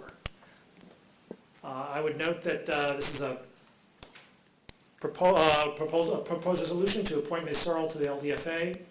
I would ask that this be postponed to the next meeting in manner consistent with the other nominations that we have before us. So postponement. So moved. Thank you very much. Let's bring it back at the next meeting. I assume the next meeting is friendly too. So moved. Perfect. All in favor? Aye. All opposed? It is postponed until our next meeting. DC5, resolution directing city administration to draft a plan for the establishment of tiny homes at 415 West Washington. Moved by Councilmember Kunzelman, seconded by Councilmember Eaton. Discussion of DC5. Councilmember Kunzelman. Thank you. Well, I certainly don't expect this to be postponed. So, this has generated certainly a little bit of interest, not only in our community, but across the state. Today I was broadcasting an interview with Cynthia Canty on Michigan Public Radio, and I just kind of want to reiterate some of the things that I talked about, and that is that this is a plan request, not an authorization to actually construct. Okay, what I'm asking for is for the city administration to, help draft a plan where we review the laws, identify the obstacles, and suggest solutions as to how we can create a tiny home community. I have an understanding of a lot of the laws that are applicable to the ideas of tiny home communities, but it seems that the community at large does not have that understanding. To be frank, I'm sure most of my colleagues here at the council table don't either. In fact, just today, Mayor Taylor, you're quoted in the news as you support tiny homes, but can you tell us what that actually means? Is it a mobile home park, or is it a KOA campground? Is it a building that actually meets building code, the vehicle code, the Michigan Mobile Home Act, the Campground Act? There's a lot of things that are at play when we start talking about tiny homes. We see the glamour tiny homes on TV, and yet we also know that there's already an existing tiny home community in our community, particularly in my ward and in my precinct. It's called Sunnyside Park. It's a mobile home park, and those trailers are considered tiny homes. Now, and the reason I want to move this direction is that we've heard, again, a lot of interest in the community about tiny homes. There's a particular nonprofit organization that's trying to establish a tiny home community on Stone School Road, and their thought is that if they just get council to pass a PUD, they'll be able to move ahead. And I've been advising them that that's not the case. There are laws. In fact, I don't think there's a tiny home community in all of state of Michigan as proposed by this nonprofit or anybody else, or even in your vision, Mayor Taylor, of what a tiny home community is in the state of Michigan. And so this is, again, just to bring that information forward. If the staff is directed to draft a plan, this plan can be used by any entity to help devise or develop a tiny home community in our community, in our city. You know, and it doesn't have to necessarily be directed at 415 West Washington. I understand that that site is, you know, maybe got some problems and some concerns. Obviously, there's a floodplain. You know, I chose it as the first step because it is near existing services for homeless people and low-income people. The Delana Center is just across the way. And if we wanted to move it to 721 North Main, if we wanted to talk about First and Washington, if we even wanted to talk about the city property on South Industrial, all of these parcels have the capacity to basically be used as a tiny home community, and that is basically a surface parking lot, okay? Now granted, they would have to meet the requirements of law, okay? I am not in any way suggesting that we waive law or ordinances or requirements. Now there's some in the community that think that we can waive law to generate or to develop a tiny home community as they desire. But that's not how I operate, and so I certainly won't ever support that. We also know that even the county has been talking about tiny homes in their report for the Platte Road site, but yet they never really talked about what is it the law requires to develop or establish a tiny home community. And that's one thing. It's basically a feasibility plan. In regards to the floodplain at 415, you know, this is actually creating an interesting discussion because Councilmember Eaton is talking about bringing forth a resolution that would basically prohibit development within the floodplain, even if it's not regulated at the state level. I'm familiar with these kind of efforts because actually when I worked in this capacity, I managed the floodplain management program in the community for which I worked for. And we participated in the community rating system. And basically you have to adopt an ordinance that eliminates or prohibits development within the floodplain. So we could certainly do that. If we do that, then that's going to probably play into the unfortunate circumstance of denying any building such for a proposed use like an art center.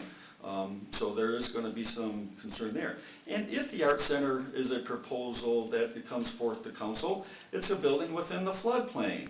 How is that going to work? And if they're using any sort of federally backed mortgage, they're going to be required to have flood insurance. Imagine how much that's going to cost, okay? We know that that is a significant cost to issues. And we also know, based on the flood maps that were presented by staff, that the property on Stone School Road has a significant floodway. And the majority of the property to access for a tiny home community as proposed by that property owner is on the other side of the creek. And just based on the rough estimate of a pedestrian bridge at our budget meeting, or a budget approval of over $400,000 just for a pedestrian bridge, you can imagine that a bridge to cross Mallett's Creek to access a tiny home community on Stone School Road is going to be well over $750,000 to $1 million. It doesn't make a whole lot of sense to put that kind of money to develop basically what is considered a trailer park. So with all that said, I'm very interested in hearing my colleagues' thoughts on how we're going to develop a tiny home community within the city limits of Ann Arbor, as everybody seems to be very supportive of, but nobody's done anything. Nothing.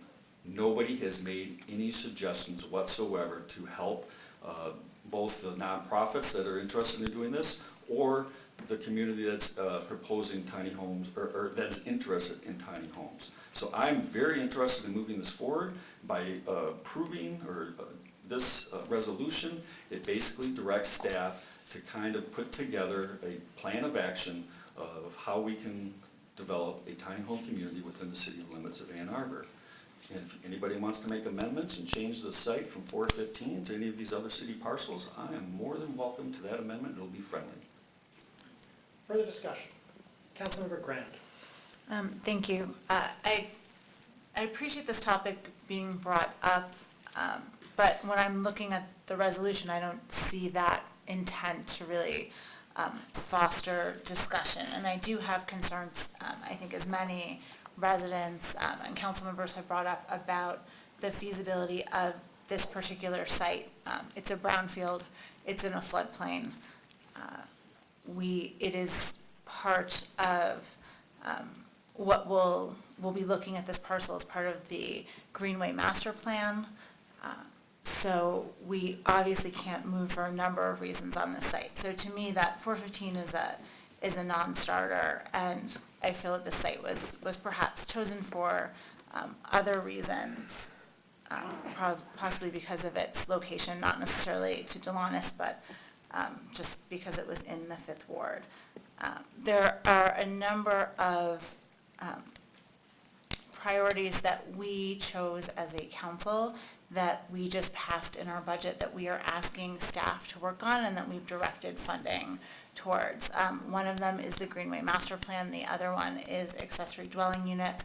I will also be convening our first meeting of a group that is looking at the financial relationship going forward between the Ann Arbor Housing Commission and the city. When you do have tiny homes are not just about putting small homes on any sort of parking lot. In order to effectively address chronic homelessness, we need to have support services, and that's much of what the Housing Commission is trying to do and why they're finding themselves in having the financial deficits that they do. So if we decide to look at tiny homes, that's fine as a body, but I think we need to take steps back and have that directive be, as a council, have that be one of our priorities. We have other priorities. I often hear some of my colleagues question you, why are we paying for consultants? So and we do that because staff doesn't have enough time to look at all of the priorities that we've already asked them to look at. So adding this to the load of staff to me is problematic. We haven't identified a funding source to pay for this assessment, and so I can't support it at this time. If someone has a substitute amendment that makes financial sense and doesn't cause us to not focus on the priorities that we've identified, then I'd be open to hearing it. But as it stands, I can't support this. Further discussion? Councilmember Warpahowski.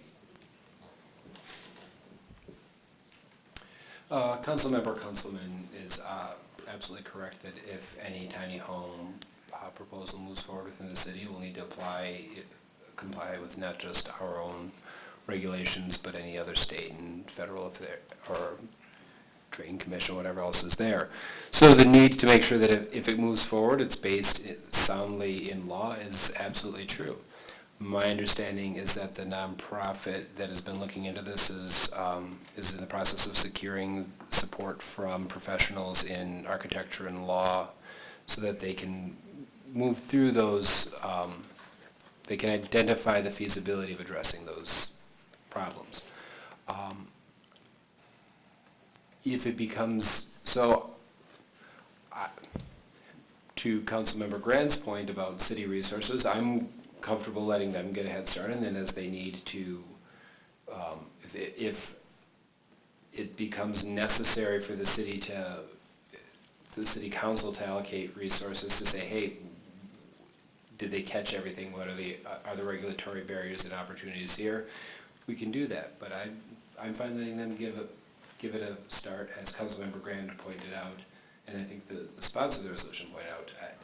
There are ways to build in a floodplain. There are buildings that are occupied that are up on stilts. It's hard for me to imagine a tiny house village up on stilts. So I don't see 415 as a viable option for this use. So as drafted, I'm open to so as drafted, I don't see, it's not something I'll support, and it's not something I see the need to take on at this moment. Further discussion? Councilmember Lund. Thanks. I understand the resolution doesn't make any commitment on a decision or investment of dollars. It's to study the alternative and develop a plan, which is a proper process or first step for any initiative. But having said that, the staff time is certainly a valuable commodity, particularly these days for planning and development, and that was brought to our attention when we approved the budget for this year, so we allocated more resources to address everything that's on everyone's plate in planning and development today. So I do think we need, this would be, a fairly significant addition to say, go off and study this. And we also just approved, the ink isn't dry on the decision to do a master plan for the Greenway, and this 415 West Washington site will play a role in the city, in the Allen Creek Greenway, and I think we all agree that doing the Greenway right is a priority. So given that, I think it makes more sense to, at this point, to complete the Greenway master plan, planning process to see what, if any, role 415 West Washington will play there before we direct staff to invest a lot of their time on an alternative use for this site. So I will not be supporting this for that reason. Councilmember Westphal. Thank you. I do appreciate this being brought forward. I think most of us are in agreement that we do need an all-the-above approach to affordable housing, and certainly this can be one of the tools. I'm just in terms of process. Having been on the Planning Commission, I know the plate is pretty full, and as mentioned, planning staff is pretty stretched. So I'm assuming this puts them on notice that this is an area of interest, and that we need to chip away at this problem all the while looking for broader policy changes that can help us provide more affordable housing across the whole spectrum. So just out of respect for process, I think we can let this serve as notice that this is one area of interest, and hopefully we'll be seeing some recommendations coming from planning staff and commission as to how to tackle affordable housing soon. But as for this revolution, I think, resolution. You never know. If anyone's going to lead a resolution here, it's Councilmember Councilman. I'd have to say it's not quite time, but I do appreciate being brought forward. Councilmember Briere. I think that the challenge I would have would be to count on my hand with the number of council members who have not met with the people from Mission, trying to work through the way they visualize how to use that parcel of land on Stone School Road. I believe nearly every one of us has spoken at one time or maybe multiple times with the people who are advocating for some solution. And we've all heard that tiny houses is a possible solution. The idea that those tiny houses would be on wheels is something new to me, and certainly not something I was anticipating when I heard Councilman make that recommendation at our last council meeting.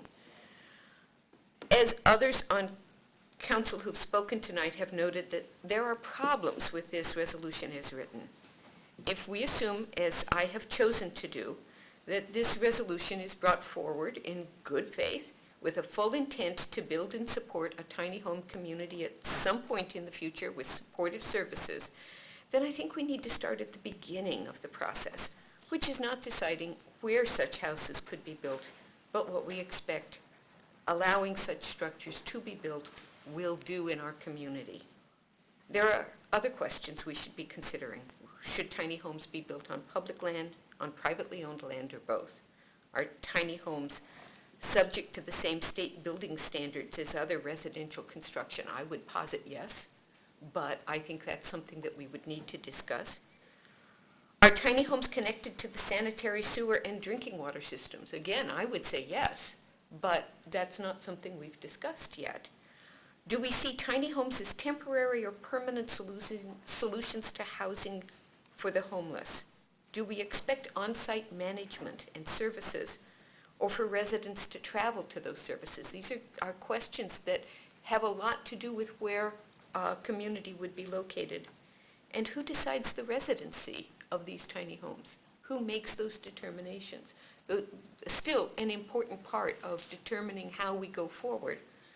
And in the grand scheme of things, where in the list of priorities should this fall? I'd like to recommend that we add tiny homes to our general proposed set of tools to consider for creating more options for housing. But mostly, I'd like to move that we send this concept to the Planning Commission with the direction that tiny homes be included in the discussion of accessory dwelling units, since both are potentially smaller than the size of residences approved for a specific site. Both add density, both may need special zoning and other considerations, and both can impact parking in the area. So I'm moving that this, instead of directing the city administrator to develop a plan, that we roll this in to the accessory dwelling unit task of Planning Commission. We have authorized funding for that work, and if we can't roll it in without adding more funding, we can get an estimate for how much more funding that would cost. Seconded by Councilor Engel. Discussion, Councilor Eden. This is on the amendment. Yeah, on the Postponement, well, the referral. referral. I really think that accessory dwelling units and tiny houses raise wildly different issues. And I think that the approach that Councilman is taking is he's identifying a site to propose a plan so that we can nitpick all of the issues that everybody has been talking about. We can consider, what is a tiny house? Does it have to be connected to the water supply and sewer? Does, can it have wheels? All of these things that are really unknowns. And so I really think that this resolution is a vehicle to start that discussion. And I think that it's appropriate to discuss it with regard to a piece of public property, because if we were to go out and rezone private property, we can't undo it. If we experiment on public property, we can have that experiment and all of the discussions of all of the details of this before we've turned a corner that we can't return from.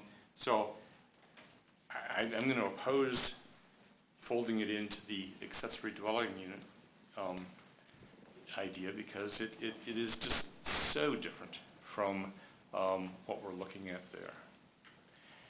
One final point is that everybody talks about the cost of this after, I think everybody but me, voted in favor of the affordable housing plan that had a $200 million price tag on with no identified source of funding.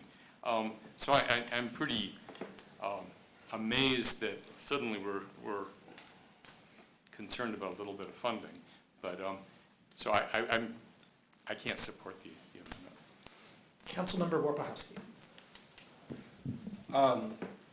I agree with, like Councilmember Eaton, I see tiny houses and ADUs as fairly, there's some overlap, as Councilmember Briere pointed out, but they're also very different. And I would like to be able, as we move forward with our ADU process, I'd like to be able to have that conversation without muddying the waters that somebody thinks that they might, if they put on a granny flat, all of a sudden their neighbor's gonna put a tiny house village in their backyard. ADUs will have, the ADU ordinance that I think I hope we'll move forward with will be much more restrained than what would be necessary to create a tiny house village. And I wanna keep the conversation about ADUs on that restrained conversation, so that the valid concerns of residents we can hear, we can work with, we can try to address, and we don't have to deal with with this boogeyman in the room of a fear of something else that's also part of what we're discussing in the same process. Councilmember England. we could this evening approve this site, but I think that would be too hasty. This reminds me of our discussion of the Arbor Cascades, where we started with one thing and wound up with something totally different. So I think following what Councilmember Briere had stated, that if it first goes to a body that we recognize, planning, they will come up with some suggestions as to how to interview the people who know quite a bit about this. And then there would be other doors opening, other opportunities would then open as to perhaps a subcommittee might look at it. There'll be other groups starting to get interested. I like the idea of trying to look at alternatives. And I thank you, Councilmember Kunzelman, for bringing this forward. Site-wise, maybe planning would say, let's look at publicly owned first, and then see what the parameters are there. This is not going to be a quick process by any means, and then those in the community are already working on it, could give their input, and I think that's a valid way to proceed, at least in some sort of a structure canopy here that we can move forward with what I believe is a very good idea to increase affordable housing. Someone told me recently that counties were required to set land aside for lower income people. That's why in many of the counties you'll see these, in the cities you don't see very many trailer parks at all. It's very unusual. But as soon as you get out of the city, there's one right away out on Wagner. They're right outside the city here. And it's because of the need for affordable housing. That's where it all comes from. So this is not a foreign idea at all that people are thinking about. So I think it's a good idea, and if we can proceed with it, I'd like to, have you maybe support what was seen that as a friendly amendment and say that you're not specific to site, because I think that's the obstacle that we're encountering this evening. Further discussion, Councilmember Kunzelman. If I may, thank you.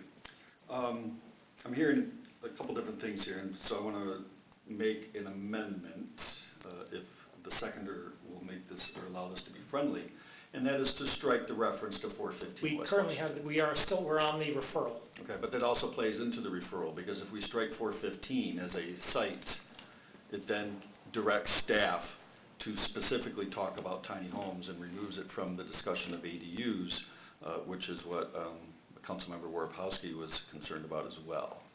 So you understand my thought? No, the proposal is to refer the amendment, the resolution in its entirety to planning. And I understand you want to alter the resolution, but we do have but then I guess my suggestion would be vote against the referral. Okay. And then come back with an amendment if you wish. Okay, so I will vote against the amendment because I'm listening to my colleagues talk about their concern is of this resolution containing a site, all right, 415 West Washington.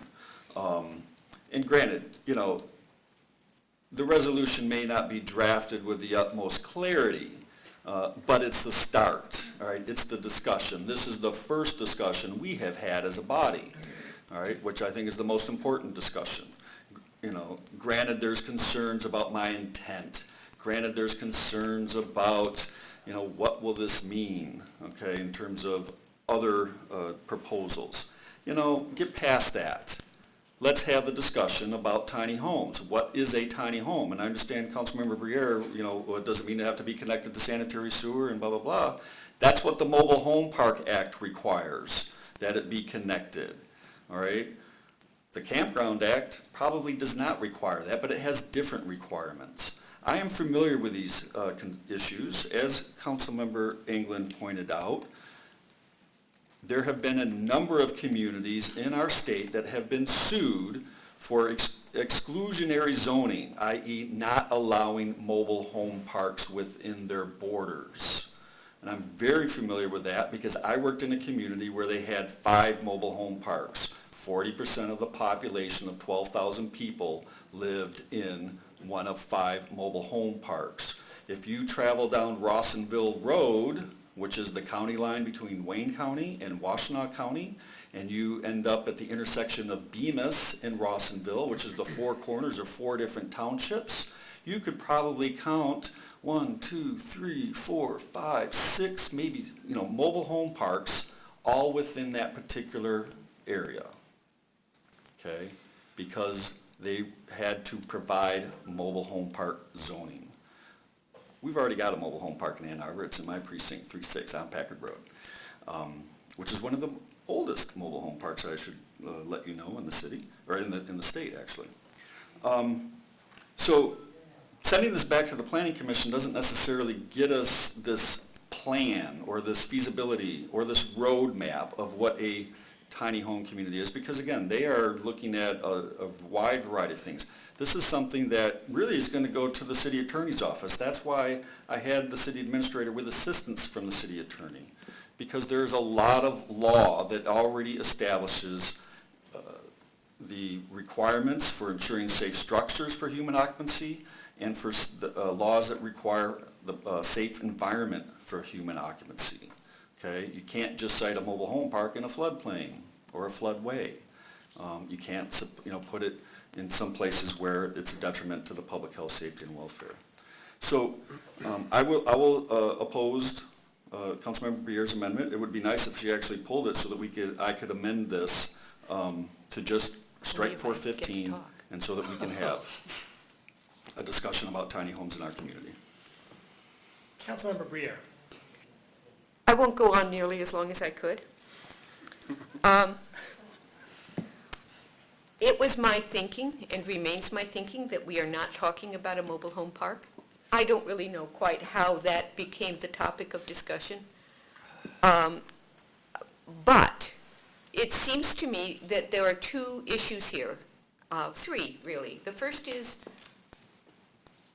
what does this do for the city to begin this discussion? We haven't even had the ADU discussion yet.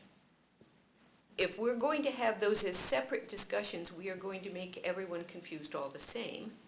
The second is, what does this do to staff time? The reason I recommended that we refer it to Planning Commission, where there's already funding for an outside consultant to look at ADUs, is because we have an outside consultant to look at ADUs, to do a large public process, to have the discussions with the community that we would need to discuss. And if the purpose of this resolution is to get a legal feasibility for tiny homes on wheels or not on wheels, I don't believe we need a resolution to do that. I believe Councilmember Kunzelman and the city attorney can manage to put together a legal feasibility study without this intended resolution. However, it was well-intentioned on my part that we refer it to Planning Commission, because Planning Commission is, after all, the body that deals with planning. If we choose not to refer it to Planning Commission, that's fine with me. I will pull my motion, and we can vote up or down on this resolution as it stands. Is that withdrawal friendly? It doesn't need to be friendly at this point. I'm in. Oh, yeah, I guess it does, doesn't it? Belongs to the floor. Is the withdrawal of the motion to refer friendly? Fair enough, it is withdrawn. I believe, Councilmember Westfall, were you trying to get in on this? You need it. Not anymore. Fair enough. Fair enough. Councilmember Kunzelman. So I would like to amend my resolution to strike all references to 415 West Washington.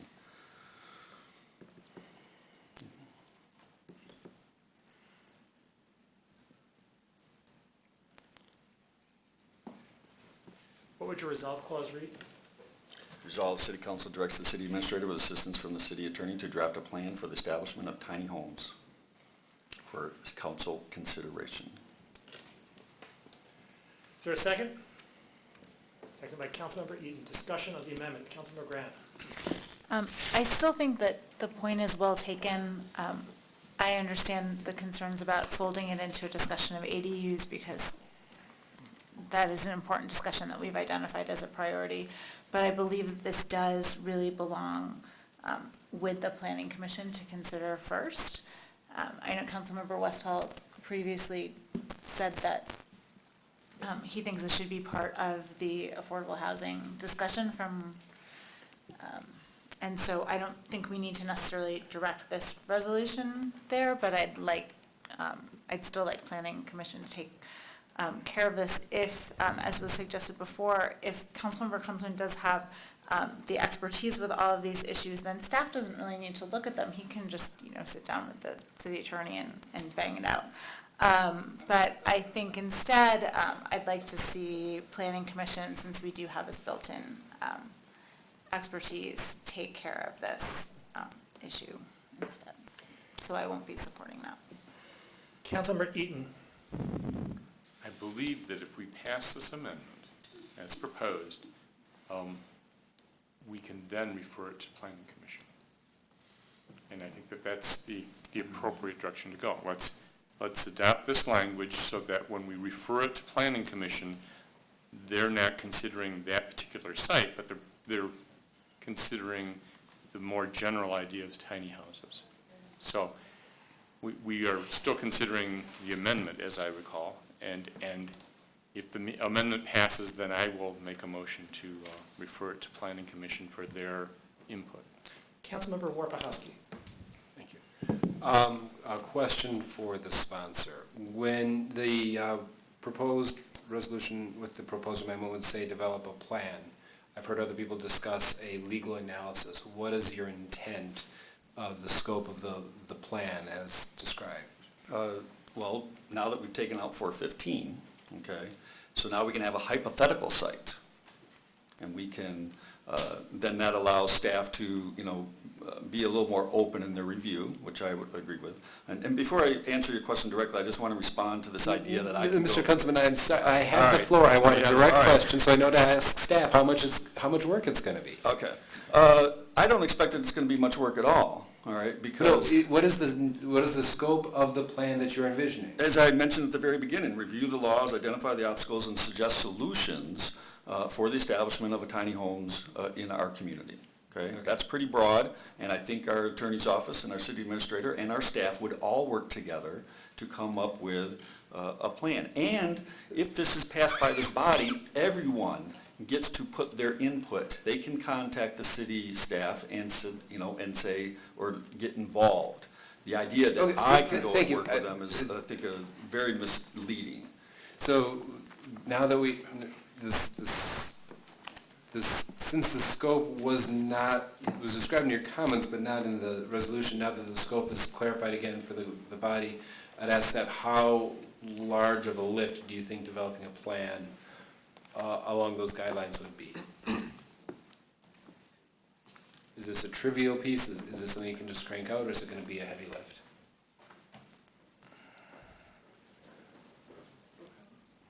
Well, I would imagine the first screen would be on some of the questions that have been brought up regarding compliance with building code, compliance with existing zoning. I would not, and then any legal review, I would not see it involving any engagement with anyone else. It would be a very factual, what is permissible, if anything, right now for tiny homes.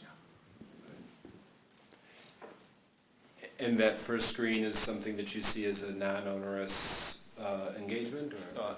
I can't really answer that. We already have full work plans based upon what was approved by council in the budget, and also the direction you provided as a body at your December priority setting.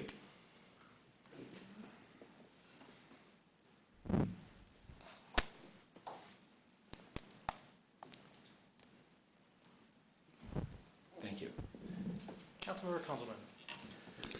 On the amendment. Okay. We haven't passed the amendment yet. The amendment hasn't Perhaps the passed. amendment is friendly. Is the amendment? The amendment was my amendment. Yes, but you don't own the resolution Okay. anymore. So It's the then, floor. So let me just ask, is the withdrawal of 415 West Washington as proposed by Councilmember Kunzelman a friendly amendment? Yeah. Seeing no objections, friendly. Councilmember Kunzelman on the amendment, and the resolution as amended. So I want to respond to some of the comments by my colleagues that I should just be working directly with the city attorney's office on this. And, granted, yeah, I probably could go and talk to them. But that's not how we operate as a body. If every council member started going to staff and say, work with me on my special project without council direction, where would that take us? talk about staff resources being scarce and being, I think that's just the wrong direction. And for my colleagues to suggest that that's what I do really is disappointing and really illustrates that they're not interested in my resolution as they are just interested in trying to defeat this because it's my idea, which I just, again, I won't talk about their intent, but it's pretty obvious that they're not interested in talking about tiny homes as they are just about, oh, this isn't going anywhere because it's coming from councilmen. I would like to bring up the assistant city attorney to talk a little bit about the laws that are governing tiny homes or trailers or building codes, and just ask, is this an onerous task? And you can speak shortly. Very brief. This is an emerging area of law. It seems like it's something that's really developing on how to do this, and that's why there's questions about, do they have to have wheels? Are they tied to the sanitary sewer system? These types of issues are kind of being worked out nationally, I'll just say. And certainly the whole idea of them having wheels sort of avoids some of the issues with the building codes, but it brings in other codes, as you were mentioning. So that said, I think what we do is we also, besides the things that you are giving to us to work on, we try to sort of look out at the things that may be coming forward in the community. And so we had already really identified this as an issue that we may actually do some work on in the background, and we were really going to use some of our interns this summer to really work on this anyway, before this resolution came up. So I just thought I would state that, because I think that it's just like any other issue that we see coming down the road, such as, and it's related to affordable housing, and we know how much that's an interest of the council. So we'd already kind of identified that as something that we need to provide, at least be prepared to provide some advice about. Thank you very much. I do appreciate the question about staff allocations, because obviously, Mr. McDonald, we have specific direction on a number of things. But as he said, while he'll be looking at it, this is an area that we really were going to look at in any case. Further discussion. Councilmember Warpahowski. If the proposed, if the plan is going to be working with interns with supervision from our city attorney's office to understand the law better and present the legal summary, and that's the scope of the plan, that's something I can get behind and support the resolution. Perhaps, let me offer this, or suggest this. The resolution as drafted speaks of a plan for the establishment of tiny homes. I think when we talk about plans, we talk about something which is fairly fully fleshed out. I think that everyone is interested in hearing more in some detail about the legality and practicality of tiny homes. But the use of the word plan for the establishment, I think, seems to ask more. I wonder whether someone would consider offering an amendment so that it would read, the City Council directs the City Administrator with assistance from the City Attorney to advise as to the legality and practicality of tiny homes in Ann Arbor, period. That's friendly. It's friendly to him. Is that friendly to the body? Moved, yeah. Assuming that someone would bring that. So moved. Yeah, so moved. Second. So is that friendly to the body? Yes, it is. So now the resolution is, with the preface, resolved, the City Council directs the City Administrator with assistance from the City Attorney to advise Council as to the legality and practicality of tiny homes in Ann Arbor, period. Resolution as amended. Councilmember Briere. Talking about tiny homes is something that we will continue to do. I can support the resolution as amended. I can support it for two reasons. One, it's good to have some firm ground underneath our feet when we begin to discuss this. And two, frankly, we have a lot of other things on our plates in Planning Commission. We have a lot of other things on our plates when it comes to trying to determine ways to achieve more affordable housing. I was put off by the word plan for the establishment, because I didn't see how that was feasible to do in a reasonable period of time. I am no longer put off with the amendment that the mover and seconder have accepted. My sense of the room is that this is moving to acceptance. Councilmember Levin. Yeah, and I would not support a plan, but gathering more information is something I think, we can manage. And so thank you for the suggested amendment. I would also note that the Housing and Human Service Advisory Board, much like the Planning Commission, has a work plan and that we approve. And there's a lot of work on the plates of the Office of Community and Economic Development and the issues that are all related to, and the work that's related to the Affordable Housing Accessibility Report and recommendations. That represents a significant amount of work on the part of many. And in that report, we identified priorities. This wasn't in there. I know this is like a developing concept, I guess. And yet, I think we do need to respect the work plans, the priorities that have been established, and so again, to gather information, not to go off and create a plan, which does certainly suggest a lot more work that would be entailed and requested, is a far better approach, so thank you. Fair enough. Councilmember Westphal and Kunzelman on this resolution that is going to pass. Last question. And a head gesture is completely fine to answer this question. Will this delay Zorro by 1 second? No. No, thank you. I'll support the Councilmember resolution. Kunzelman. I just want to make sure that the title of the resolution reflects the resolved clause. Very good. That's good, okay. And then in closing, I say thank you to everyone. I know it's hard working through some of these issues, especially contentious issues such as tiny homes in our community.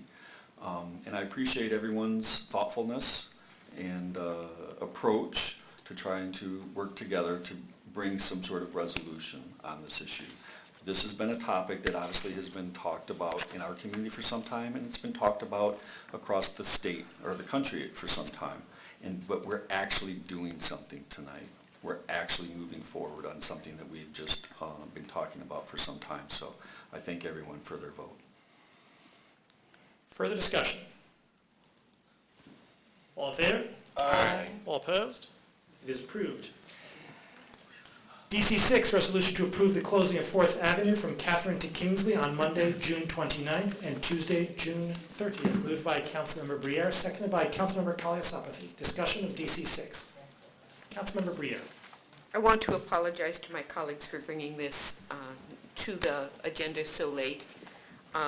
In the course of the last couple of days of last week, there was a flurry of emails as it became clear that the plaintiffs in the Supreme Court case, DeBoer v. Snyder, intended to be present in Ann Arbor for the announcement of the results of that Supreme Court case. And that meant that press trucks are also likely to be present in Ann Arbor, and that since they were intending to be waiting for that announcement at between 10 and 10:30 in the morning on the 29th or the 30th, and they're not sure, in Braun Court it became really clear that we would need to be able to close 4th Avenue in front of Braun Court quickly whenever the time came that announcement was pending. With a lot of help from the city administrator and the staff, we developed this plan for the less than convincing date because we have to plan to have the street closed on the 29th, and if it isn't the day of the announcement, we then have to open the street up and ask to close it again on the 30th. It's a little complex. But it's my hope that council members will join me in agreeing to close the street and in agreeing to waive the fee for the barricades. Because it would not be one time, I imagine it would be 2 times barricading the street. Further discussion? Councilmember Orbachowski. Thank you. A question for staff. For past requests for fee waivers, for example, I believe with the event on the Library Lane lot, or anyway, in past conversations regarding fee waivers, the administration has expressed a desire to, instead of using a fee waiver, to use an allocation from a source such as the Community Events Fund. Would that be the staff preference for a situation like this, or is this a suitably unique event that a fee waiver is appropriate? Well, the uniqueness of this request, the uniqueness of this event would suggest that staff, our concerns, administrative concerns regarding establishing a precedent would be less than for ongoing events that would require ongoing waivers of fees or ongoing city support. And for those events, yes, the recommendation has been to use the Community Events Fund. If this in fact is a one-time event and does not become an annual event, a celebration of the Supreme Court's decision in favor, then one-time waiver may be appropriate. There are funds available in the some funds available in the Community Events Fund if council were to choose to not waive the fees and encourage a quick application to that fund. Further discussion? Councilmember England. I would think in terms of what our council has voted time and time again for support, I think this is very appropriate at this time. Further discussion? All in favor? Aye. All opposed? It is approved. DB1, resolution to approve South Pond Village Site Plan and Development Agreement 3850 East Huron River Drive. Moved by Councilmember Lum, seconded by Councilmember Westfall. Discussion of DB1. Councilmember Lum. Thank you, Mr. Mayor, and thanks to staff as well for trying to respond to the many questions raised today, including several I asked. I, for one, am not comfortable proceeding on this site plan approval tonight, and will be moving to postpone action. The primary reason that is that I'm not convinced we've done the necessary due diligence on access alternatives to conclude the proposal here is, in fact, the best access alternative. When there's a clear number one issue on a project, and access to and egress from the site is, in this case, I think it clearly makes sense to exhaust the alternatives, really take a deep dive on them, and I don't think we've done that here. It's not surprising that access is a big issue. It's been the primary issue in this Chalmers area for decades. That's not an overstatement. It was the primary issue when the Wood Creek development was proposed, and before and after. I have a big file from when the Wood Creek subdivision was developed in the mid-90s. I happened to be on council at the time, and I was just reading through all the traffic studies. We had a committee that went off and studied this. We involved, at the time, it was Watts, it was UATS, the County Road Commission, multiple studies, consultant studies. It was an exhaustive look at this area, and I don't know, I was just sitting there thinking, God, I never thought I'd be, going back and reading this, and I was struck by how similar a lot of the concerns that were aired then resemble concerns aired today. I've reviewed this project in detail, as I'm sure you all have. I am generally supportive, as many of the surrounding neighbors are. However, I'm not convinced that it meets all of the city standards, and I believe there remain a number of open questions, including a couple raised in a memo we received today from the Wood Creek Homeowners Association that need to be answered more clearly and definitively before we take action. And for me, the open questions still are, number one, identifying the optimal access route, which means exploring every possible solution, the pros and cons of alternatives and the feasibility of those alternatives.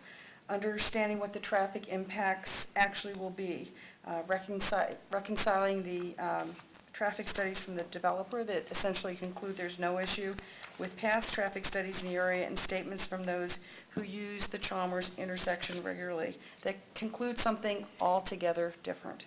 The Planning Commission struggled with these polar opposite conclusions on the level of service and traffic safety, and I'm struggling as well. I think we need to understand what exactly will happen to Chalmers in terms of paving and who will pay and how much the cost for that improvement would be. Clarifying the question raised today regarding the standards and classifications for streets, minor local roads, residential collectors, et cetera, and how that may impact the project. I understand the developer wants to move forward, but I do think we'd be better served by taking the extra time to fully explore the access route alternatives and obtain clear answers to the open questions. I don't have a preference to whether to move postponement now or wait for others to weigh in on this proposal, whatever council's pleasure is.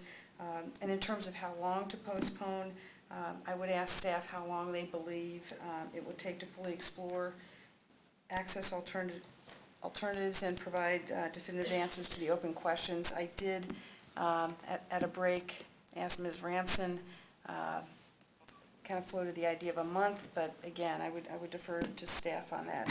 I do think, we're talking about the discontinuity in the traffic studies, the description of all possible means of access, and looking at the capacity impacts on the bounding roadways. Again, alternatives to mitigating the impacts on Chalmers. There's some study that needs to be done. So I think we're talking about the need for some time. So I move to postpone. Well, I will wait to postpone until I hear from everybody else. I'm hearing. I'm moving to postpone them. Okay. I'll second that. To a date? To which date? I will look to staff for that question. Not the attorney, I will look to staff for that question, please. Thank you.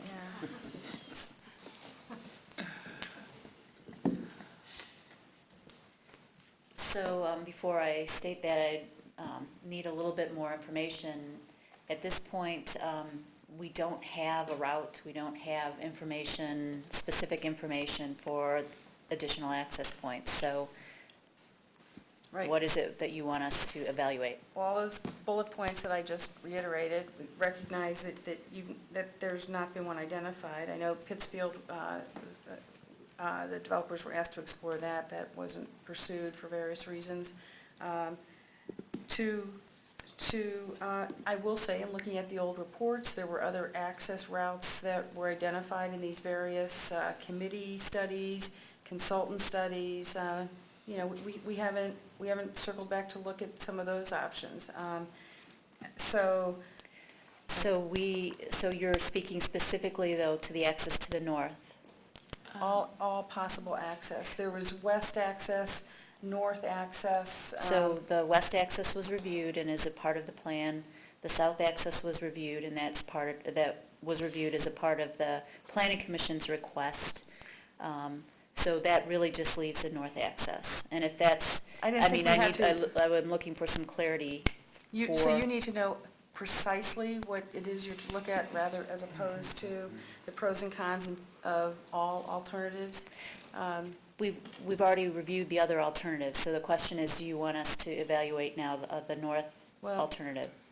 In which case, then, we need to go back to the developer to get the information necessary to complete that evaluation.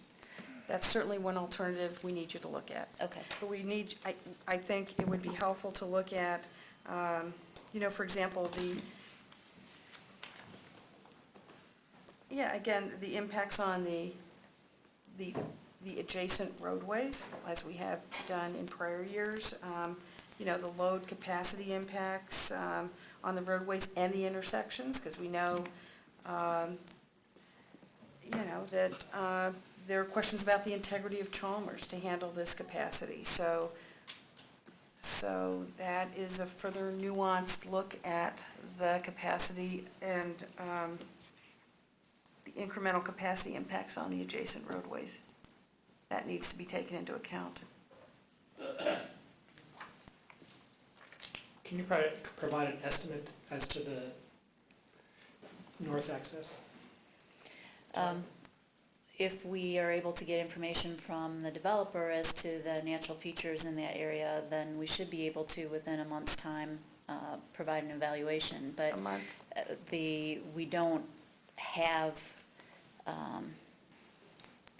we would have to figure out how to do the traffic analysis again with the assistance of the developer to provide that information, because we would not have necessarily the data to do it on our own. So would you like more time? Because the month is July 20th?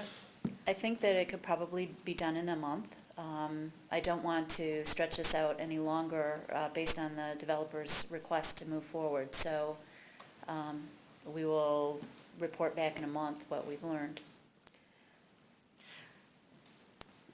And the queue of Councilman Orbachowski-Briere. Yes, I would like to see the north access on paper. I would like to know if the MDEQ is in a position to issue a permit for any wetland impact. And I would also like to know how, or what is the maximum distance a home can be from a single access point in regards to public safety. You know, I understand from, say, road design, there's a maximum length for a cul-de-sac.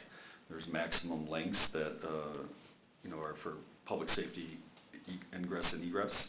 And this site really seems to stretch that limit beyond, you know, reasonable imagination. And so why is that? And where did that approval come from? Why was it not, or why was it maybe an issue in years past, but not now? Is it just a change in our policy?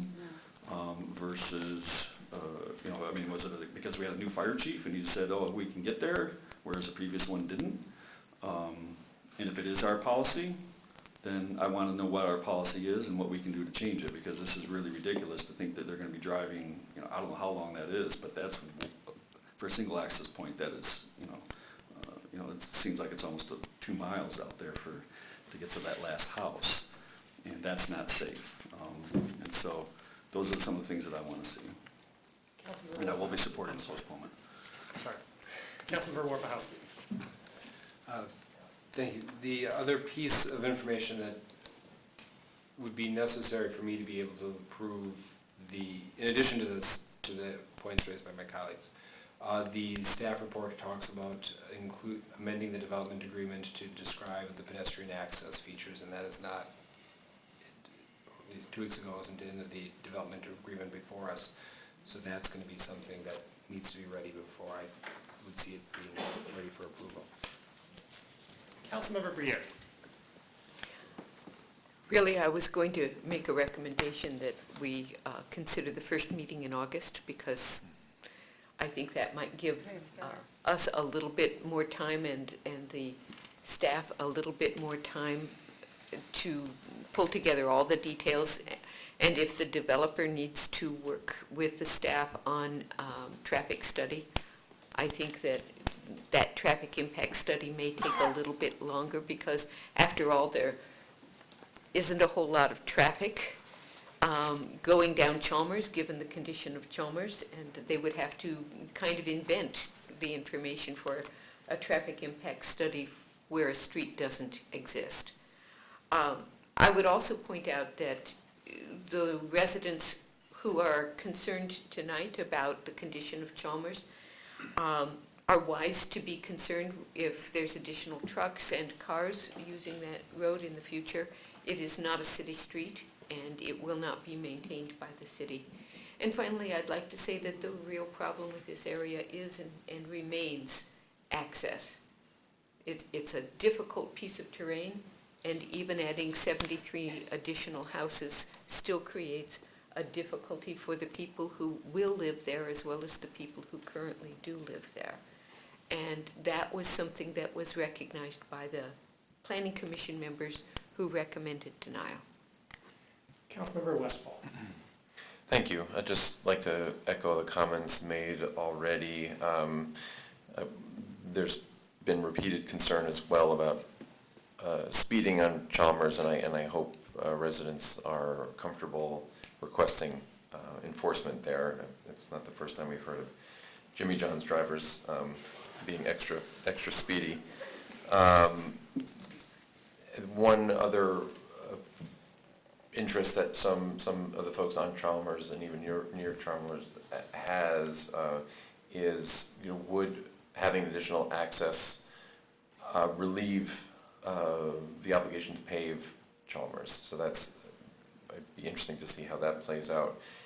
But my larger concern, which Ms. Ramsden brought up, is that of communication. We're making a request for ideas on access and possibilities on access when, it seems that the petitioner has not communicated with staff about this issue since the Planning Commission denial. So I just want to make sure that we're asking staff for options that may not be agreed to. So if that's the idea, that's fine, but I haven't been encouraged by the amount of communication going on between the petitioner and staff. So that's an open question. Councilmember Lund. Yeah, I think that that there are other opportunities here, and there has to be a willingness on everyone's part to explore these alternatives. And some alternatives have been met with some resistance for various reasons, and I think given the concerns that anyone who lives in this area understands and lives with on a daily basis, the concerns are very valid, and I, for one, would not, I cannot support this site plan as it's being presently proposed. And I do think that the necessity, I was on council when we approved the Wood Creek subdivision, okay? And the fire marshal at the time also required 2 access points. The boulevarded access was determined to meet that standard. Was it a good or bad conclusion? I don't know. But today, what are we looking at? We're looking at the response was that that we've got, as proposed, two separate access roads that are required, and that this somehow meets that. Obviously, I'm not a fire marshal or expert about the fire protection points of view, but these accesses all ultimately go through the Wood Creek Boulevard and Chalmers connection. So, it sure doesn't sound like multiple access points to me, because we've, it all comes out of the same place. And I think that is a very, I think that's a health, safety, and welfare concern that we have not satisfied. And you can deny a site plan when you have those unsatisfied kinds of concerns. So that's certainly ample reason for going off and exploring other access egress options. So I am hopeful that this amount of time that is now will be spent studying these other alternatives. The north access is one that we can address this single egress access path, which I think is a safety risk for residents, particularly in the event of an emergency. And I just don't see that as consistent with the requirement for 2 fire apparatus access roads.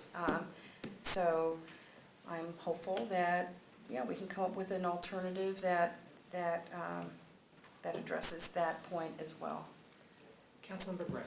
Very quickly, I know it was in Councilmember Lund's list, but it was a long list, so I just want to make sure that it didn't get lost in there. I would hope that the developers would also speak with staff about potentially putting something in the development agreement that addresses the concern about the assessments on Chalmers. I asked a question of staff today and learned that it would be close to $6,000 for those assessments per household, and while I'm glad that it would be assessed per household and not per length, based on length of the street, that I still find it problematic that residents on Chalmers would have to pay for improvements that are necessitated by a development that they don't want to see happen. There's also an equity issue, I think, in terms of income and I know that these homes are expected to be in the $500,000 to $600,000 range, and if that's the case, then I would hope perhaps something could be worked out where those residents would pay it somehow more of that cost. Further discussion of the postponement. What is the date of the postponement? First meeting in August. Friendly is, I will, yeah, that's friendly, early This August. first meeting in August, friendly? Yeah, which is a Thursday, by the by. Oh, after Because of the election. So that's August, is it 6th? That's a Thursday. One more stand, Mr. Mayor, I'd like to be heard on the motion to postpone. I'm sorry, sir, no one has called you to speak. Is there further discussion on this question of postponement? For my part, well, I guess, for my part, I'm interested to hear what the gentleman has to say. Does anyone? It won't take long. I'm sure I'm going to mispronounce, but before I get to mispronouncing the lady's name, I was struck by a thought that the councilman expressed earlier, which is that you cannot waive the law. Let's stick with the postponement, please. This is not postponement, and I won't take long, I promise. Mrs.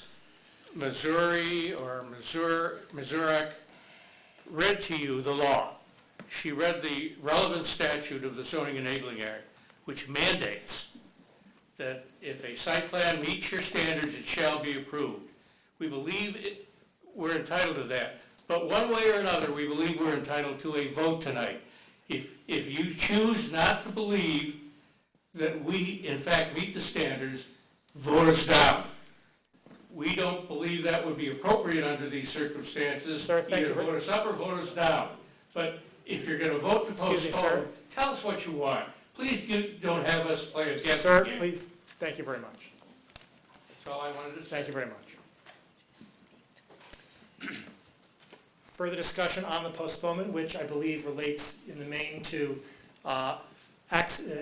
further exploration of access with respect in particular to the north, which relates to the revised development agreement, which relates to the spreading of cost of the paving of Chalmers to all those who will benefit from it, with particularity the new development. And I believe there's a fourth item, About the emergency access, issues with respect to pedestrian access emergency, and emergency access. not pedestrian, but emergency. There was a thing for pedestrian access over on this. Councilmember Warpahowski had a particular question with respect to pedestrian access and pedestrian improvements on the street. Further discussion on the postponement. All in favor? Aye. All opposed? It is postponed. DS1, resolution to approve purchase of quick lime for water treatment services from Graymont Western Lime, Inc., estimated in the amount of $565,450. Moved by Councilmember Briere, seconded by Councilmember Kaliasapathy. Discussion of DS1.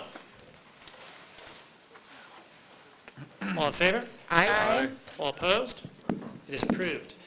DS2, resolution to approve purchase of sodium hydroxide for water treatment services from PVS Knollwood Chemicals, Inc., bid number ITB 4375, estimated in the amount of $175,208 per year. Moved by Councilmember Kaliasapathy, seconded by Councilmember Briere. Discussion of DS2. All in favor? Aye. All opposed? It is approved. DS3, resolution to approve purchase of granular activated carbon, GAC, for water treatment services from Calgon Carbon Corp., bid number ITB 4376, estimated in the amount of $161,727. Moved by Councilmember Kaliasapathy, seconded by Councilmember Briere. Discussion of DS3. All in favor? Aye. All opposed? It is approved. DS4, resolution to approve a contract agreement with the Michigan Department of Transportation for pedestrian crossing safety improvements on Ann Arbor Saline Road between West Oak Brook Drive and South Main Street. Contract number 15-5221 in the amount of $168,500. Moved by Councilmember Warpahowski, seconded by Councilmember Westfall. Discussion? All in favor? Aye. All opposed? It is approved. DS5, resolution to approve modifications to developer offset mitigation program requirements. Moved by Councilmember Eaton, seconded by Councilmember Graham. Discussion of DS5. Councilmember Eaton. I'm going to be opposing this resolution. I believe that we should bring this forward as an ordinance that addresses all of the recommendations of the SSWWE group. It simply doesn't make sense to go forward piecemeal like this. One of my primary concerns is that we continue to use the footing drain disconnect method of mitigating the developer offset. And I think that we really need to explore other methods of mitigation other than footing drain disconnects. But there are other problems with this, including reducing the amount that needs to be offset. Currently, we require a developer to offset 120% of the new load that they're going to put on our system, and I think that we should continue to do that until our system has fewer problems than it does now. When we had a mandatory footing drain disconnect program, we went into neighborhoods and told neighbors that they had to, as a neighborhood, disconnect, otherwise the disconnection wouldn't have any real impact, wouldn't have an effect. And these modifications to the program allow one mitigation to happen in one area of town, another one to happen in another area of town, where there really isn't a cumulative effect like there was under the mandatory system. So I really believe that this needs to go back. We need to have it expressed as an ordinance rather than a resolution, and that it encompass all of the changes that were recommended from the committee. Thank you. Further discussion of DS5. Councilmember Lum. Question for Mr. Huppy or Mr. Slaughton. I'd like to thank Mr. Powers for the response and information on the 5 potential problem areas and the payment in lieu option. I'm wondering if you can speak a bit to the payment in lieu alternative, when you think the recommendation will come to council, how it might work, and whether any other cities use something like that. I think it seems to make sense to me and offer flexibility and possible win-wins for the city and the developer. We are currently targeting to bring back the rest of the recommendations at the end of the calendar year is our target right now. You're asking how it would work? Yes. The answer is we haven't worked out the details yet. That's why it's not before you and why we'd be bringing it back at the end of the year. We have heard from the developers that payment in lieu of is used in other communities.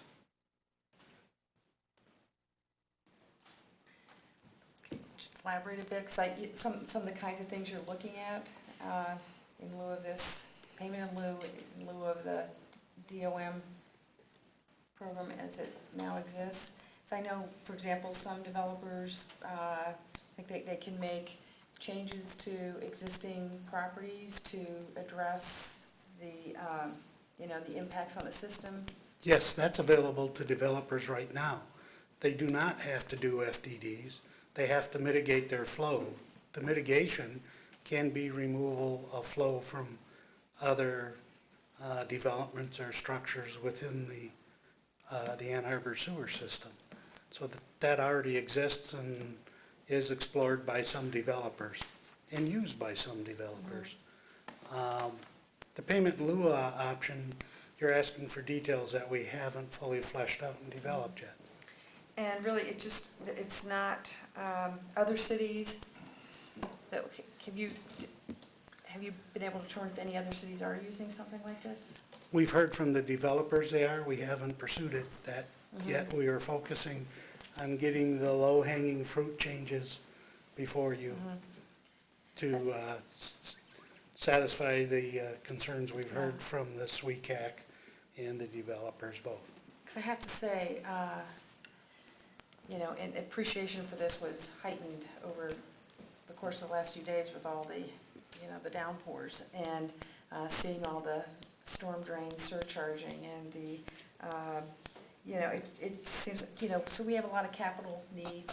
Again, this is focused on the sanitary, not the storm. Right, but where there disconnects have not been effectuated, and where some of that does flow into where the footing drain does feed into, what can be related backups. I mean, that's what initiated this, when people had sanitary backups in their basements. Again, I just think, see there are opportunities out there for diverting this in other ways by making capital, investments in the existing system. So I look forward to learning more about the payment in lieu alternative and other options to what we have before us. Councilmember Briere.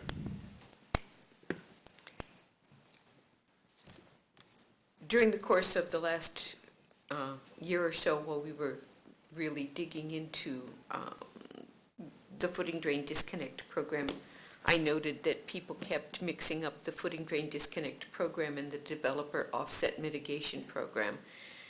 They mixed them up in important ways, because whether an individual agrees with or disagrees with the purpose behind the footing drain disconnect program, and whether they agree or disagree with whether it was successful, the developer offset mitigation program, while related, was an attempt to have development occur without seriously impacting our sanitary sewer capacity. And on top of that, it didn't specify it had to be footing drain disconnects, but many people assumed that those footing drain disconnects were the same mandatory footing drain disconnects as through the footing drain disconnect program. So I'm happy to see that we're just addressing here the developer offset mitigation, but there are some areas that I don't understand the purpose behind. One of those recommendations in this resolution is that developers be able to disconnect footing drains all over the city rather than in specified target areas. Can you help me understand why that is now a good idea? Let me explain a little bit more about when they can do that.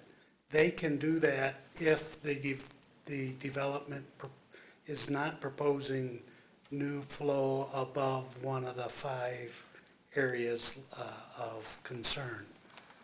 If they're in the 5 areas of concern, then they have to mitigate above the choke point, or above where the problem is occurring, with the exception where we have already, in one location where we have already done disconnects, we would allow them to do disconnects elsewhere and trade them for some of our unclaimed credits already done.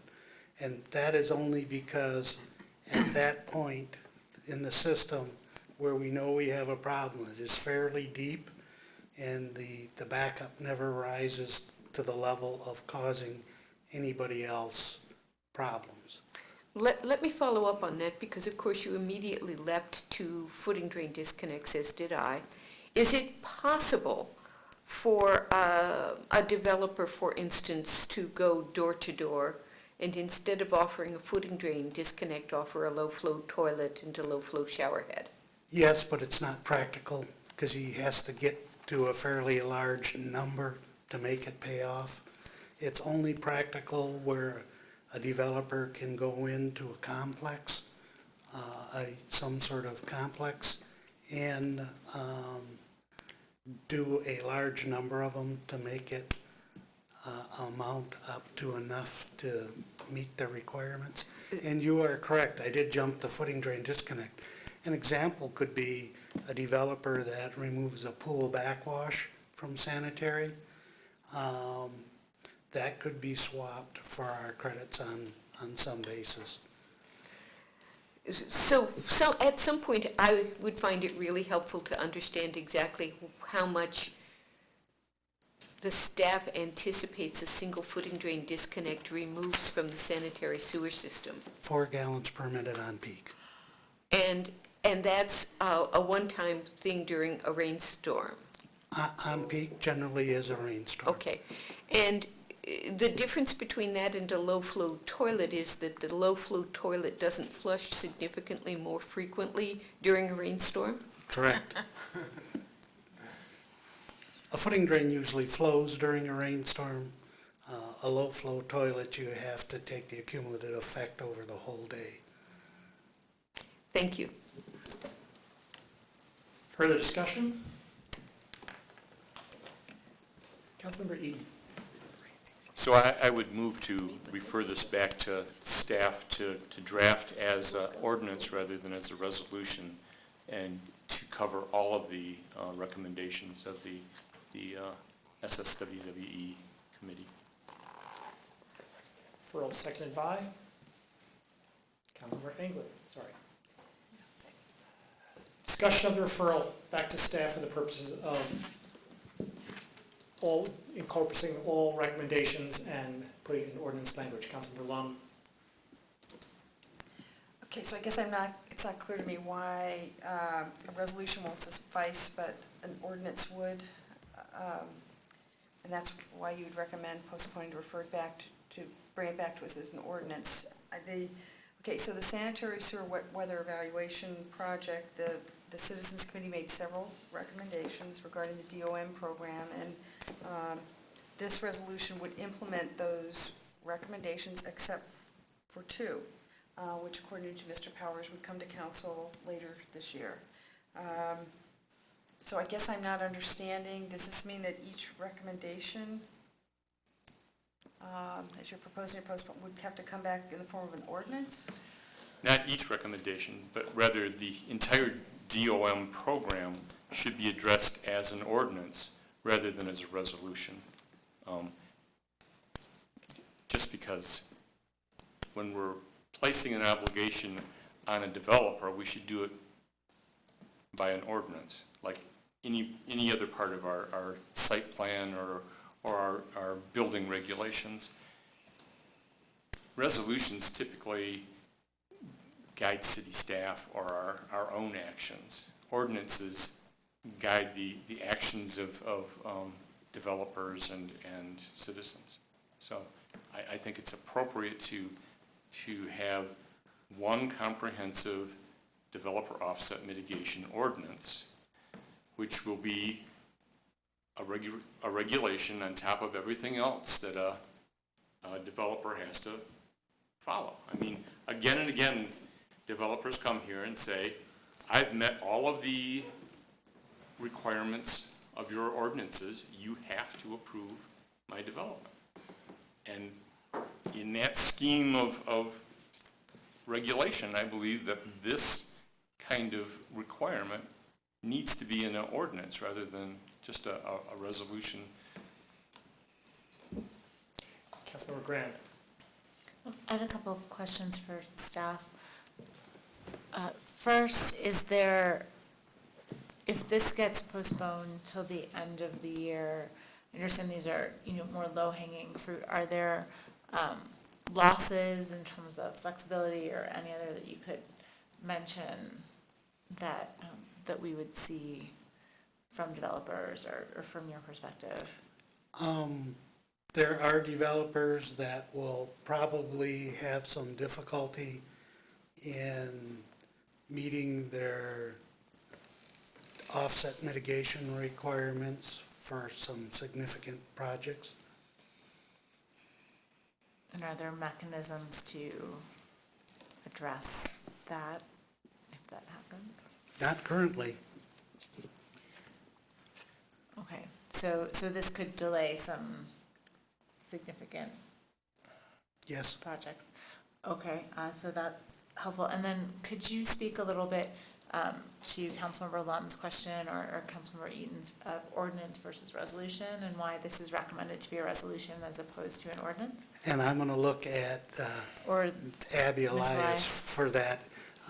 But I will say upfront, we have not had problems enforcing it as a resolution.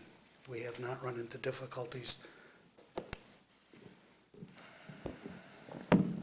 Well, you were provided with a memo that addressed that without getting into the advice provided in that memo. I'd like to point out that we do have an ordinance that connection by development or by any property is not allowed unless there's sufficient hydraulic capacity and treatment capacity.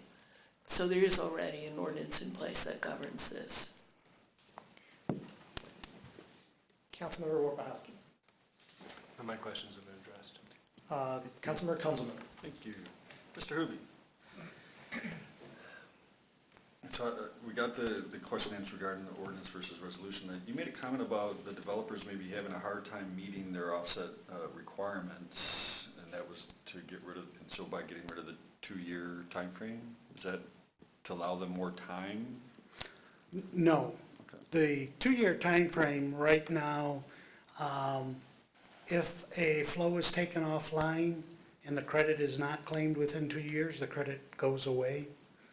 And by allowing them to remove flow and bank it for longer than 2 years, they could come back and use it. Okay, that seems some flexibility. So my question is, or I guess, when does this all end? When have we got all these mitigation requirements done? What if every footing drain disconnect is disconnected? Well, again, mitigation is not always footing drain disconnects.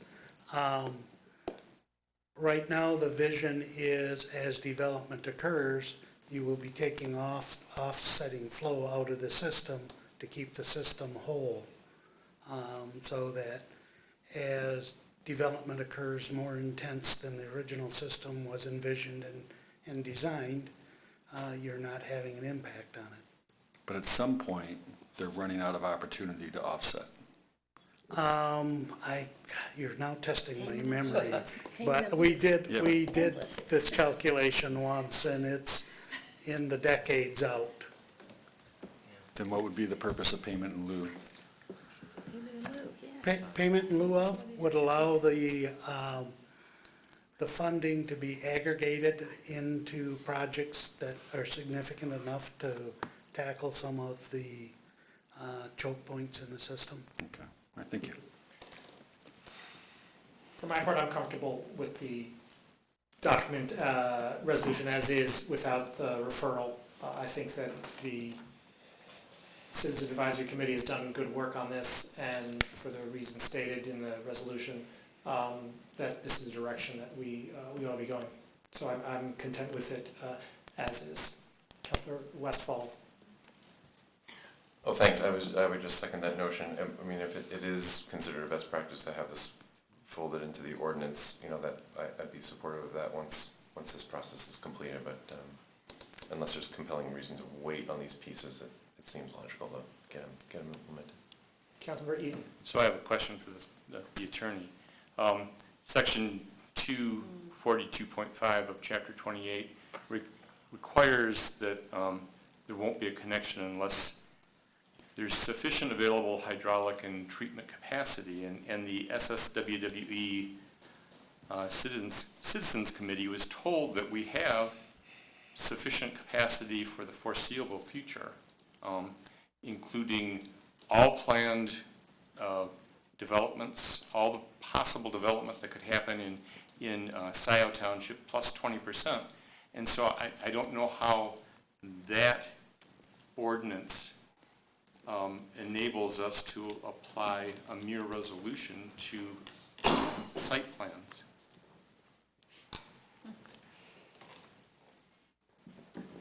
I guess I'm not sure what it is you're referring to. If you're talking about treatment plant capacity, that's different from the issues, for example, where we have the choke points in the collection system. But the choke points have been addressed in the past by requiring the disconnects to be within the vicinity of the additional load being put on the system, whereas this resolution allows it to be located in a variety of places. Except in the stressed areas where it still requires that proximity. Unless there's no available disconnect. If we've already gone through an area and disconnected all the footing drains, then that developer can go anywhere else in the system without regard to a choke point. Well, and again, I'll defer to Craig and Crescent, but remember the stressed areas that were identified as part of the sanitary sewer wet weather evaluation project are different than the 5 target or study areas that were identified in 2001. And we need to be careful that the different areas are not confused between the 2 decades and a half between the times of the studies. And the resolution is crafted only waiving the ability to do it elsewhere for only the one area which is deep. The other areas, if they're upstream of it, they have to be doing offset mitigation above the other 4 areas. Perhaps we can move to a vote on this question. Roll call vote with respect to referral, please. Starting with myself. Mayor Taylor? No. Councilmember Kalasapathy? Yes. Councilmember Briere? No. Councilmember Westfall? No. Councilmember Lum? No. Councilmember Grand? No. Councilmember Kunzelman? No. Councilmember Crapo? Councilmember Eaton? Yes. Councilmember Worbachowski? No. Councilmember Anglin? Yes. Motion fails. Further discussion of the main motion, DS5. Councilmember Worbachowski. Thank you, Mr. Mayor. Overall, I am comfortable moving forward with these elements of low-hanging fruit, waiting for the other pieces that are coming forward. But the one that gives me some pause is the elimination of the 20% system recovery factor. As we're moving forward with this, the goal for the system, as I understand from staff, the goal for that 20% buffer is it's not so that it's to give some engineering cushion as the developer offset mitigation moves forward. Now, for me politically, it's convenient because when new development comes in, I can tell people honestly that the new development is not only holding the system whole, but if the estimates are right, it's also helping us solve some of our other problems. It's not just treading water. And as we move forward with the calibration we've done, we have a sense that 20% safety margin was more than we needed. But as we go forward with the rest of these pieces, including the revise the design flow rates, we're going to be zeroing in on that number, and I want to keep some buffer. So I will be moving I'd like to move that we change that to say the requirement for the 20% system recovery factor is reduced to 10% and strike the rest of the clause. That way we're keeping this safety margin as we continue to move forward with the DOM program. Seconded by Councilmember Briere. Discussion of the amendment. Councilmember Briere. I appreciate Councilmember Warpahowski bringing this forward. I'm glad he did, because I was very uncomfortable with losing that 20% margin. It's hard for us, for me anyway, to imagine that a new development has zero impact and guaranteed zero impact on the sanitary sewer system. I'm much happier thinking that it has 0 plus 10% than if the calculations are wrong, it may actually come out to 0, and that's good. Further discussion of the amendment, Councilmember Westfall. If I could just ask Steph briefly about the reaction to this particular change. I mean, it's appealing to me. I just want to make sure we're straight with regulations and laws and expectations. It does not cause myself any discomfort. As we go to look at the other two changes in the end of the calendar year, one of them is looking at what we call Table A. Table A is also very conservative, so we've had a 20% factor on top of a very conservative peak flow calculation. So as we look at Table A, we are and look at alternatives to that, we will have the ability to come back to you when we, at the end of the year, and say how much tighter or how much closer the calculations actually are. Thank you. Is this a friendly amendment perhaps to the floor? Sounds like it. Yeah. It's a friendly amendment, 10%. Further discussion? Councilmember Eaton. You were next in the queue. Okay. I'm going to oppose the resolution in its totality. My neighborhood was one of the target areas where disconnects were done, and neighbors who are not involved in any litigation with the city are revealing to me really extremely elevated levels of radon in their homes. And as long as this program has FDDs as the most convenient and available method of developer offset, we're basically encouraging homeowners to install something that exposes themselves to a significant carcinogen. Our program didn't require or didn't include any radon testing before and after installations. I think that we may, in fact, live to regret that. But the measurements that I'm seeing in households that have had the FDD done are 2 and 3 times as much as the level that should cause you concern. And for us to go forward with a program that basically encourages, because it's the easiest method, the footing drain disconnect as a method of mitigation, encourages people to take on that burden of exposing themselves and their household to a heightened risk of exposure to radon.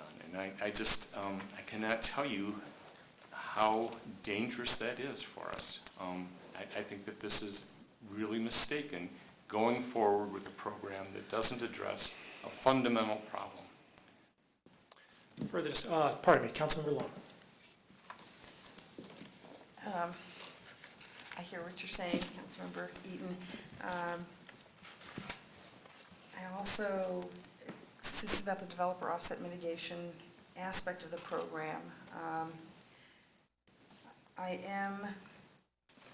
am persuaded by the fact that the Citizens Committee felt that these changes would improve the developer offset mitigation program. And then I think things like, this added modification that wasn't on the CAC list of expanding the allowed practice of banking and trading mitigation credits for developers, I think that could be a win-win for the city and for developers, so I think that's a good thing too. And It's not really taking any action specifically on the broader footing drain disconnect program itself. So I am comfortable making these changes, and I very much am looking forward to addressing the other recommendations. Again, payment in lieu, to allow that. And as you said, when Councilmember Warpahowski amended it to change to the 10% recovery factor that you were okay with, that, one of the recommendations is to evaluate this program periodically and identify, other areas needing,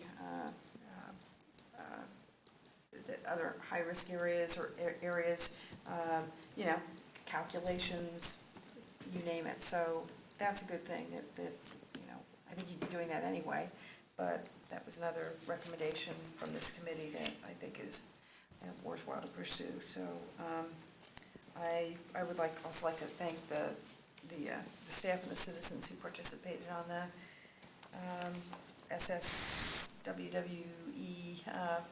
project. They put a lot of work into all this. There's so many acronyms with science, so thanks. Councilmember Briere. I was anticipating there being more people. So I have two things.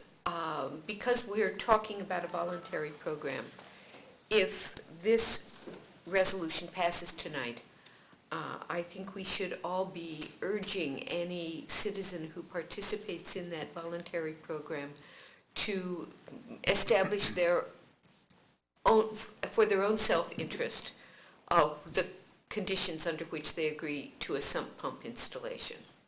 If they're going to agree to a sump pump installation, and I'm not saying that has to happen, they should be well advised to require radon testing before any installation, to require a radon testing meter to monitor any changes in that amount of radon in the basement.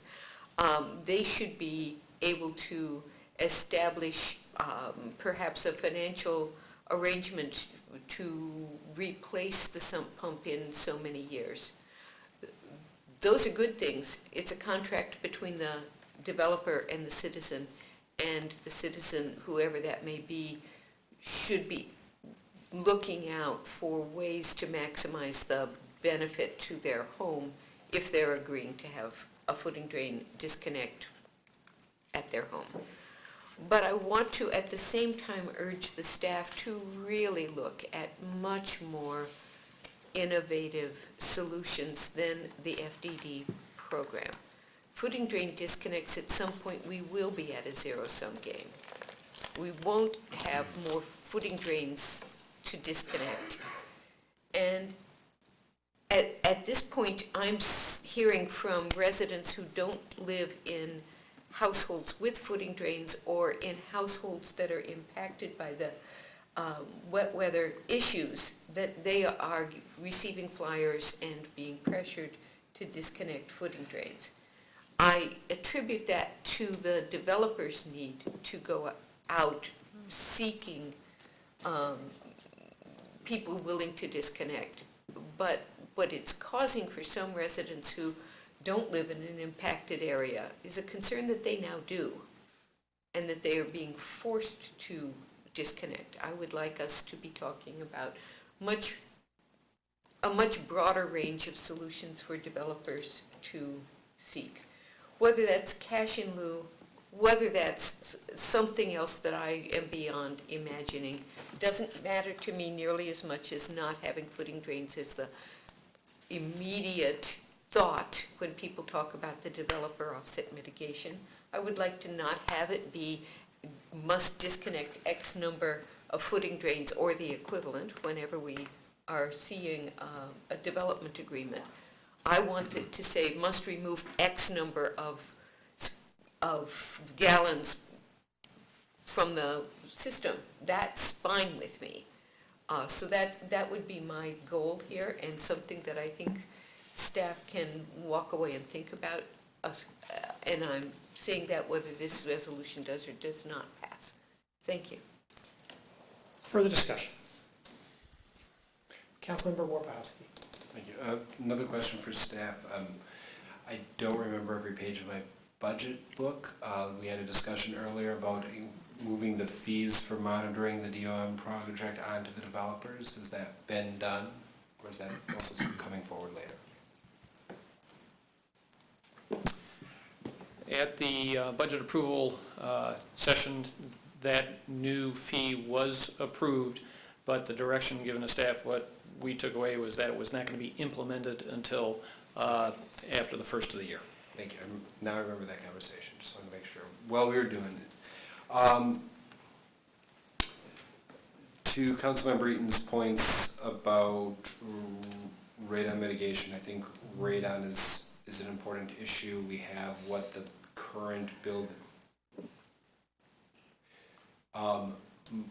the footing drain disconnect, the DOM-related footing drain disconnect that was done in my home, follows the full standards, as I understand, of Michigan Building Code, which includes this particular appendix to make sure that the system is sealed. I haven't done the measurements.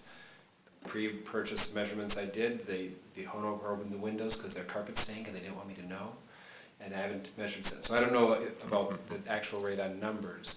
But one thing that I hope that our building inspection unit is doing is to ensure that the full radon-related inspection codes are being used when there is a footing drain, to make sure that the systems that my understanding is that the city put in were fully sealed systems, to make sure that that's also what we're inspecting for any DOM system are fully up to the full Michigan code for radon impacted areas.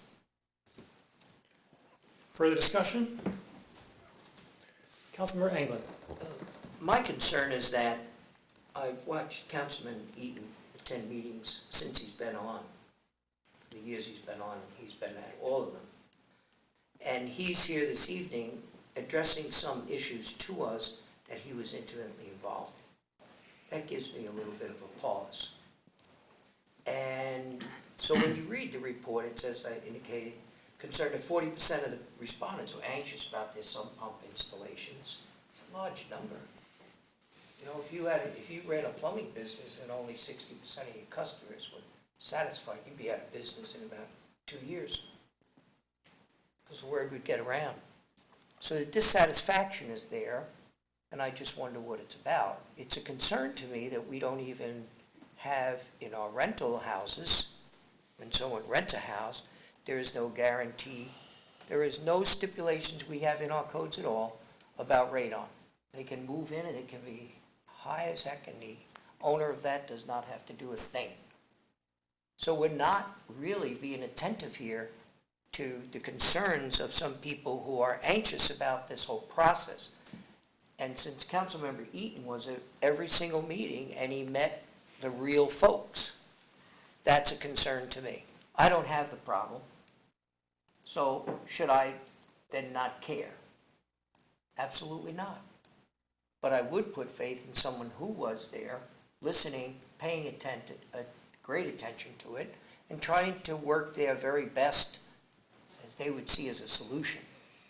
I'm concerned that the fees are just simply going to keep going up for us. We've already seen the water fees continue to rise. That's of great concern to me, and I see it as someone projected 100% in 10 years. I think we're going to get there faster than that. So that concerns me for the rest of the citizens. And therefore, whatever we're doing, we ought to do, pretty well. I mean, because this is of some concern. And this is exactly a safety issue that we've been talking about this evening at different times. And yeah, it says in this there'll be reevaluations and things of that sort. I understand all that, but it just seems to me it's not really conclusive enough to want to move forward to and give approval that we accept all these findings, we're satisfied with them, and then the very last one was number 7, continued evaluation, and that will be reevaluation periodically and identify other high-risk areas as they appear. So that's a projection as they appear, which is meaning it's down the road. So you're hearing the engineer saying this is down the road. Well, this would not be included in this. So this is far from over, and we're going to put a lot more money into this program, unfortunately. Further discussion? Roll call vote, please. Starting with myself. Mayor Taylor? Yes. Councilmember Kalasapati? No. Councilmember Briere? Yes. Councilmember Westphal? Yes. Councilmember Lum? Yes. Councilmember Gran? Yes. Councilmember Kunzelman? Yes. Councilmember Eaton? No. Councilmember Warpahowski? Yes. Councilmember Anglin? No. Motion carries. DS6, resolution to withdraw petitions to the State of Michigan Boundary Commission to annex various parcels from the Charter Township of Ann Arbor. Moved by Councilmember Briere, seconded by Councilmember Lum. Discussion of DS5. Pardon me, DS6. Thank you. All in favor? Aye. All opposed? It is approved. DS7, resolution to resubmit petitions to the State of Michigan Boundary Commission to annex various parcels from the Charter Township of Ann Arbor. Moved by Councilmember Briere, seconded by Councilmember Lum. Discussion of DS7.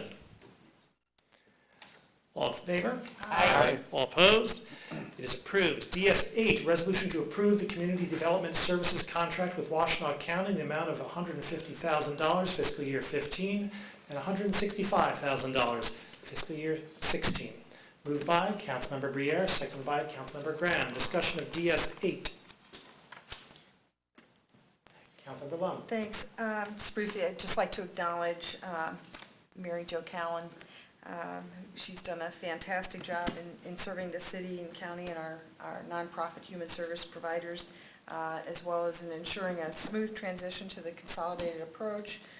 We now have, in fact, this approach has been received national recognition, and she was applauded for this at last week's Housing and Human Services Advisory Board, the last board meeting where she will be joining us.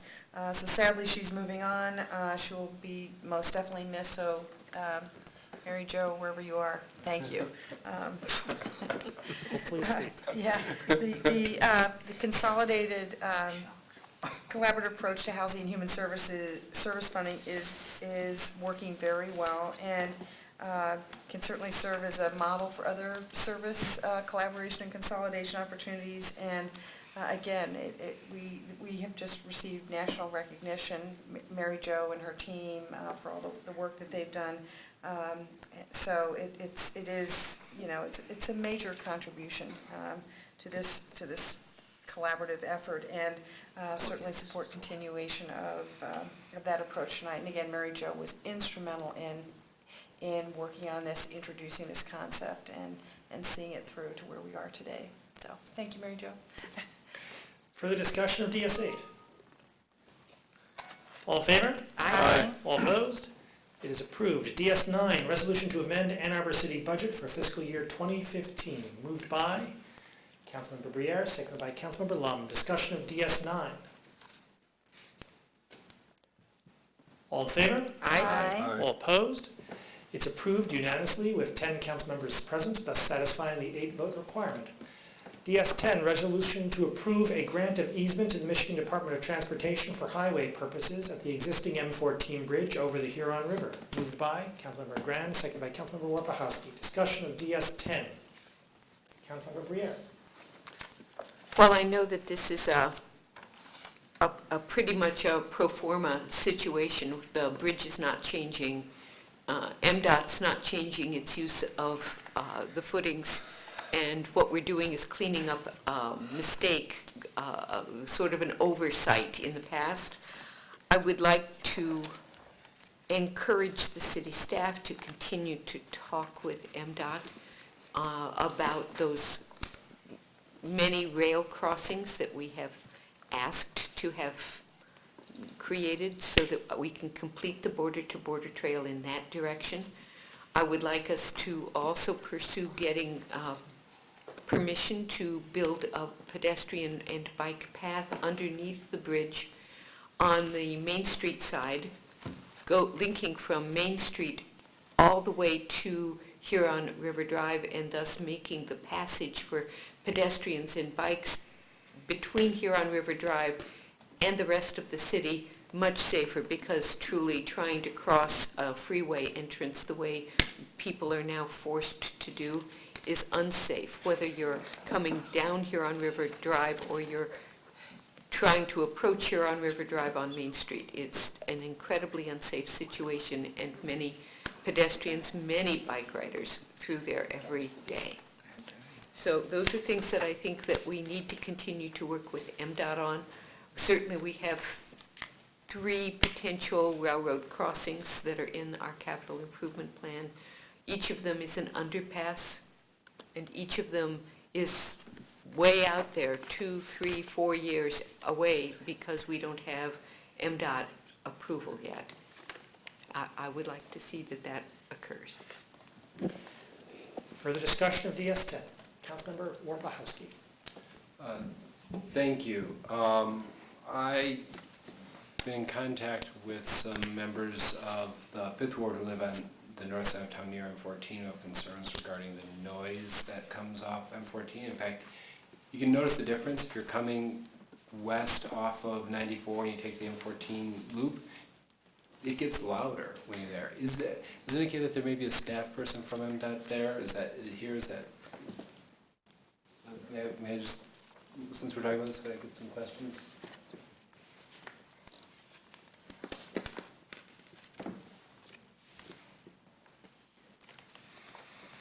Hi, good evening.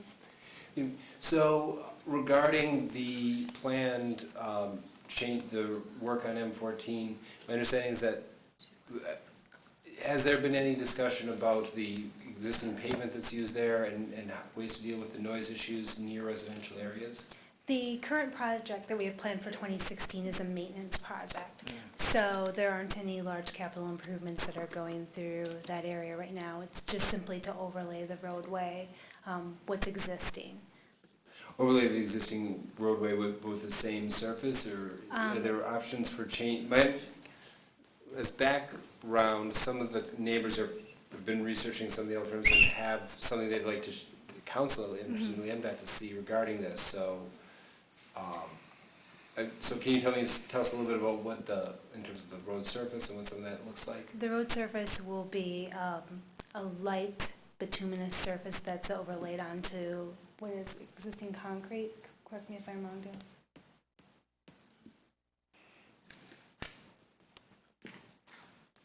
There's actually, it's in 2 stages. From here on River Bridge to the west or southwest, it's all concrete.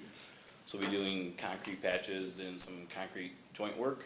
And then from the east of the river, it's a composite section. It's HMA over concrete, and we'll be doing concrete patches in there. And then a mill and fill in the area as well. So west of the bridge will remain concrete. East of the bridge will have the bituminous over the patches. Okay.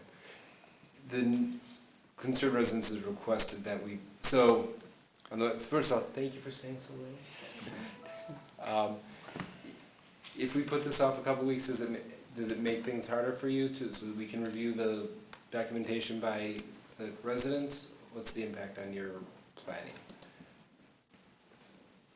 We are on an expedited schedule. We've been working with the City Parks Department since 2012, that we've put the project off for several years to work through mitigation issues with the Parks Department. So we were hoping for an expedited action so that we can continue on our schedule. Okay. I understand that. I've put some of your colleagues through some tough spot with other issues before, so as other projects in the corridor move forward, I hope that we're able to address some of these noise issues, particularly west of the bridge, because that concrete, the noise just bounces right off into the neighborhoods. It's really loud. So, but for tonight, we'll let you go home, and I'm fine moving forward tonight. Thank you. Further discussion of DS10. All in favor? Aye. All opposed? It is approved with 10 council members present, thus satisfying the 8-vote requirement. Are there communications from council? Councilmember Warpahowski. Just to let folks know that the July 6th meeting, I will not be present. going to be in two. Councilmember Kunzman. I would also like to inform my colleagues July 6th I will not be present. I will be in Tübingen, Germany. But also I have another communication. During the discussion regarding 415 West Washington, I heard a number of my colleagues reiterate support for the Allen Creek Greenway and for 415 to be included in the planning process. I think there was at least 4 of us on council when there was a resolution passed designating 5th and Washington, or 5th and William, 415 West Washington, and 721 North Main for those properties to have a portion of their property included in the Allen Creek Greenway effort. I'm going to be going back and looking at that resolution in particular to see what was designated. I believe, if I recall, it was the eastern third, basically the area of the floodway, to be included in the Allen Creek Greenway. But if that's what I find, as I suspect, I'll be coming back, I believe, with a resolution on July 20th when I return from Europe to include the entirety of 415 West Washington to be included in the Greenway plan. I think we need to give that direction to staff. It's not for them to guess what we want to be included in a Greenway plan.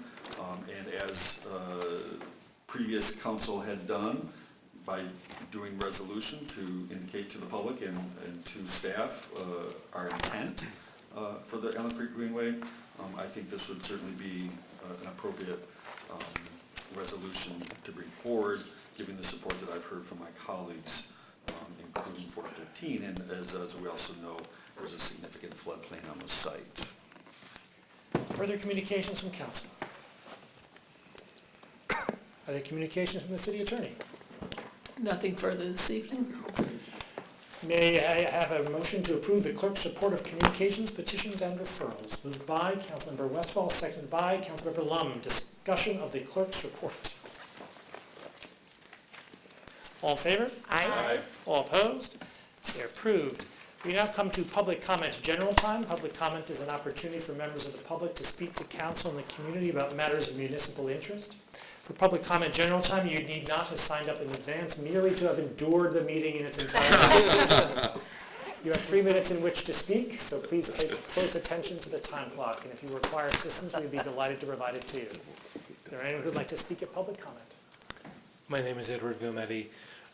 It rained the other day by the city gauge on South Industrial.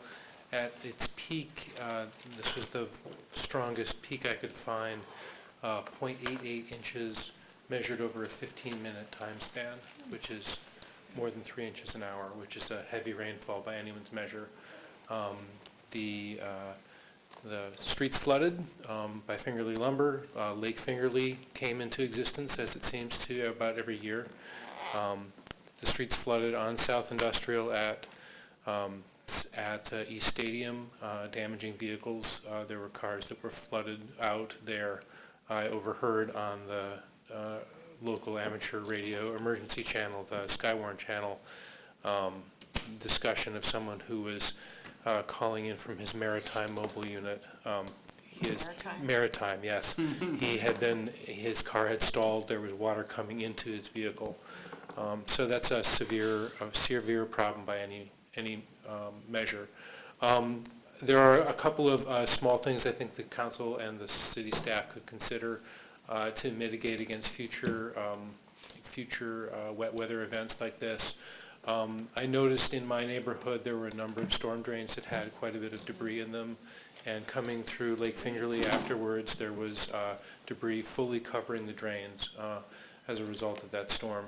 I don't think that the city street sweeping program is as vigorous as it was in past years, and in particular in the lowest lying areas. Some of those are in student areas where it's very difficult to clear vehicles away during the school year, and so you have streets that are swept down the middle but not swept curb to curb.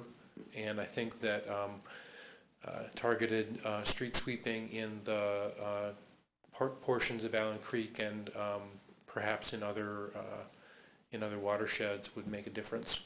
I don't know if it would make enough difference to avoid flooding, but I do know that it does make a difference to have clear drains. And I know that the Huron River Watershed Council has an adopt a drain program. Jason Frenzel is involved in that, or at least he has been. I would have loved to have heard some communication from them about the importance of clearing your drain. I know I heard Robert Keller on the radio about, take your snow shovel out and go to the street and clear your drains out. So we had a flash flood advisory tonight. It didn't flood as far as I can tell, but yeah, it's wet out there. Thank you. Thank you.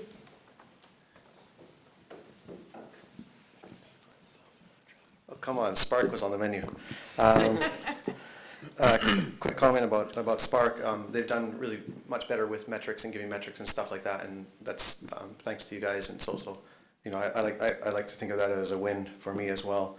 I do have a bit of a concern in that is that it's still about helping the big businesses and not the smaller ones in Ann Arbor. Even Toyota, if you think about it, what's weird about Toyota is that a member of Spark is actually works at Toyota, so it's still about Spark helping Spark. I mean, Toyota member at Spark and at Toyota, come on. If I was advising Ford or GM, I'd tell them, get on the Spark board, learn to funnel money to your own business.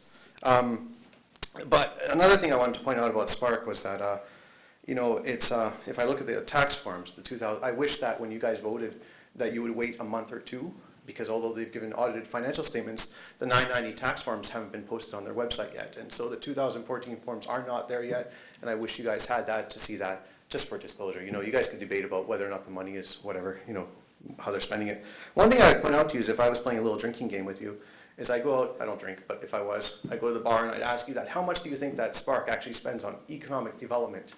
That according to their tax statement, what do you think they actually write in there? Do you think they spend $1 million, $5 million? How much do you think they actually spend on economic development? And what I'd point to you is that is in 2013 Ann Arbor Spark Foundation tax form, sure enough, they give $635,000 to competition awards. But would you believe it, that under economic development, your buzzwords that you guys use when you're trying to win office, they only spend $90,250 on economic development. That, I can say that in a totally factual statement, that Ann Arbor Spark Foundation spends $90,250 on economic development. And I pull that number straight from the tax form. So my complaint about Spark is that sometimes, they're always in the news saying we do this, we do this, we do this. Sometimes I don't think you guys realize that they might not be doing as much as you think they're doing. That I wish, if you look at the actual financial statements, you realize a lot of the money goes to Spark employees, it goes to their travel, it goes to their food. They're probably having a party tonight, having fancy food tonight. But that's what I wish that, that's my kind of complaint about it. But otherwise, I am happy that they do have, they are providing metrics. That's a really, really good point that people here mentioned and stuff like that. But that is my kind of criticism is that I wish that they would pay more attention to the small businesses on Main Street, help out DDA, get involved with helping some of these small businesses so they don't leave Ann Arbor, that we keep our culture and the part of Ann Arbor that we love here. So that's my thoughts. Have a good night. Chicago won Stanley Cup. Awesome. All right.